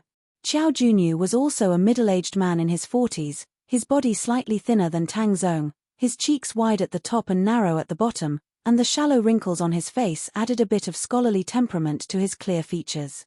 Next to him was a handsome young man dressed in a brocade robe and a jade belt. This young man was half a head shorter than Qiao Junyu, wearing a jade-colored robe with a 7-star belt around his waist, a headscarf on his head, and a pair of thin black silk shoes. He was very slender and looked to be only 16 years old, with a handsome face and sharp eyebrows. As Tang Zong urged his horse forward, he said in a deep voice, "Qiao Junjun, Luoyang has a population of 1 million people, good and bad mixed together. To find one person is as difficult as ascending to the heavens. The imperial court does not allow a big battle, isn't that making things difficult? To be honest, even if we asked Yang Langzhong to be in charge, I don't have much hope." Qiao Junyu sighed softly, the wrinkles at the corner of his eyes became even denser. How could he not know how difficult it was to find one person in such a big city like Luoyang? Moreover, it had to be done quietly, without causing a big commotion. This was really too difficult. But Qiao Junyu glanced to the side and saw that the handsome young man in a jade robe and brocade belt beside him had a gloomy expression after hearing these words. His heart couldn't help but tighten, and he hurriedly laughed and said, "That person is injured, this is a very obvious sign. The criminal went missing in the vicinity of the Showan workshop. We can use the Showan workshop as the center and search in all directions. If Luoyang Prefecture does not have enough manpower, We can mobilize Marquis Wu and the workshop attendants from each workshop and have them search each lane and each lane. Hearing this, Tang Zong grumbled even more. Qiao Junjun, it's easy for you to say. At the foot of the Son of Heaven, a random old man in a woven rush raincoat fishing by the stream could be a certain minister or assistant minister. A random young man playing kuju in an alley could be a relative of the emperor. The benefactor of a small Buddhist temple or a small Daoist temple might even be a noble's son. How could they investigate? Search, how? Qiao Junyu glanced at the handsome young man beside him. Seeing his expression become gloomy, she couldn't help but secretly complain in her heart, but she couldn't say anything to stop him. This Tang Zong has been a law enforcer for many years. He has seen many things and can be considered a person who has seen the world. How could he not see the identity of the woman beside me? She is a member of the internal guards. Even if you can't see her identity, can't you see that she is disguised as a servant? How could the internal guards refuse a task assigned to them by them? Although this Miss Xie who came looking for him was only a military officer of the internal guards, even the assistant minister of the Ministry of Justice and the Minister of Justice would not dare to treat her lightly. What was the internal guard? It was a sword in the hands of the Empress of Heaven. If this sword wanted to kill, it didn't need to be interrogated, imprisoned, or even charged. It had the power to kill first and report later. Did you not see that when this Xie Juwei came to the Ministry of Justice, even Assistant Minister Zhu Xing treated her as an honored guest and immediately arranged for me to send her to see Yang Langzhong so that Yang Langzhong would personally be in charge of this case? Young Master Tang, oh young Master Tang, what is wrong with you today? What he didn't know was that Tang Zong, as the Luoyang commandant, was in charge of Luoyang's judicial system and had long known of the existence of the Plum Blossom internal guards. This disguised woman had always been by Qiao Junjun's side. She seemed to be Qiao Junjun's follower, but Qiao Junjun often looked at her expression and Tang Zong had already guessed her identity. At this time, Tang Zong pretended not to know and was purposefully complaining for her to hear. There was a limit to the number of officials and labourists in Luoyang Prefecture. With the small number of officials in Luoyang Prefecture, how could it be easy for them to manage such a large city and a population of more than 1 million people? If a random person from the internal guard could order him to mobilize such a large number of people, then who would be responsible for the daily security of Luoyang? Who would be responsible if trouble occurred? Tang Zong was pretending to be confused and venting the dissatisfaction in his heart to the internal guard.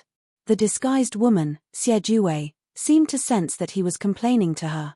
Her eyebrows rose and she was about to retort when several beggars suddenly ran up from the side of the road. They raised their hands in a salute and said, "Noble people, please have pity on this lowly one and give us some food." Chapter 18. Blind Things, Get Lost. The people riding on the horses were the officials from the Ministry of Justice and Luoyang. When the beggars came near, they raised their whips and whipped them without hesitation. The beggars didn't expect these people to be so fierce. The two beggars in front couldn't dodge in time and were whipped twice, crying out in pain. Seeing that these people weren't easy to get along with, the beggars knew that they had found the wrong target. They didn't dare to say anything and turned around, wanting to run away. "Wait.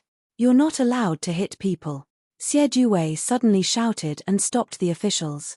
She turned her horse and walked towards the beggars.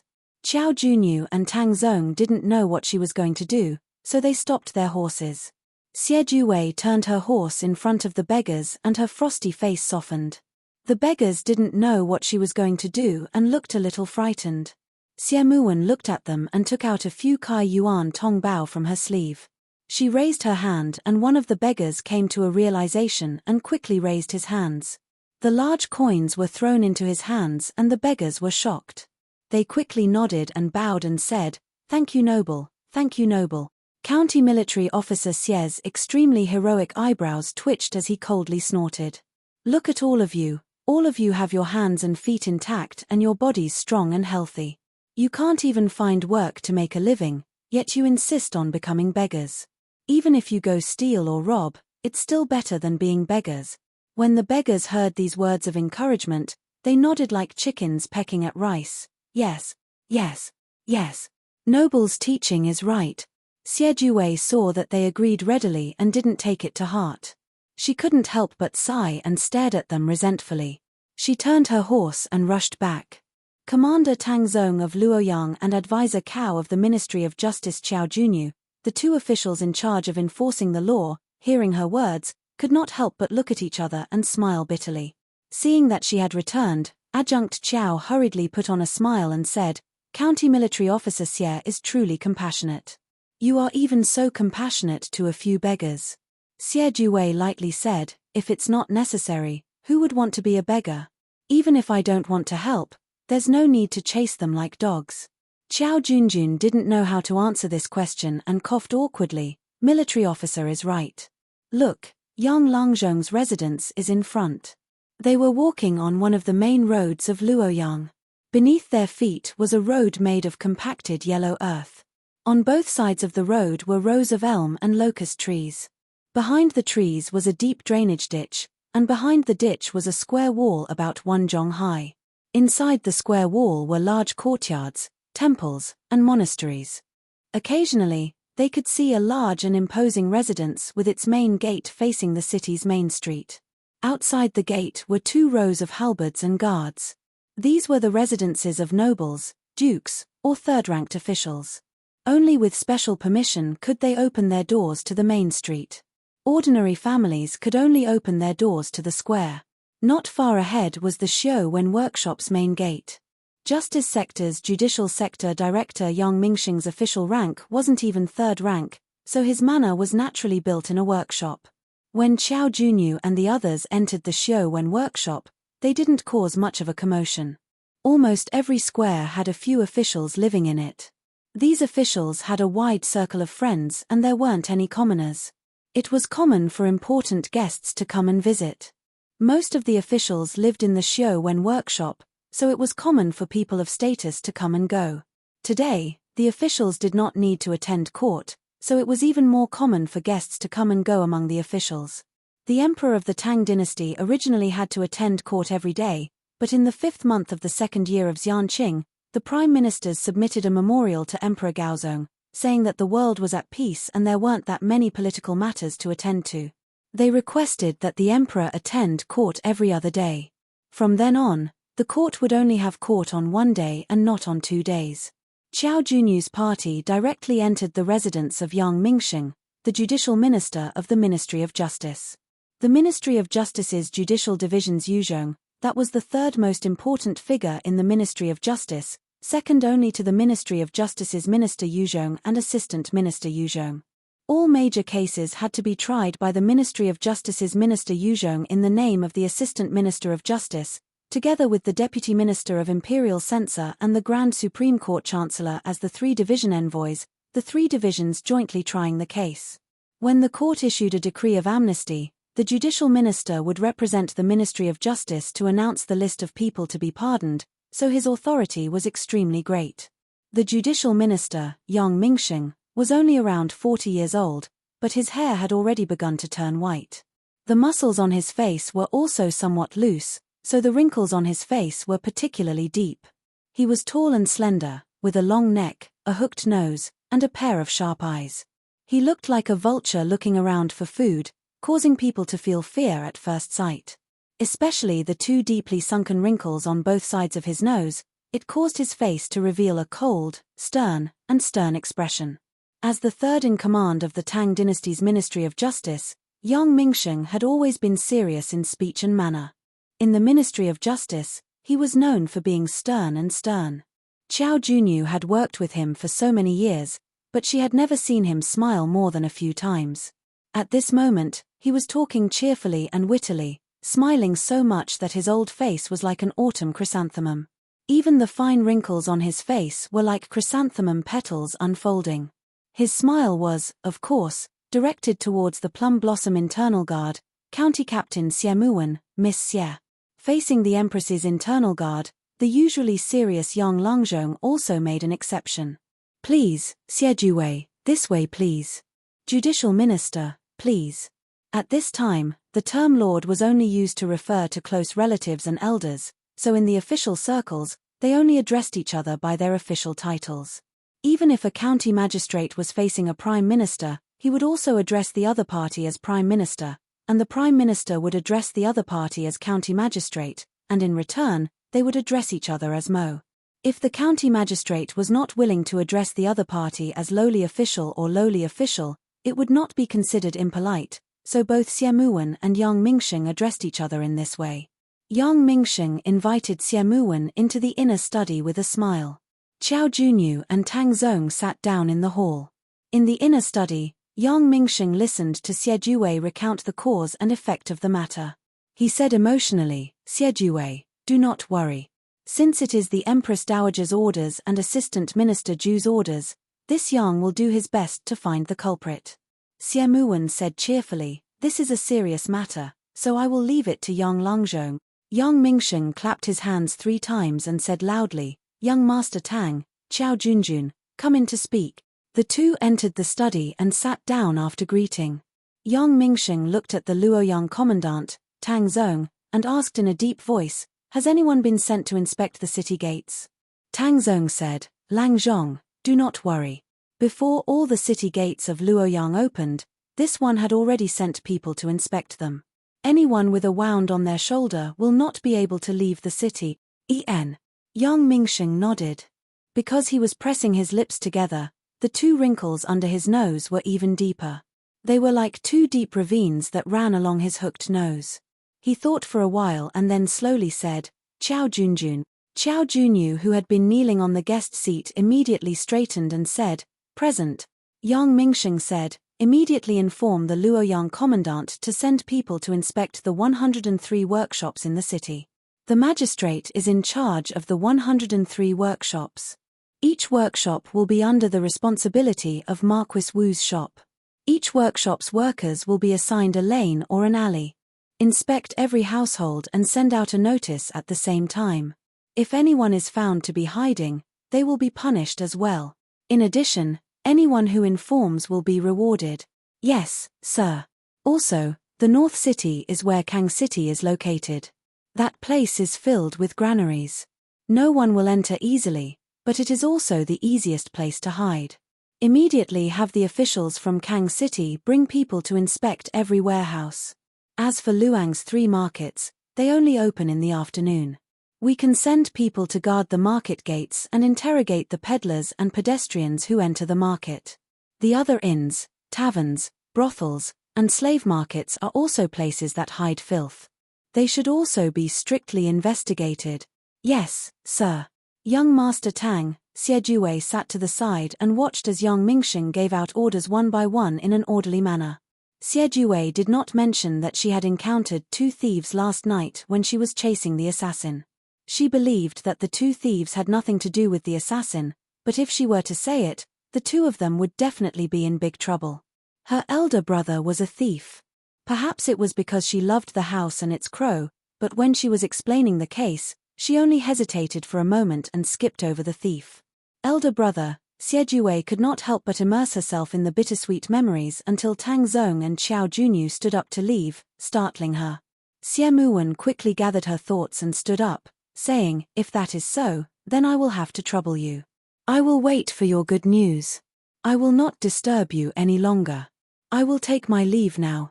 Yang Mingxing smiled wholeheartedly as he stood up, saying, I will do my best, don't worry.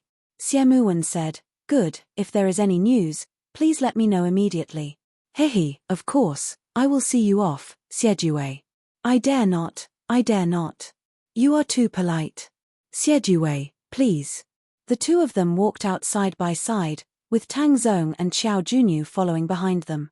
The 2 of them still did not know what crime the person they wanted to arrest had committed or why he was being arrested. However, they had been in the bureaucracy for a long time and naturally knew that most cases handled by the internal guards could not see the light of day, or the implications were extremely important. Therefore, they did not ask too much, and it was better not to get involved in these kinds of muddy waters. With a smile, Yang Mingxing sent Xie to the entrance of the second hall. Xie turned around and cupped her fists, saying, Dr. Lang, please stay, I will take my leave now. Yang Mingxing stood at the bottom of the stairs, cupped his fists and bowed to Miss Xie, saying, take care. Xie Tang Zong, and Qiao Junyu walked to the front yard, while Steward Lao Liu continued to send them off on behalf of the host. Yang Mingxing did not leave, but stood at the door, looking at their backs thoughtfully. After Steward Lao Liu sent the guests off, he hurried back to his side, saying, "Ah Lang, master, you have not had your breakfast. If you wait any longer, it will get cold." Yang Mingxing waved his hand, saying, "Leave it first, I need to think about something. Bring it to the study in a while." "Yes, sir." Steward Liu replied and quietly left. Yang Mingxing returned to the study alone, lifted his robe and sat down. Stroking his beard, he muttered to himself, "Assassinating the emperor is a big matter. Why would the assassin still stay in Luoyang? Moreover, there are many places to hide in the city, but they chose to hide in the Xiuwen workshop, where there are many officials' residences. I am afraid they are deliberately trying to divert the trouble." Yang Mingxing's eyes flashed. He muttered to himself for a while, not knowing what he was thinking. The corners of his lips revealed a trace of a cold smile. Note: Kai Yuan Tong Bao is not a large coin minted by Tang Xuanzong. The copper coin minted during Gao Zong's reign is called Kai Yuan Tong Bao. Chapter 19. Yang Mingxing only thought about the matter of capturing the assassin for a moment before throwing it to one side. He had been in charge of the punishment prison for many years, so he naturally knew that searching for a single person in Luoyang was as difficult as searching for a needle in a haystack. He did not have any hopes of actually catching this assassin, and he even suspected that this so-called assassin was a person who did not exist. How could an assassin be in the Empress Dowager's eyes and have the Empress Dowager personally order for me to capture the thief? The Empress Dowager sent someone to see Zhu Xing, and Assistant Minister Zhu gave this mission to me. I fear the skill is not the main issue. Yang Langzhong used his index finger to lightly tap the table. After thinking for a long time, his eyes lit up. He understood. The Empress Dowager wanted to use this as a pretext to clean out the disobedient officials in court again. Yang Mingxing smiled slightly. He felt that he had accurately measured the Empress Dowager's pulse. Capturing the thief was the job of the low-ranked officials. He had already given the order. Whether or not they could capture the thief would depend on the abilities of the low-ranked officials. An official had to do what an official should do. What an official should do was to follow the Empress' wishes and satisfy the Empress. He knew what he had to do. Yang Fan walked around the square a few times and hid a set of women's clothing in his clothes. Then he went to eat noodles in front of Jiang Zuning's stall. Yang Fan used the excuse that he was hungry this morning to buy 2 bowls of noodle soup. As he walked back with the noodle soup, he suddenly heard a man's scream come from the alley. It was as though someone had burst his chrysanthemum. Damn it! Where did this immoral scoundrel come from? Where is Marquis Wu? I want to report it to the authorities. Yang Fan heard the voice and turned his head. He saw a man in his 40s, wearing the outer robes of a copper coin official, with a handlebar mustache and a very round figure. He was standing at the mouth of the alley and shouting, "This immoral little thief, it's fine if he stole the bottles and plates I just bought, but how could he steal the hezi I just bought for my wife? That's made from the best Anji silk." Many of the commoners in the square laughed when they heard this. Luoyang Commandant Tang Zong came out from Yang Langzhong's residence and first summoned BSH of the workshop. BSH Sumo Han of the Xiuwen workshop had just received Tang Zong's instructions to send Tang Zong away when he heard a series of shouts. He rushed over in a rage and roared, "Huang Zhaoping, you! What are you doing so early in the morning?" When Huang Yuanwei saw BSH, and then saw Marquis Wu's bad luck, police station chief, behind him, he immediately felt like he had seen a relative. He rushed forward and said, "BSH, bad luck, it's great that you're both here. My house was robbed last night. A pair of celestial wood glazed amphorae and a stack of tricolor glazed open plates were stolen. Not to mention that, even the Ange's cheetah that I bought for my wife was stolen. This thief is so evil." Yang Fan held the large wooden bowl and thought, did Ma Qiao also steal Ange's cheetah? Why didn't he take it out? Could it be that he has some special hobbies? Sumo Han didn't have the time to think about this. He waved his hand and said, "Enough. What are you shouting for? Didn't you just lose a few things? Go back to Marquis Wu's shop and report it." The 3 cities in the south, west, and north will keep an eye out for you. What are you shouting for? You're a man, why are you shouting like a shrew? Go back. After reprimanding Huang Yuanwei, Su Fangjing turned his head and saw Yang Fan carrying 2 large bowls. He shouted again, Beta Persi, where are you going? Yang Fan stopped and said casually, Oh, Su Fangjing, Ma Qiao's stomach is a little cold. I'm going to make a bowl of hot noodle soup for him. Su Mohan snorted and said, He's so troublesome. All day long, if it's not a headache, then it's an itch on his butt.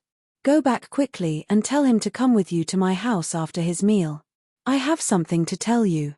Yes, BSH, don't worry. We'll be there in a while. What's the matter? Why are you so cautious? A case. A big case. Do you know, the criminal went missing in our Showan workshop? The Ministry of Justice has sent people here, so they can't be careless. Hurry, report to my house in a while. As Su Fangjing said this, he hurriedly walked away. Bad luck followed him with a sullen face. After a while, Su Fangjing's loud voice rang out in another alley in front of them. Chen Ada, go and call all the servants in the alleys and alleys to come to my house. I have something to tell you. Hurry up. Yang Fan secretly pondered.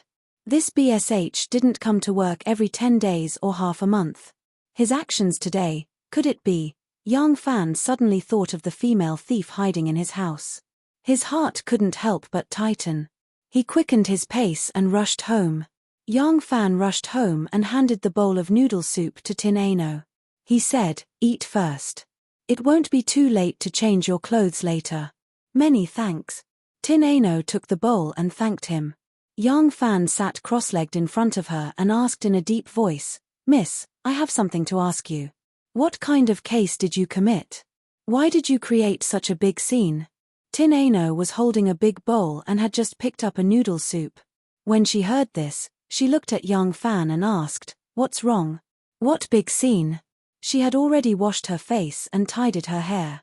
Although she was still wearing that wrinkled silk dress, she had already recovered some of her beauty. A beauty was a beauty after all. She was like a pearl. Even if it was buried in mud, it would emit an alluring halo with just a slight scratch. At this time, the way she looked at Yang Fan was especially cute, but Yang Fan naturally didn't have the mood to appreciate it. He hurriedly said, Just now, BSH wanted me to report to him after eating. I also saw the bad luck from Marquis Wu's shop. I guess it must be related to your case. I don't know what kind of big crime you committed that even bad luck and BSH were alerted. In my opinion, you should leave quickly. Oh! A trace of splendor flashed in Tin Ano's eyes, but she quickly concealed it. She elegantly shook her head and said, If it's really as you said, I'm afraid I can't leave now. You can't leave? Yang Fan looked at her in surprise and asked, Why can't you leave? Tin Ano said, If even BSH and bad luck have received the news of the arrest, how can the streets and the city gates not be guarded? Tin Ano sighed softly, so softly that Yang Fan couldn't be sure if she was sighing or just blowing on his face. If even your shop is alerted, then other shops, including inns, wine shops, pharmacies, all places will increase the security. The city gates are no exception. If you leave now, you can't leave. Yang Fan said hoarsely, What kind of crime did you commit? It can actually cause a stir in the 9 cities. Tin Ano said apologetically, I can't tell you this. Yang Fan stared at her and said, Didn't you want to change your clothes and leave this morning? I've changed my mind. Tin Ano said boldly and confidently, Women can change their minds at any time. Isn't this a matter of heaven and earth? Yang Fan, Tin Ano looked at his appearance and comforted him, You don't need to worry. In such a big city like Luoyang, it's easier said than done to find someone. Moreover, you are a worker of the Xiuwen shop, and I have a house here. BSH asked you to arrange for people to be investigated. Like this, I think hiding in your house is actually very safe. Yang Fan paced a few steps in the room and said with a serious face, Safe? I'm afraid not. If you stay, it'll be very dangerous. Tin Ano said, I know, but if I leave, it'll be even more dangerous. I mean, if you stay, it'll be very dangerous. So, you must be careful. You must hide me well and don't let anyone find me. Young Fan said, "Aren't you afraid that I'll report you?" Tin Ano elegantly picked up a piece of pasta and lightly blew on it. He smiled and said, "I'm not afraid. If you report me, I'll confess that you're my accomplice. Benefactor, you probably don't know, but once my case is reported to the authorities, anyone who is involved will be beheaded." Tin Ano put down the bowl of soup and said to him, "Actually, you really don't need to worry too much. If they want to thoroughly investigate Luo Yang, they'll have to mobilize 200,000 soldiers. Now that the authorities have even used Marquis Wu's workshop, it can be seen that the investigation is just a feint. They only want to give an explanation to the higher-ups. If I stay here, it'll be more daunting than dangerous. If I leave now, I'll fall into their trap of beating the grass to scare the snake." With a bitter face, Young Fan said, "When I saved someone, I originally wanted to. Who knew that I'd cause such a big trouble? Why did I have to go through all this trouble?" Since Young Fan had reached out to save someone, he couldn't do something like pushing someone out of the house halfway. It was just that he didn't even know the other party's identity, so he naturally didn't want to take on this irrelevant responsibility. Moreover, this kind of attitude was the proper reaction he should have in front of Tin Ano. Looking at the wronged appearance of his little wife, Tin Ano's heart softened for no reason. He comforted her. "I said before, I'll definitely repay your kindness for saving my life. How about this? As long as you can cover me from the authorities, I'll give you a sum of money, enough to let you marry a beautiful wife. What do you think?" "Ari, look at your house, it's as messy as a pig's nest. How can you live like this? I'll clean up your room every day while I'm at your house. Don't worry, after I clean up the room, I guarantee that it'll be spotless. I can also help you wash your clothes. How about it?" "Don't worry, the clothes that I've washed are like new clothes." Young Fan said snappily, "Thanks. I only have one set of clothes. If you wash it, I'll have to be naked." Tin Ano said softly, "That's okay. You can pull a few bolts of cloth back and I'll help you make a few new sets. Don't worry, the clothes that I make, even the most famous Cheng Yi Fang's chief tailor can't compare to it." With a little beauty begging in such a gentle and soft tone, Young Fan was at his wit's end. He helplessly looked at this mysterious female thief who had suddenly turned into a kitchen maid, a needle lady, and a washing lady. After staring for a long time, he coughed and said with an embarrassed smile, "Since it's like this, then, does it also include sleeping with me?" Tin Ano's two crescent moon-like eyebrows gently rose, suddenly turning into a pair of hooks. Then that pair of beautiful big eyes slightly narrowed, and softly said, "This, you can try." Young Fan's gaze fell on her small waist. Her sword had already been hung back at her waist. Young Fan had seen that sword before. That sword was very sharp, and it was definitely a good sword for killing people. Right now, a delicate and beautiful hand was resting on the hilt of the sword. Young Fan rubbed his nose and murmured with a sigh, "No need. I've decided to keep my chastity for my future wife." Chapter 20. If a charming little girl refused to leave your house and refused to leave like an eloped wife, would you be able to chase her out of the house? Of course not. So, if you won't leave, I'll leave. Young Fan resolutely and decisively rushed onto the street. The heaven-loved slave's eyes glimmered as she watched him walk out the door. She did not want to leave because the government's move was not very clever. The government did not have enough power to thoroughly investigate all of Luo Yang, so they used this method of beating the grass to scare the snake in an attempt to force her to jump out on her own. But this move seemed normal, but the majority of wanted people would fall for it. If it doesn't concern me, then I'll be confused. Once they were discovered, they would be thrown into prison. People would instinctively want to stay as far away from danger as possible. Who could be so calm and courageous to deal with the government's investigation? But as a super assassin sent to assassinate Wu Zetian, Tin Ano's courage clearly did not belong to the majority of people. But not escaping did not mean that she had to stay in Yang Fan's house. Luo Yang was so big, especially with the government's many offices, mansions, and warehouses, it was very easy to hide someone. Tin Ano was also not a woman who liked to bite the hand that fed her and cling to her savior. The problem was, when Yang Fan returned home and told her that he had to leave immediately, she suddenly thought of a possibility. Was Yang Fan a real workshop worker?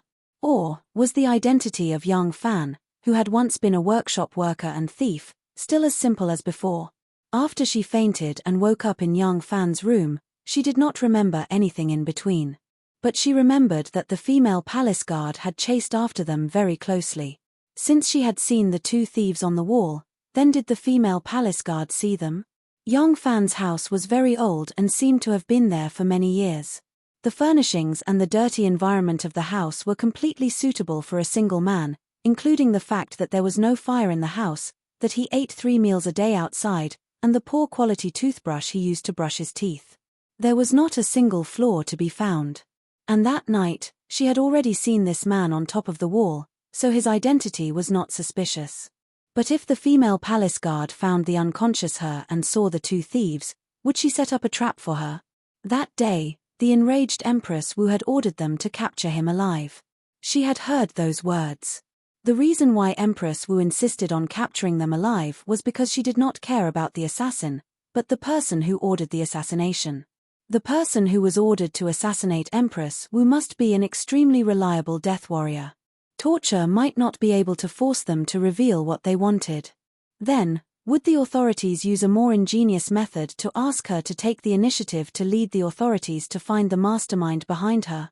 This thought just flashed in her mind like a bolt of lightning, but it was enough to arouse her vigilance. She didn't dare to take this risk.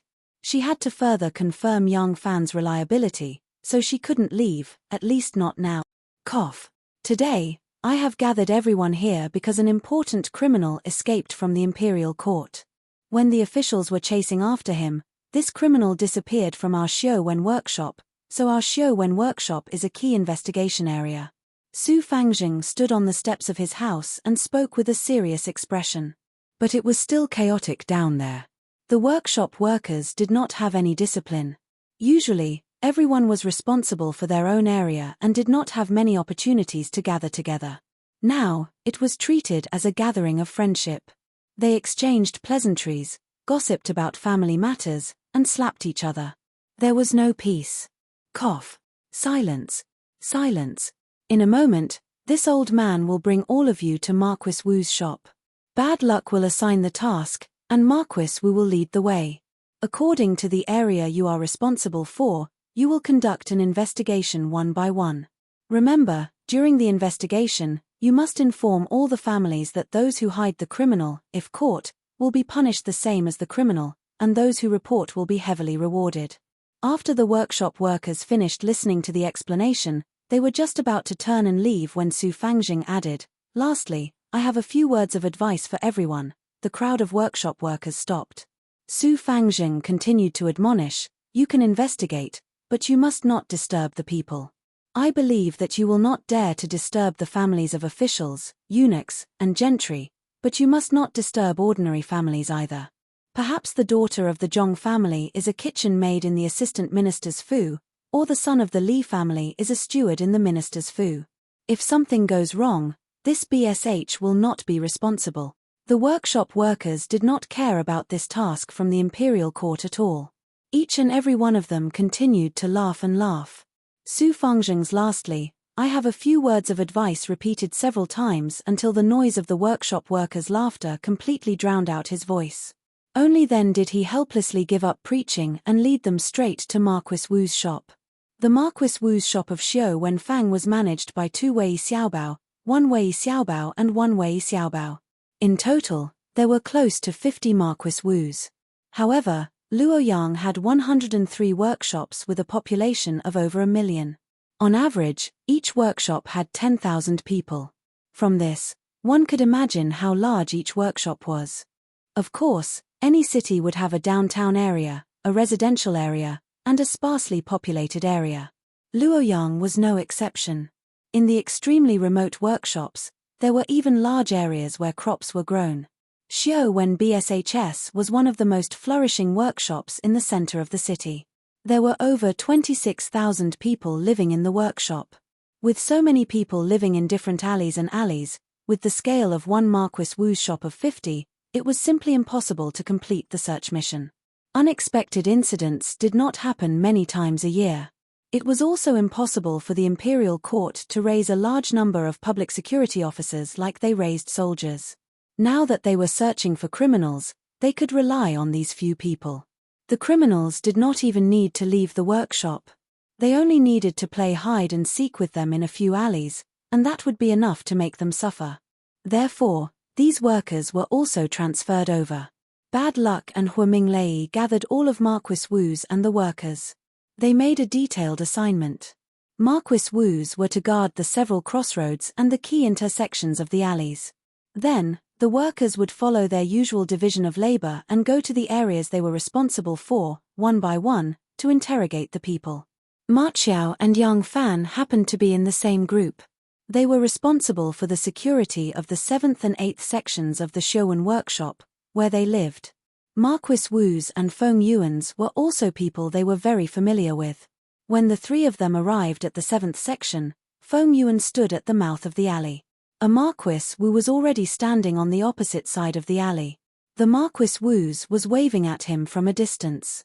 Feng Yuan waved at the opposite side. He said to Ma Qiao and Yang Fan, "The people in this workshop are all fellow villagers. But since the higher-ups have given the order, we have to investigate. The two of you were originally in charge of these two sections.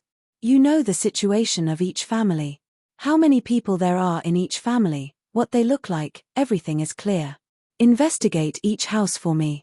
As long as there are strangers or guests, tell them to report to Marquis Wu's shop. In addition, Bad Luck has instructed us not to disturb the residents. If something goes wrong, he himself will not be held responsible." Ma Qiao lazily asked, "Feng Marquis Wu, do we also need to investigate the houses of government officials?" Feng Yuan's face tightened. "The two of you shouldn't be laughing and joking," he said. "We don't know what this criminal has done. But if even the officials of the Ministry of Justice are asking about it, this case must not be a small one. Naturally, we also need to investigate the houses of the government officials. You have to be more attentive. If you really can find any information about this criminal, you and I will both be rewarded. Feng Marquis Wu, you can rest assured that we two brothers will handle this matter." Ma Qiao patted his chest as a guarantee to Feng Yuan. He had just walked a few steps when he softly said to Yang Fan, "Xiongdi, don't be too honest. If the official's house is too high, we'll talk to the steward inside and have him stand at the gate for a while. But don't be too honest. If they are not happy, let's not talk about Feng Yuan, even Bad Luck will not protect you." "Got it." Yang Fan giggled. The two of them, each with a whistle stick, went to the first house. It was a commoner's house. Ma Qiao did not grab the knocker, he only knocked the whistle stick on the door. "Bang, bang, bang," he called out loudly, "Feng Daleng, open the door."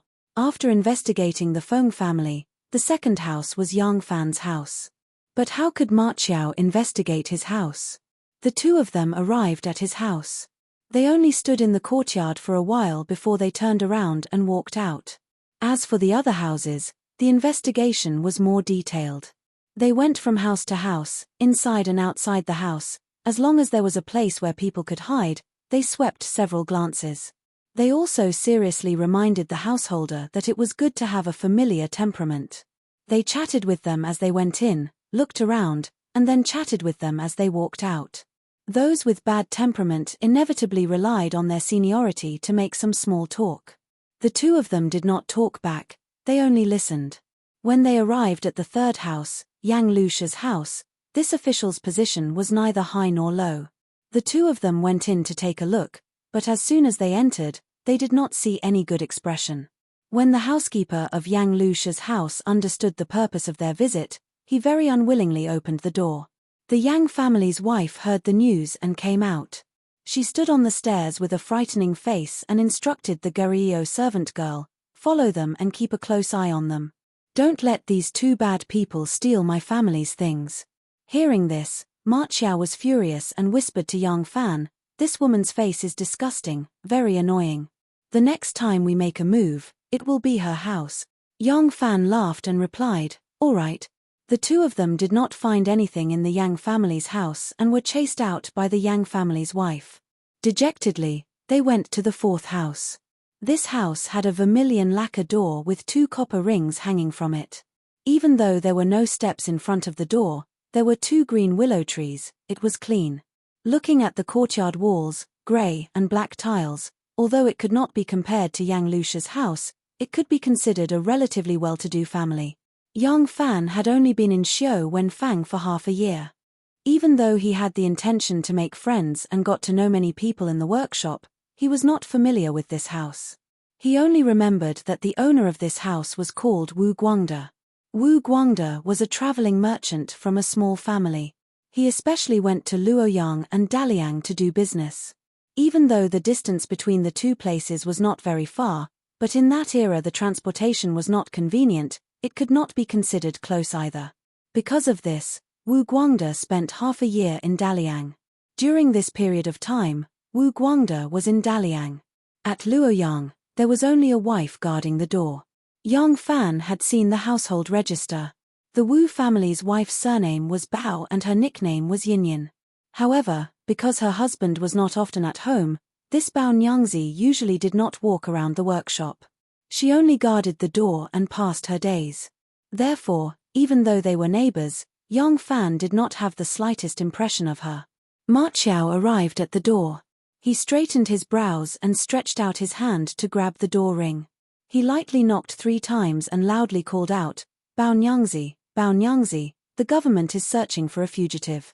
They ordered us to search each house one by one. Open the door and let me and Beta Percy in. We will take a look inside and outside the house and then we will leave. Chapter 21.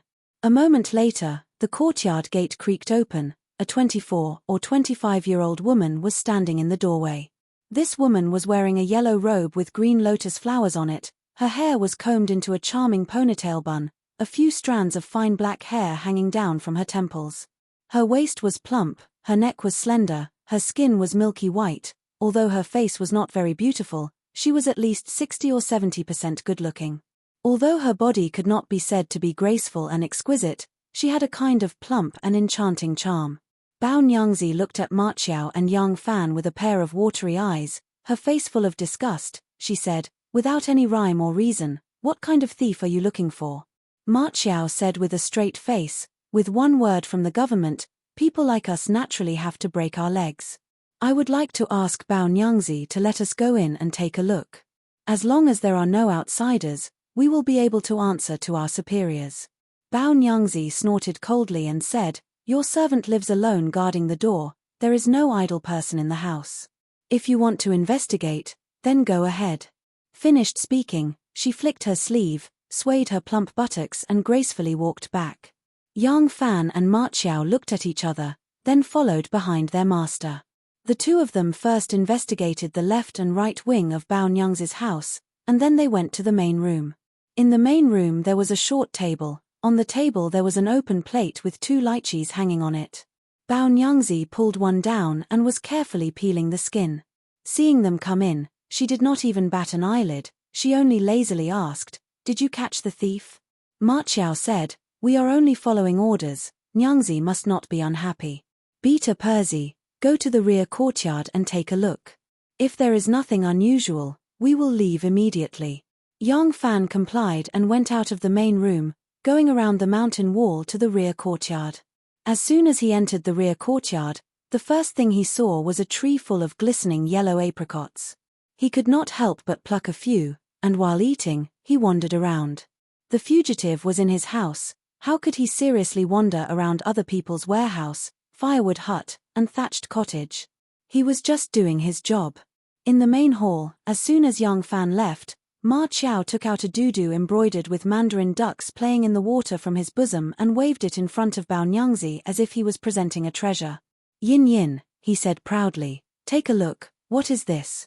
Bao Nyangzi was no longer sitting there pretending, her eyes brightened, she snatched it and said with a smile, "Is this for me?"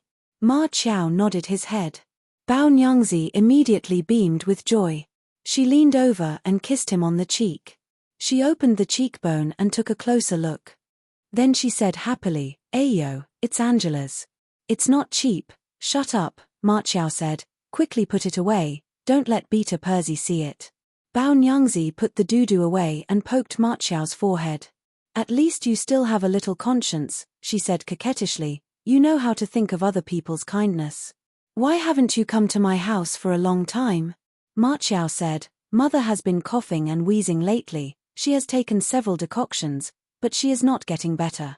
I am worried. How could I dare to spend the night outside? Bao Nyangzi knew that Ma Qiao was a filial son, everything else was fine, but he must not make fun of his parents or complain. I see, she said, why didn't you tell me earlier? When my dead man came back from Daliang, he brought back a kind of loquat cream. He said it is the most effective for treating cough and wheezing. Ma Qiao was delighted. Really? He asked, quickly get some for me. Bao Nyangzi put the doo-doo in her bosom, her watery eyes glanced at him, the corners of her eyes were brimming with love as she said, Beta Percy will be back in a moment, how can I go get it for you? You can come back tonight. Ma Qiao knew that he had not come for many days. This woman was very lonely.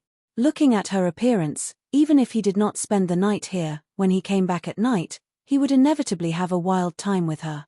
Thinking about this woman's flirtatious attitude, he could not help but feel aroused. He repeatedly nodded and said, all right, it's settled then. By this time young Fan had come back from the rear courtyard. As soon as he passed the mountain wall he called out, Epsilon Majoris there is nothing strange about the rear courtyard, let's go. Ma Qiao pinched Bao Nyang's plump buttocks, which were as plump as honey peaches, and said in a low voice, remember to leave the door open for me tonight. As soon as young Fan came out, Ma Qiao acted as if nothing had happened and went with him to investigate the next house. The two of them continued to investigate, but the result was that the chickens were flying and the dogs were jumping. Out of 10 families, 8 families were scolded. How could these common people have that kind of awareness? As long as they lived their own lives, they did not care what kind of thief the imperial court caught, let alone the families of the government officials. Thief! How could a thief hide in my house? Those with lower-ranking officials spoke sarcastically, those with higher-ranking officials, bang. Their families directly shut the door, giving the two of them the cold shoulder. The two of them searched for a while, but naturally they did not find anything. The two of them hurried back to the alley to report to Marquis Wu and Feng Yuan. Feng Yuan was leaning on his whistle stick and yawning, his eyes were brimming with tears. This servant did not expect that the flying thief, whom even the Ministry of Justice's martial art experts could not catch, would fall into his hands, or appear in his own jurisdiction. As soon as he heard there was nothing to be found, he immediately dragged his whistle stick and lazily went back to report to bad luck. Ma Qiao and young Fan also went to find Su Fangjing to inform him, and then they also reported their work. Young Fan saw that the workshop attendants, Marquis Wu and the others, were not very careful, so he felt relieved. Young Fan returned to his own house. As soon as he entered, he was shocked. The room was bright and clean, it did not look like his dog kennel at all. He thought that he had entered the wrong house, so he quickly retreated. When he turned around to look at the courtyard, he could not help but feel a little dazed. Nothing in the courtyard had changed. The messy chicken nest in the corner had been left behind for a long time, the position of the wooden bucket by the well, the pig hair by the small ditch when he brushed his teeth in the morning. A trace of doubt flashed through young Fan's eyes. He turned around again and gently opened the door to take a closer look. Yes, this was his room. There were all kinds of furniture in the room. Nothing was missing, but some of them were stacked, some of them were in different positions, and some of them had been wiped clean of oil and dirt. As a result, the cobwebs and dust on the window brightened, the oil stains on the table completely disappeared, revealing the original color of the wood. The cockroach paradise in the corner was also gone. The pile of chicken bones, pig bones, and sheep bones that were gnawed clean disappeared without a trace, and the wooden floor was spotless. It was not until today that young Fan realized that the floor under his feet was light yellow wood. When he looked down, he could see the faint wood grain on the wood. The set of rough porcelain tableware that he had bought when he had just settled down had long been stuffed somewhere. Now, they were neatly placed on the cabinet, glowing. The wrinkled bedsheets on the bed were now as smooth as a mirror, and the quilt that was originally twisted into a twist was now folded into a tofu block. This bachelor looked at his room in awe. Although the bedsheets had not been washed, just by tidying them up, the clean and tidy feeling was completely different. After admiring for a long time, Yang Fan found that the back door was half open, so he subconsciously went over, gently pushed open the back door, and poked his head out. The backyard was also brand new. He almost never came to this place before, because there was almost no place to step in the yard. But now, the yard was clean, and he did not know where the messy things on the ground had gone. The dying cherry tree in the corner of the yard, which was covered with vines and weeds, had also been cleaned up and stood tall. He saw that the corner of the wall had been partitioned with wooden boards, and those messy things had been placed inside. In front of the door of the hut that was originally used as a firewood shed, Tin Aino had already put on a green shirt and a green apron around her. She also had a green handkerchief wrapped around her head to keep out the dust, and there was a wooden bucket next to her. Yang Fan looked at her unique apron in amazement. It looked vaguely familiar. After looking at it for a long time, he finally recognized that the cloth that Tin Aino had mistaken for a green handkerchief and apron was part of his bedsheet. His so-called bedsheet was just a piece of green cloth. There was no sewing or cutting. When he bought it, he just put it on the couch, and the parts that were too long were tucked under the couch. At this moment, they had been cut off and turned into Tin Aino's head-wrapping cloth and dress. Yang Fan looked at the little maid in front of him in amazement. He said in surprise, "The people outside are investigating your whereabouts. Instead of hiding, you actually tidied up the room." Tin Aino rolled her eyes at him and said, "If they really found your house, I would naturally slip out and hide in your house. There's only so much space in the house, how could I hide someone?" Yang Fan couldn't help but be speechless. Looking at the neat little courtyard, he said, "You still have a wound on your shoulder. Did you tidy up this room and this little courtyard?" Tin Aino said, "If it wasn't me, who else could it be?" Yang Fan looked left and right, and then poked his head out to look at the firewood shed behind Tin Aino. Was this still a firewood shed? The little room was neat and tidy.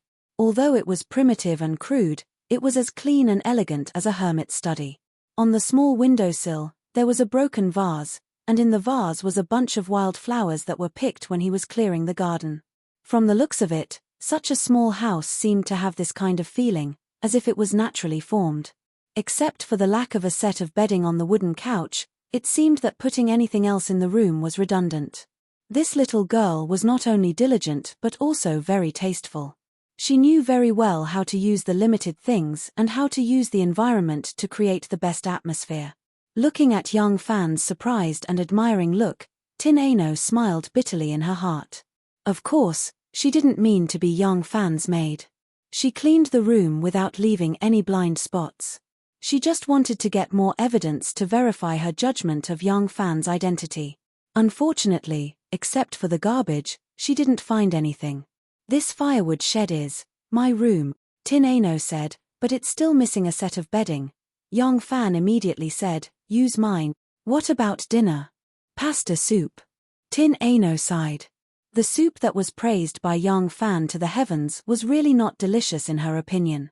Yang Fan seemed to be a little embarrassed. Seeing the house was so clean, he felt that he owed her something, so he said, I will find time to go to Nan City tomorrow to buy some ingredients. I don't know how to cook. If you don't like pasta soup, just pick something that you like." Looking at the state of the house, he couldn't help but look forward to Tin Aino's cooking. The feeling of having a woman in the house seemed to be really good.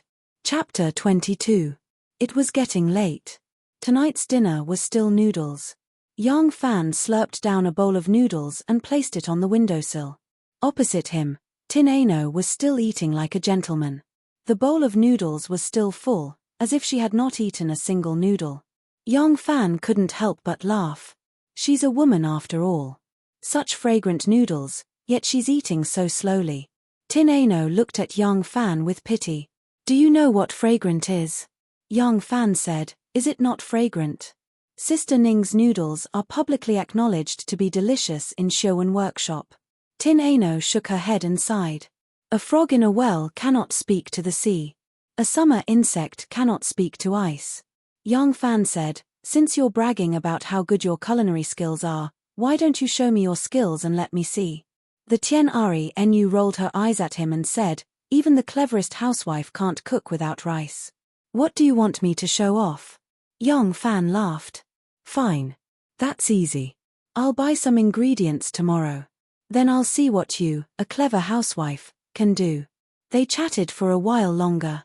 The faint sound of clappers could be heard from the street. It seemed to be the second watch of the night. Tin Ano stood up. I can't talk to you anymore. I'm going back to rest. Young Fan also stood up. You sleep. I'm going out for a walk. Tin Ano asked warily, where are you going? Young Fan said, I'm going to play the leaves card. Otherwise, how will I buy chicken, duck, fish, and meat tomorrow? Your luck is very good. Haha, if you want to change things tomorrow, you'd better pray that my luck is very good. Young Fan went out of the door of his small courtyard and stood at the door for a moment.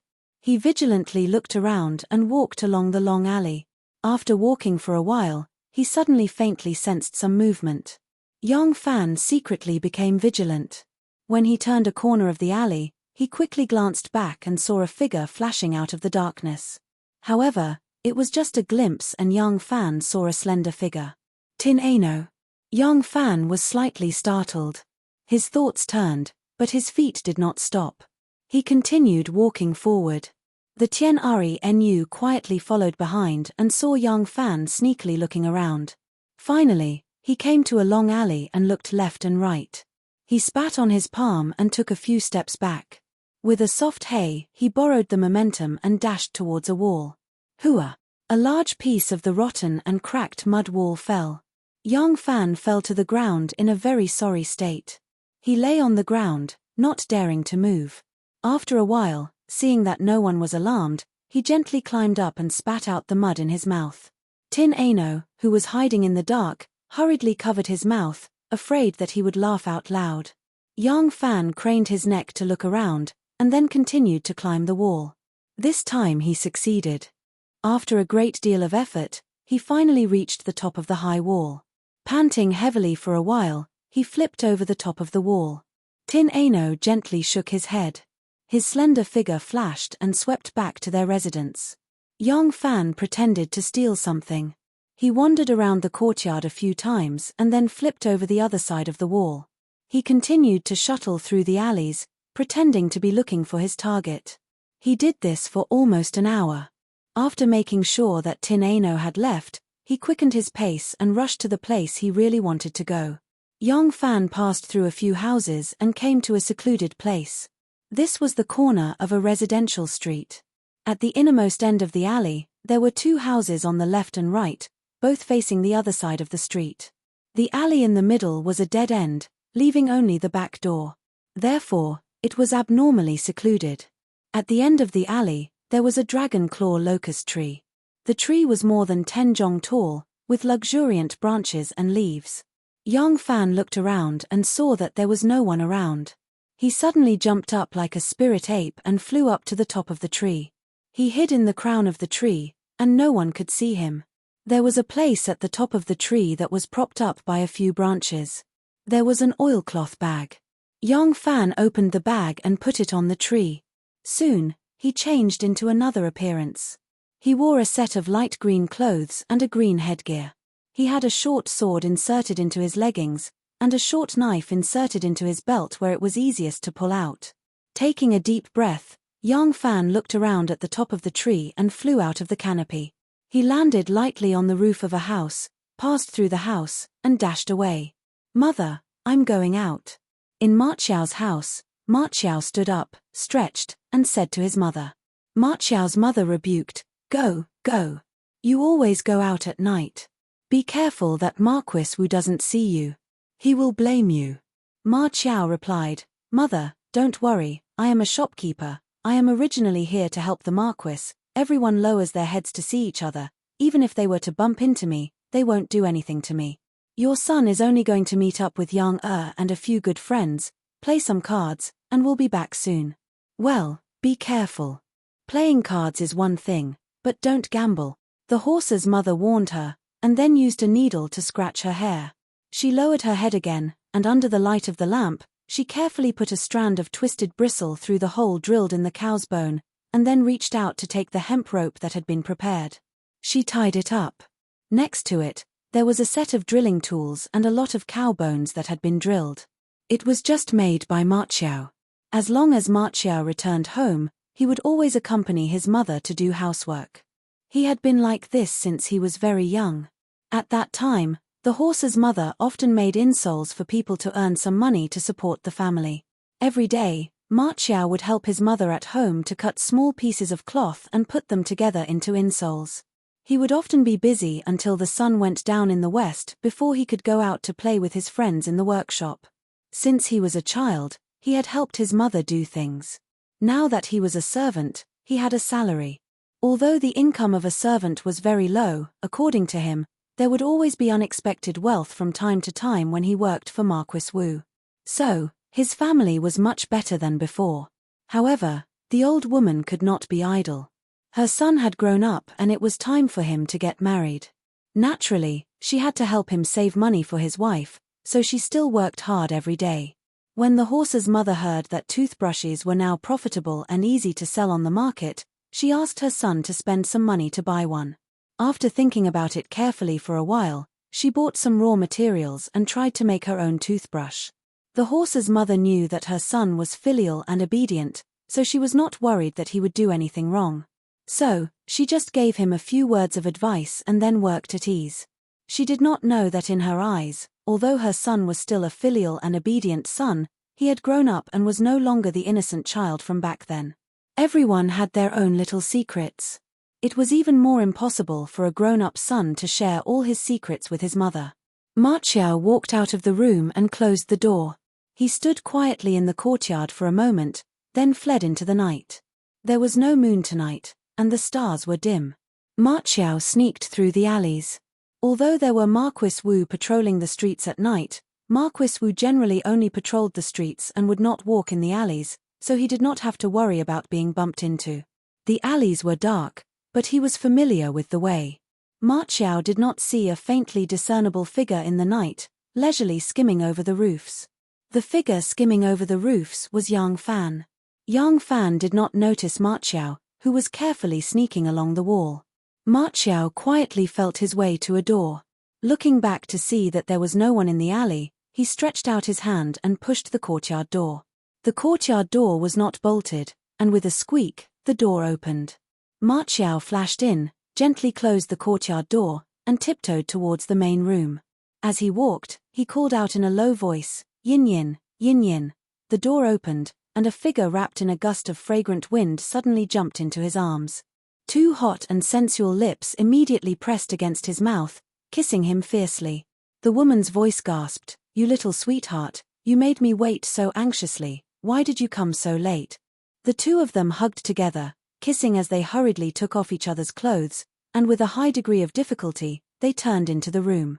As the door closed, a piece of robe behind Ma Qiao's buttocks was caught in the gap of the door. Following a woman's delicate moan, that piece of robe disappeared with a swoosh. In a short while, the creaking of the bed, the crackling sound of bodies hitting each other, and intermittent, fragmented, and indecipherable moans came faintly from the room. The dry firewood was burning fiercely. Humph humph, humph humph. This was not the sound of a pig, but Ma Qiao's unique laughter that was different from ordinary people. Yang Fan quietly appeared in the Xie Guan Yamen. The Xie Guan Yamen was also the Ministry of War of the Tang dynasty. Yang Fan quietly waited in the shadow of the corner, waiting for the group of patrolling soldiers to pass by. Then he turned into a wisp of smoke and suddenly flashed into the shadow of the long corridor. His feet touched the ground slightly and he flew out like a bird, along the long corridor. His feet did not touch the dust, and disappeared at the end of the long corridor, like a ghost. This was not the first time he came to the Ministry of War, and he was already very familiar with the terrain here. Yang Fan easily snuck into the back yamen, escaped into a relatively desolate courtyard, flipped over and swept into the courtyard, looked back, then got up, leapt to the railing on the second floor, stretched out his hand and nimbly flipped over. The imperial court had limitless power, but if they wanted to do something, they would not be able to see through the 9 earths, just like an assassin hiding in the vast sea of people. Even if it was just Luo Yang, they would not have the ability to dig 3 feet into the ground to find the assassin. They would even need to use Wu Hu and the workshop workers to be able to complete a search of the entire city. Similarly, if an ant living under the 9 earths wanted to peek at the news of the imperial court above the 9 heavens, or even the news that was a top secret among the many officials in the imperial court, it was also an impossible task. Young Fan only had one clue, and that was the ruthless official with concave eyes and a hawk nose. This person wore a cyan official robe back then, and he was only an 8th or 9th level official. It was impossible for Young Fan to draw a picture and post it in the streets and alleys to search for him, and it was impossible for him to hold that person's portrait and ask people all over the street, and it was even more impossible for him to sneak into the mansions of the officials of the Tang dynasty one by one to spy on their appearance. With this clue, the hope was too slim. Moreover, over the years, with the gradual centralization of power by Empress Wu, the officials in the imperial court rose and fell, and too many officials were demoted or even killed because of the failure in the power struggle. Who knew if the cyan-robed official was now rising, banished to the frontier, or beheaded? Even though that minor official had already been sent to another place to become an official, he could no longer investigate him. Thus, even though Young Fan's deepest impression was of that cruel official's appearance, he did not focus his investigation on finding that person. Instead, he began with that army. To find an 8th or 9th level official with deep lines was like looking for a needle in a haystack, but to find an imperial army that left the capital on official business was much easier. From the vast and numerous bundles of files and official letters, it was always possible to find some clues. The place Young Fan snuck into was the treasury of the Ministry of War, where official letters and documents were kept. More than 300 imperial guards left the capital on official business. If the movement of so many people was under orders from the imperial court, the Ministry of War would certainly have a record. If the order to massacre the village did not come from the imperial court, then the movement of so many people out of the capital would have to find an excuse for official business, and it would also have to go through the Ministry of War.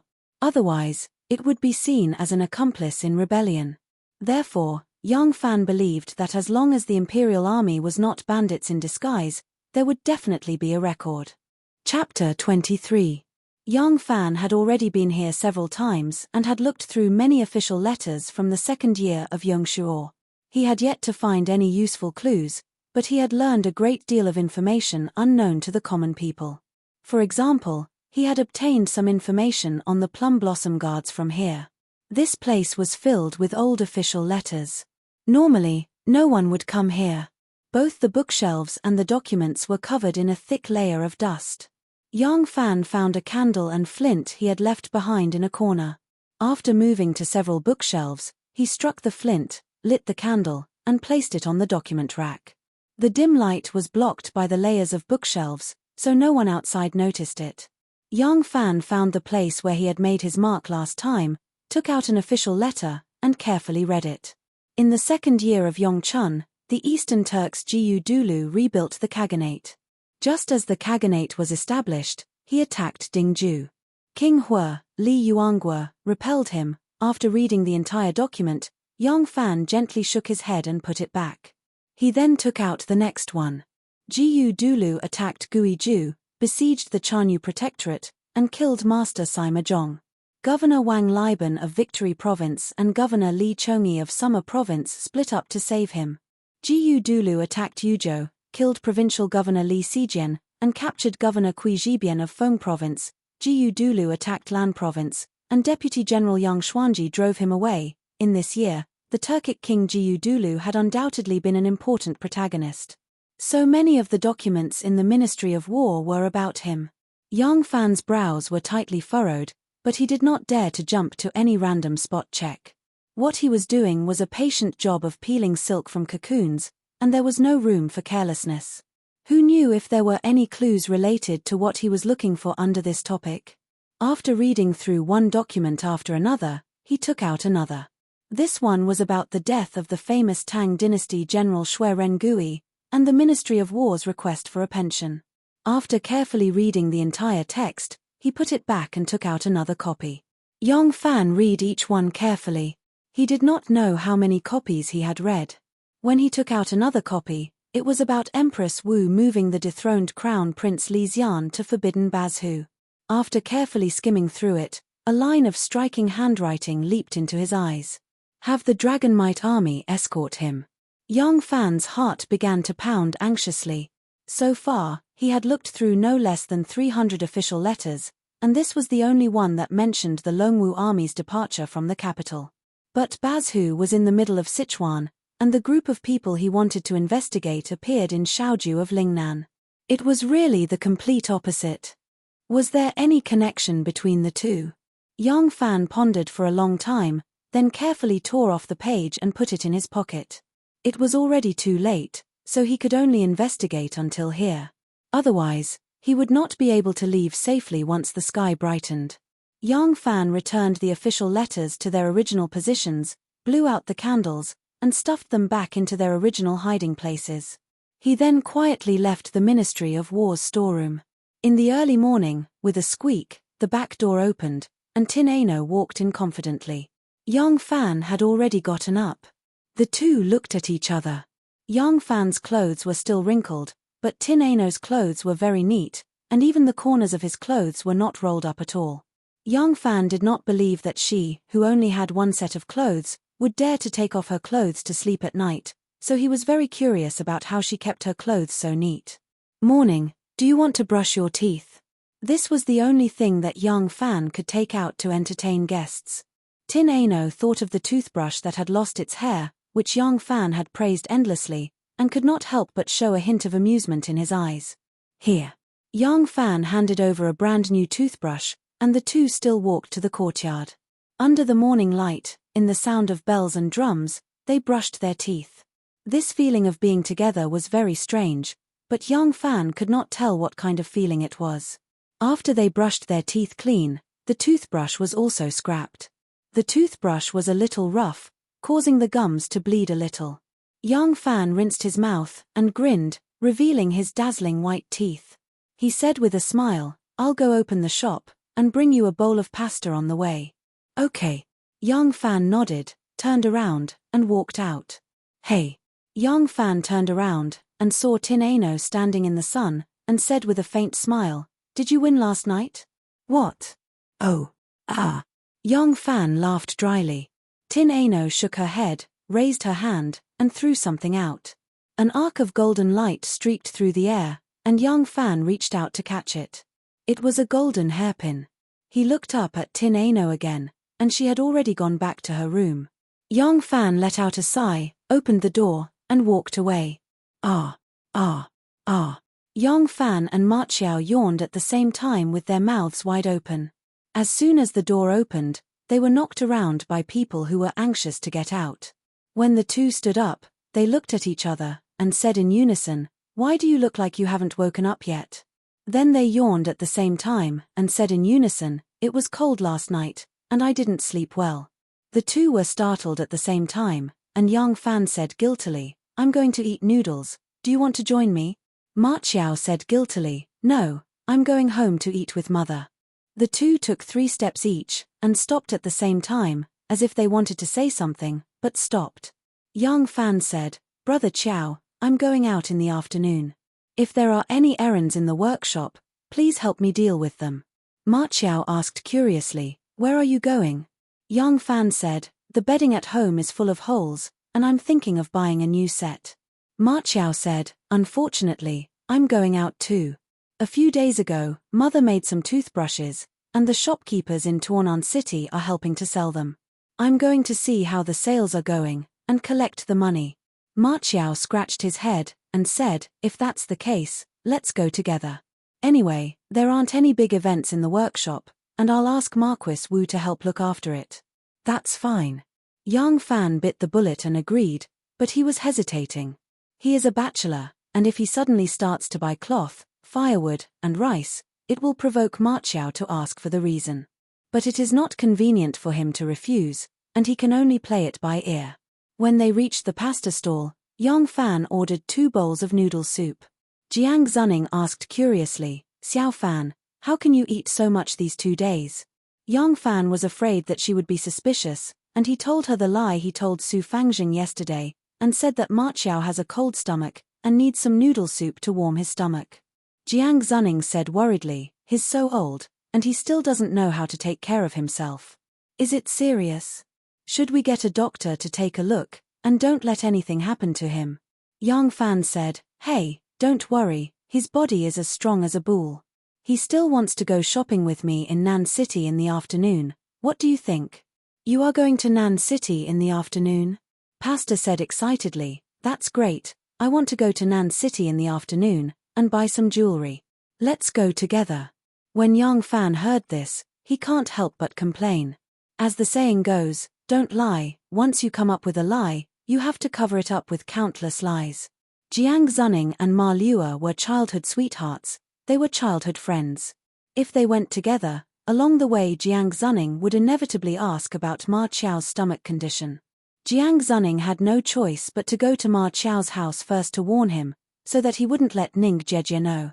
After breakfast, Yang Fan brought another bowl of pasta home to give to Tin Ano, and then hurried to Ma Qiao's house. Ma Qiao's mother had already finished her breakfast, but Ma Qiao was a big eater. He had already filled his third bowl of porridge and was still slurping away.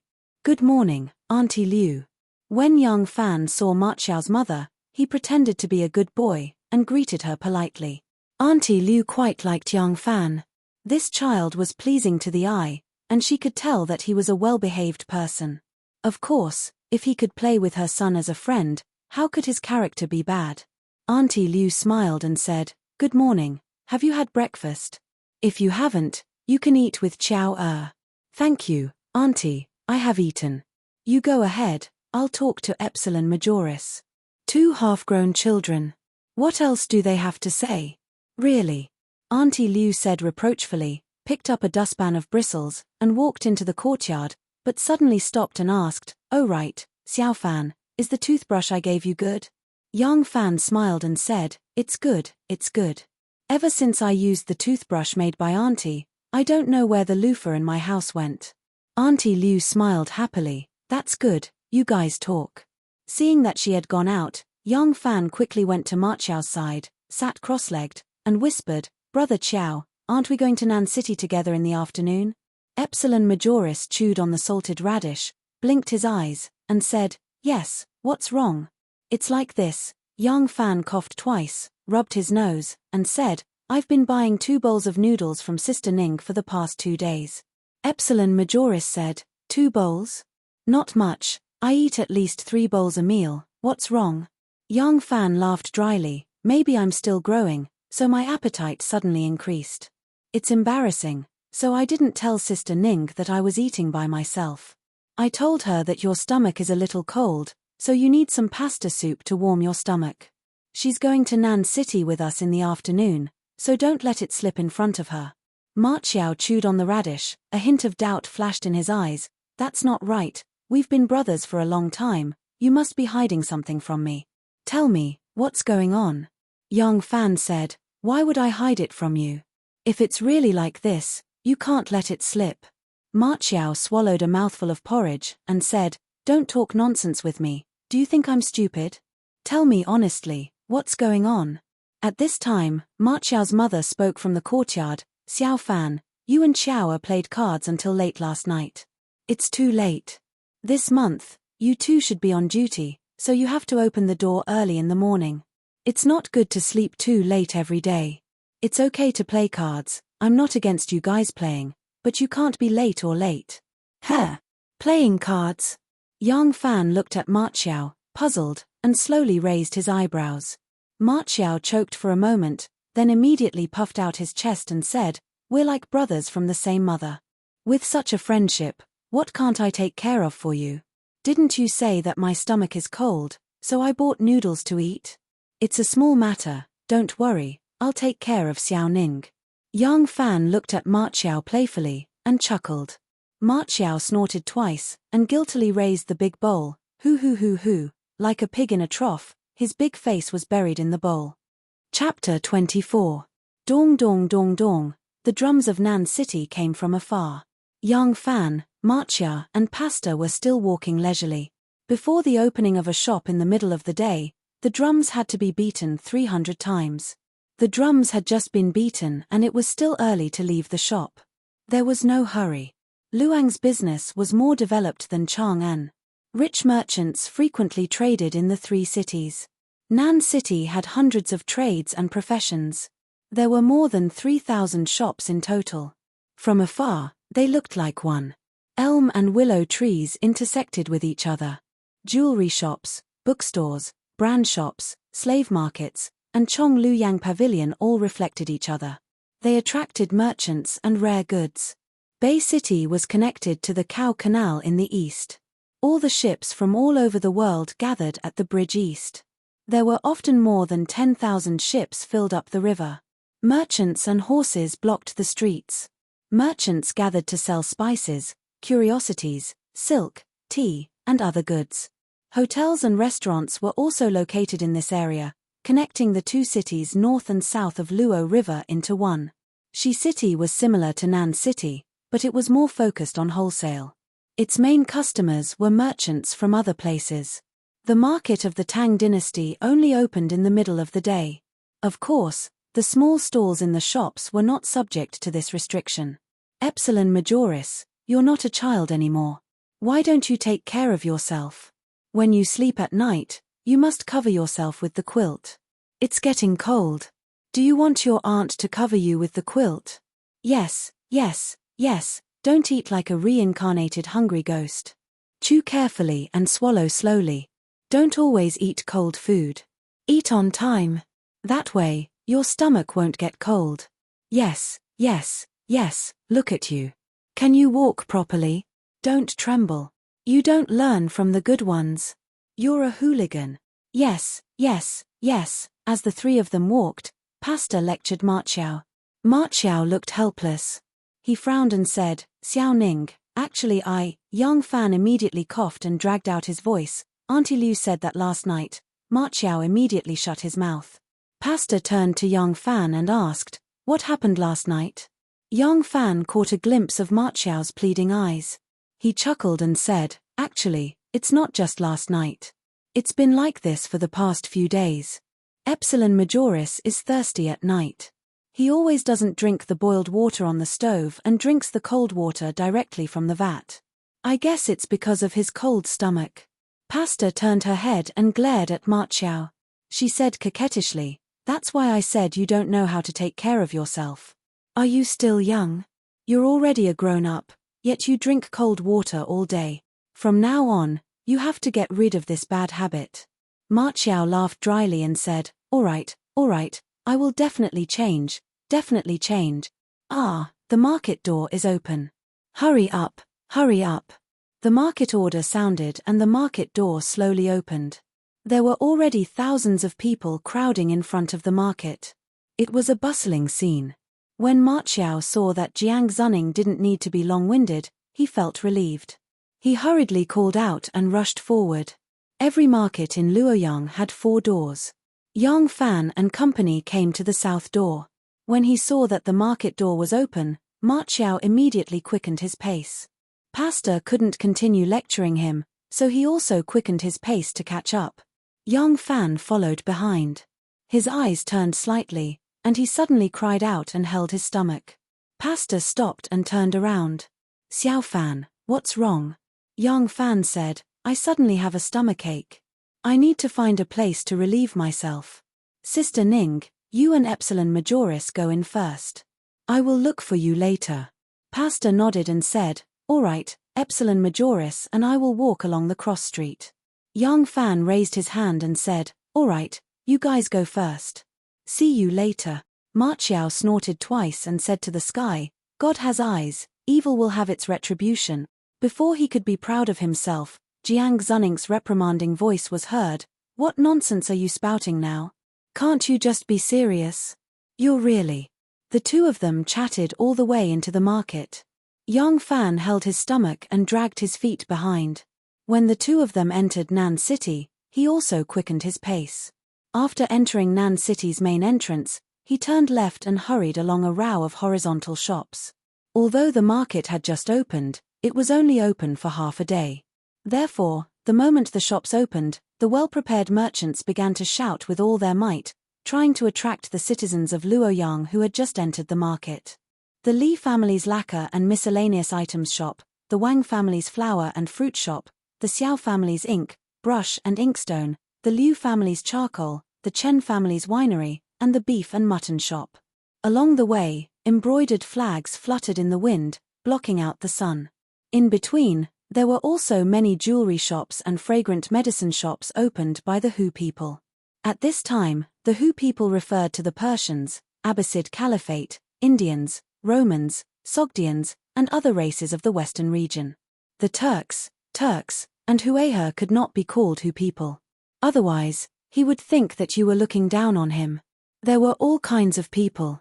Officials, gentry, ladies, concubines, peddlers, pawns, Chinese, and Hu people. There were people on horseback, in carriages, and on foot. They all went their own way. As far as the eye could see, there were many beauties. Even if one did not want to buy anything, they could just stroll around and look at the beauties. However, one would not be able to see the charming scene of a city full of steamed buns here. This was because there were only two types of women who could wear open-necked dresses in two different places. One type was noble women and the daughters of ministers. They could be worn in mansions and the palace. The other type was the singing and dancing dress. They could be worn in brothels.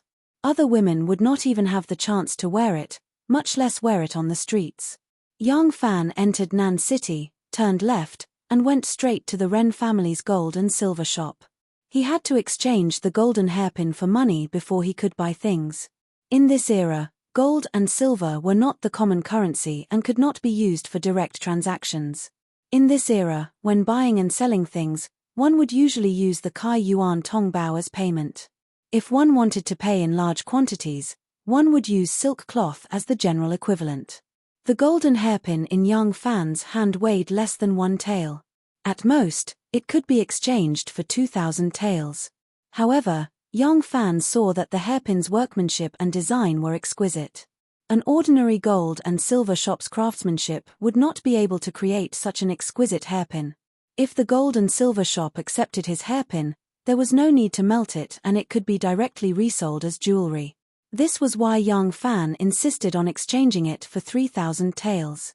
The store manager, Honest Ren, belittled the quality of the gold and ridiculed the workmanship. After speaking for a long time, Yang Fan did not say much. He only smiled and said, "Manager Ren, it's fine if you only want to exchange it for 2,000 taels. However, you have to forge this hairpin into gold in front of me." Honest Ren picked up the hammer without another word and raised it high above his head.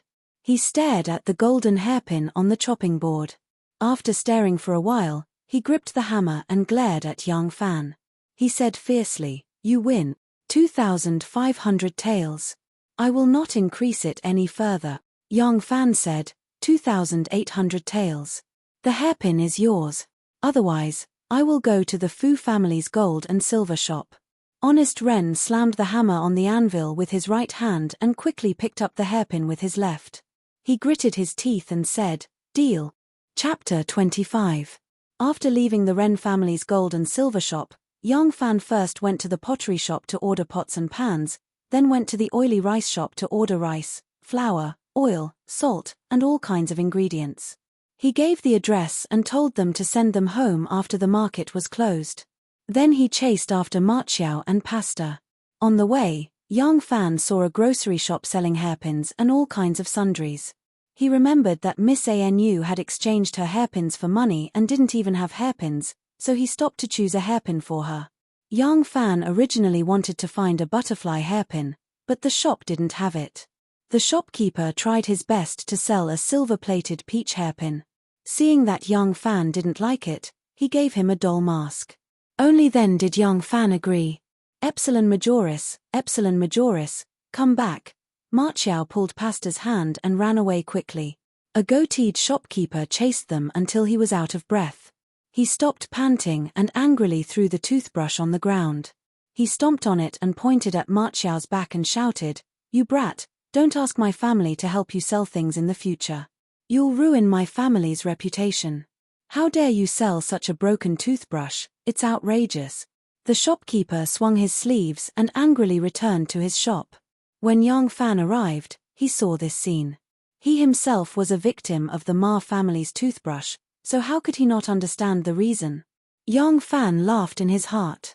He quickly put on the mask and caught up with Ma Qiao. He patted his shoulder and shouted, "Where are you going?" Ma Qiao turned his head and saw a chubby baby with a cheeky smile on his face. He couldn't help but jump in fright. Yang Fan took off his mask and Ma Qiao heaved a sigh of relief. Yang Fan laughed. "What's wrong?" "Like a stray dog." Ma Qiao gloomily said, "I just went to shopkeeper Ding's shop to ask about the sales of toothbrushes. Who would have thought that when he saw me, he would fly into a rage. He said that the toothbrushes in my shop are too terrible. Some customers bought them and brushed their mouths with blood. Furthermore, they shed hair the moment they used them. Not only did they shed hair, but they also had a strong smell." Yang Fan looked at his dejected look and comforted him. "This plan won't work. Just find another way to make money. Why are you so depressed?" Ma Qiao said, "I don't care. I'm just worried about Mother. Mother wants to do some business to make money for me to marry. But no matter what business she does, she loses. This time, our family spent a lot of money to buy materials. Now that we can't sell these toothbrushes, not only did we not make money, we also lost money. I'm afraid that Mother will be sad and hurt her health." Her cheeks were red from all the running.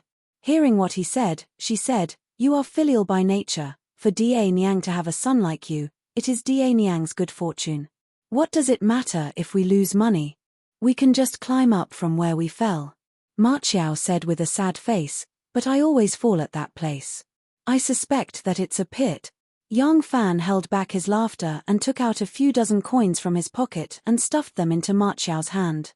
He said, "Take this money back and make me happy. Since you came today, you can take a stroll around the market. See if there are any small things that can make money and your family can make them. When you come back, you can start a new business." Ma Qiao quickly pushed the money back and said, "That won't do. You are alone in Luoyang without any relatives or friends. It's not easy to save up some money for emergencies. How can I take it?" Yang Fan said, "Who said I don't have relatives or friends? Sister Ning is my elder sister. Aren't you my brother? Don't tell me you don't recognize me as your brother." This, Ma Qiao thought about how disappointed his mother would be after learning the truth. He could only put on a bashful face and put away the money. He pulled Yang Fan to the side and whispered, "Let's do it again another day. This time, everything we get will belong to you." Yang Fan said with a smile, "All right, let's do it that way." Pastor looked at them and said, "There's nothing good to say behind someone's back. What are you two talking about?" Ma Qiao said, "Words between men. If I really told you, you wouldn't listen." Pastor snorted and raised his head, saying, "Let's go. Don't ramble. I haven't seen the headgear yet." Yang Fan said with a smile, "Let's go. Let's accompany Sister Ning to look at the headgear first. Also, the bedding and bedsheets at my house have been gnawed by the rats.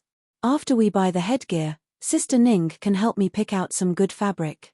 The three of them chatted and laughed as they walked forward. Jiang Zuning suddenly stopped in front of a headgear shop. Ma Qiao looked at the shop's front and said to Jiang Zuning, "Little Ning, let's not look at this shop. This kind of place is not something we can afford." The shop's front was very grand. With one look, one could tell that it was a place that sold top-notch headgear. But Jiang Zuning still stood there, motionless. His expression was somewhat strange. Yang Fan and Ma Qiao looked at each other and felt that something was wrong. They followed Jiang Zuning's gaze and looked into the shop. They saw a noble woman shopping in the shop. This woman had glossy black hair that was combed into a crow-S-man bun. She wore a small-sleeved green gown with a light pink half-sleeve. Her shoulders were draped with a white embroidered muslin cloth. She wore a bright red tunic skirt and a pair of dark green shoes. Looking at her age, she was about 30 years old. Her looks could only be considered below average and her body had already put on weight. Accompanying her was a man who wore a black muslin scarf on his head. There was also a silk hairpin inserted at the foot of his hair. He wore a round-collared shirt with large sleeves. Looking at his age, he looked to be about 27 or 28 years old. This man had delicate features and a thin layer of powder on his face. Below his chin was a neatly trimmed beard. He looked to be full of spirit and could be considered a handsome man. The middle-aged woman was picking out headgear. The man stood by her ear and intimately whispered something, as if he was commenting on the jewelry she had picked out. In the Tang dynasty, the most popular jewelry was hair ornaments and bracelets. As for necklaces, rings, earrings, and the like, they were not popular. The woman picked out a buyao with gold beads. The man laughed and said something in her ear, making the woman laugh. She coquettishly hit him. On the man's shoulder, there was a cat-like animal. It was much bigger than a cat. Its whole body was red with many spots. Its thick and long claws were tightly clasped on the man's shoulder. Its ears were pricked up as it looked left and right. When it saw its mistress hit the man, it bared its sharp teeth and raised its small claws to slap the man's head, making the woman laugh. This was a lynx. It was often kept as a pet by nobles. If it was brought along when hunting, it would be even more alert than a hunting dog. Its speed was as fast as the wind. Its common name was flying on the grass. Yang Fan looked at Jiang Zuning's expression and said in a low voice, "Sister Ning, do you know that man?" Jiang Zuning's expression was very ugly. He replied in a low voice, "That man is called Liu Junfan." Yang Fan asked curiously, "Liu Junfan? Who is he?" Ma Qiao's expression suddenly changed. He said, "Liu Junfan? Your fiancé? The man who is going to marry you at the end of the year is him?" Jiang Zuning nodded silently. He had bitten his lips so hard that they turned white.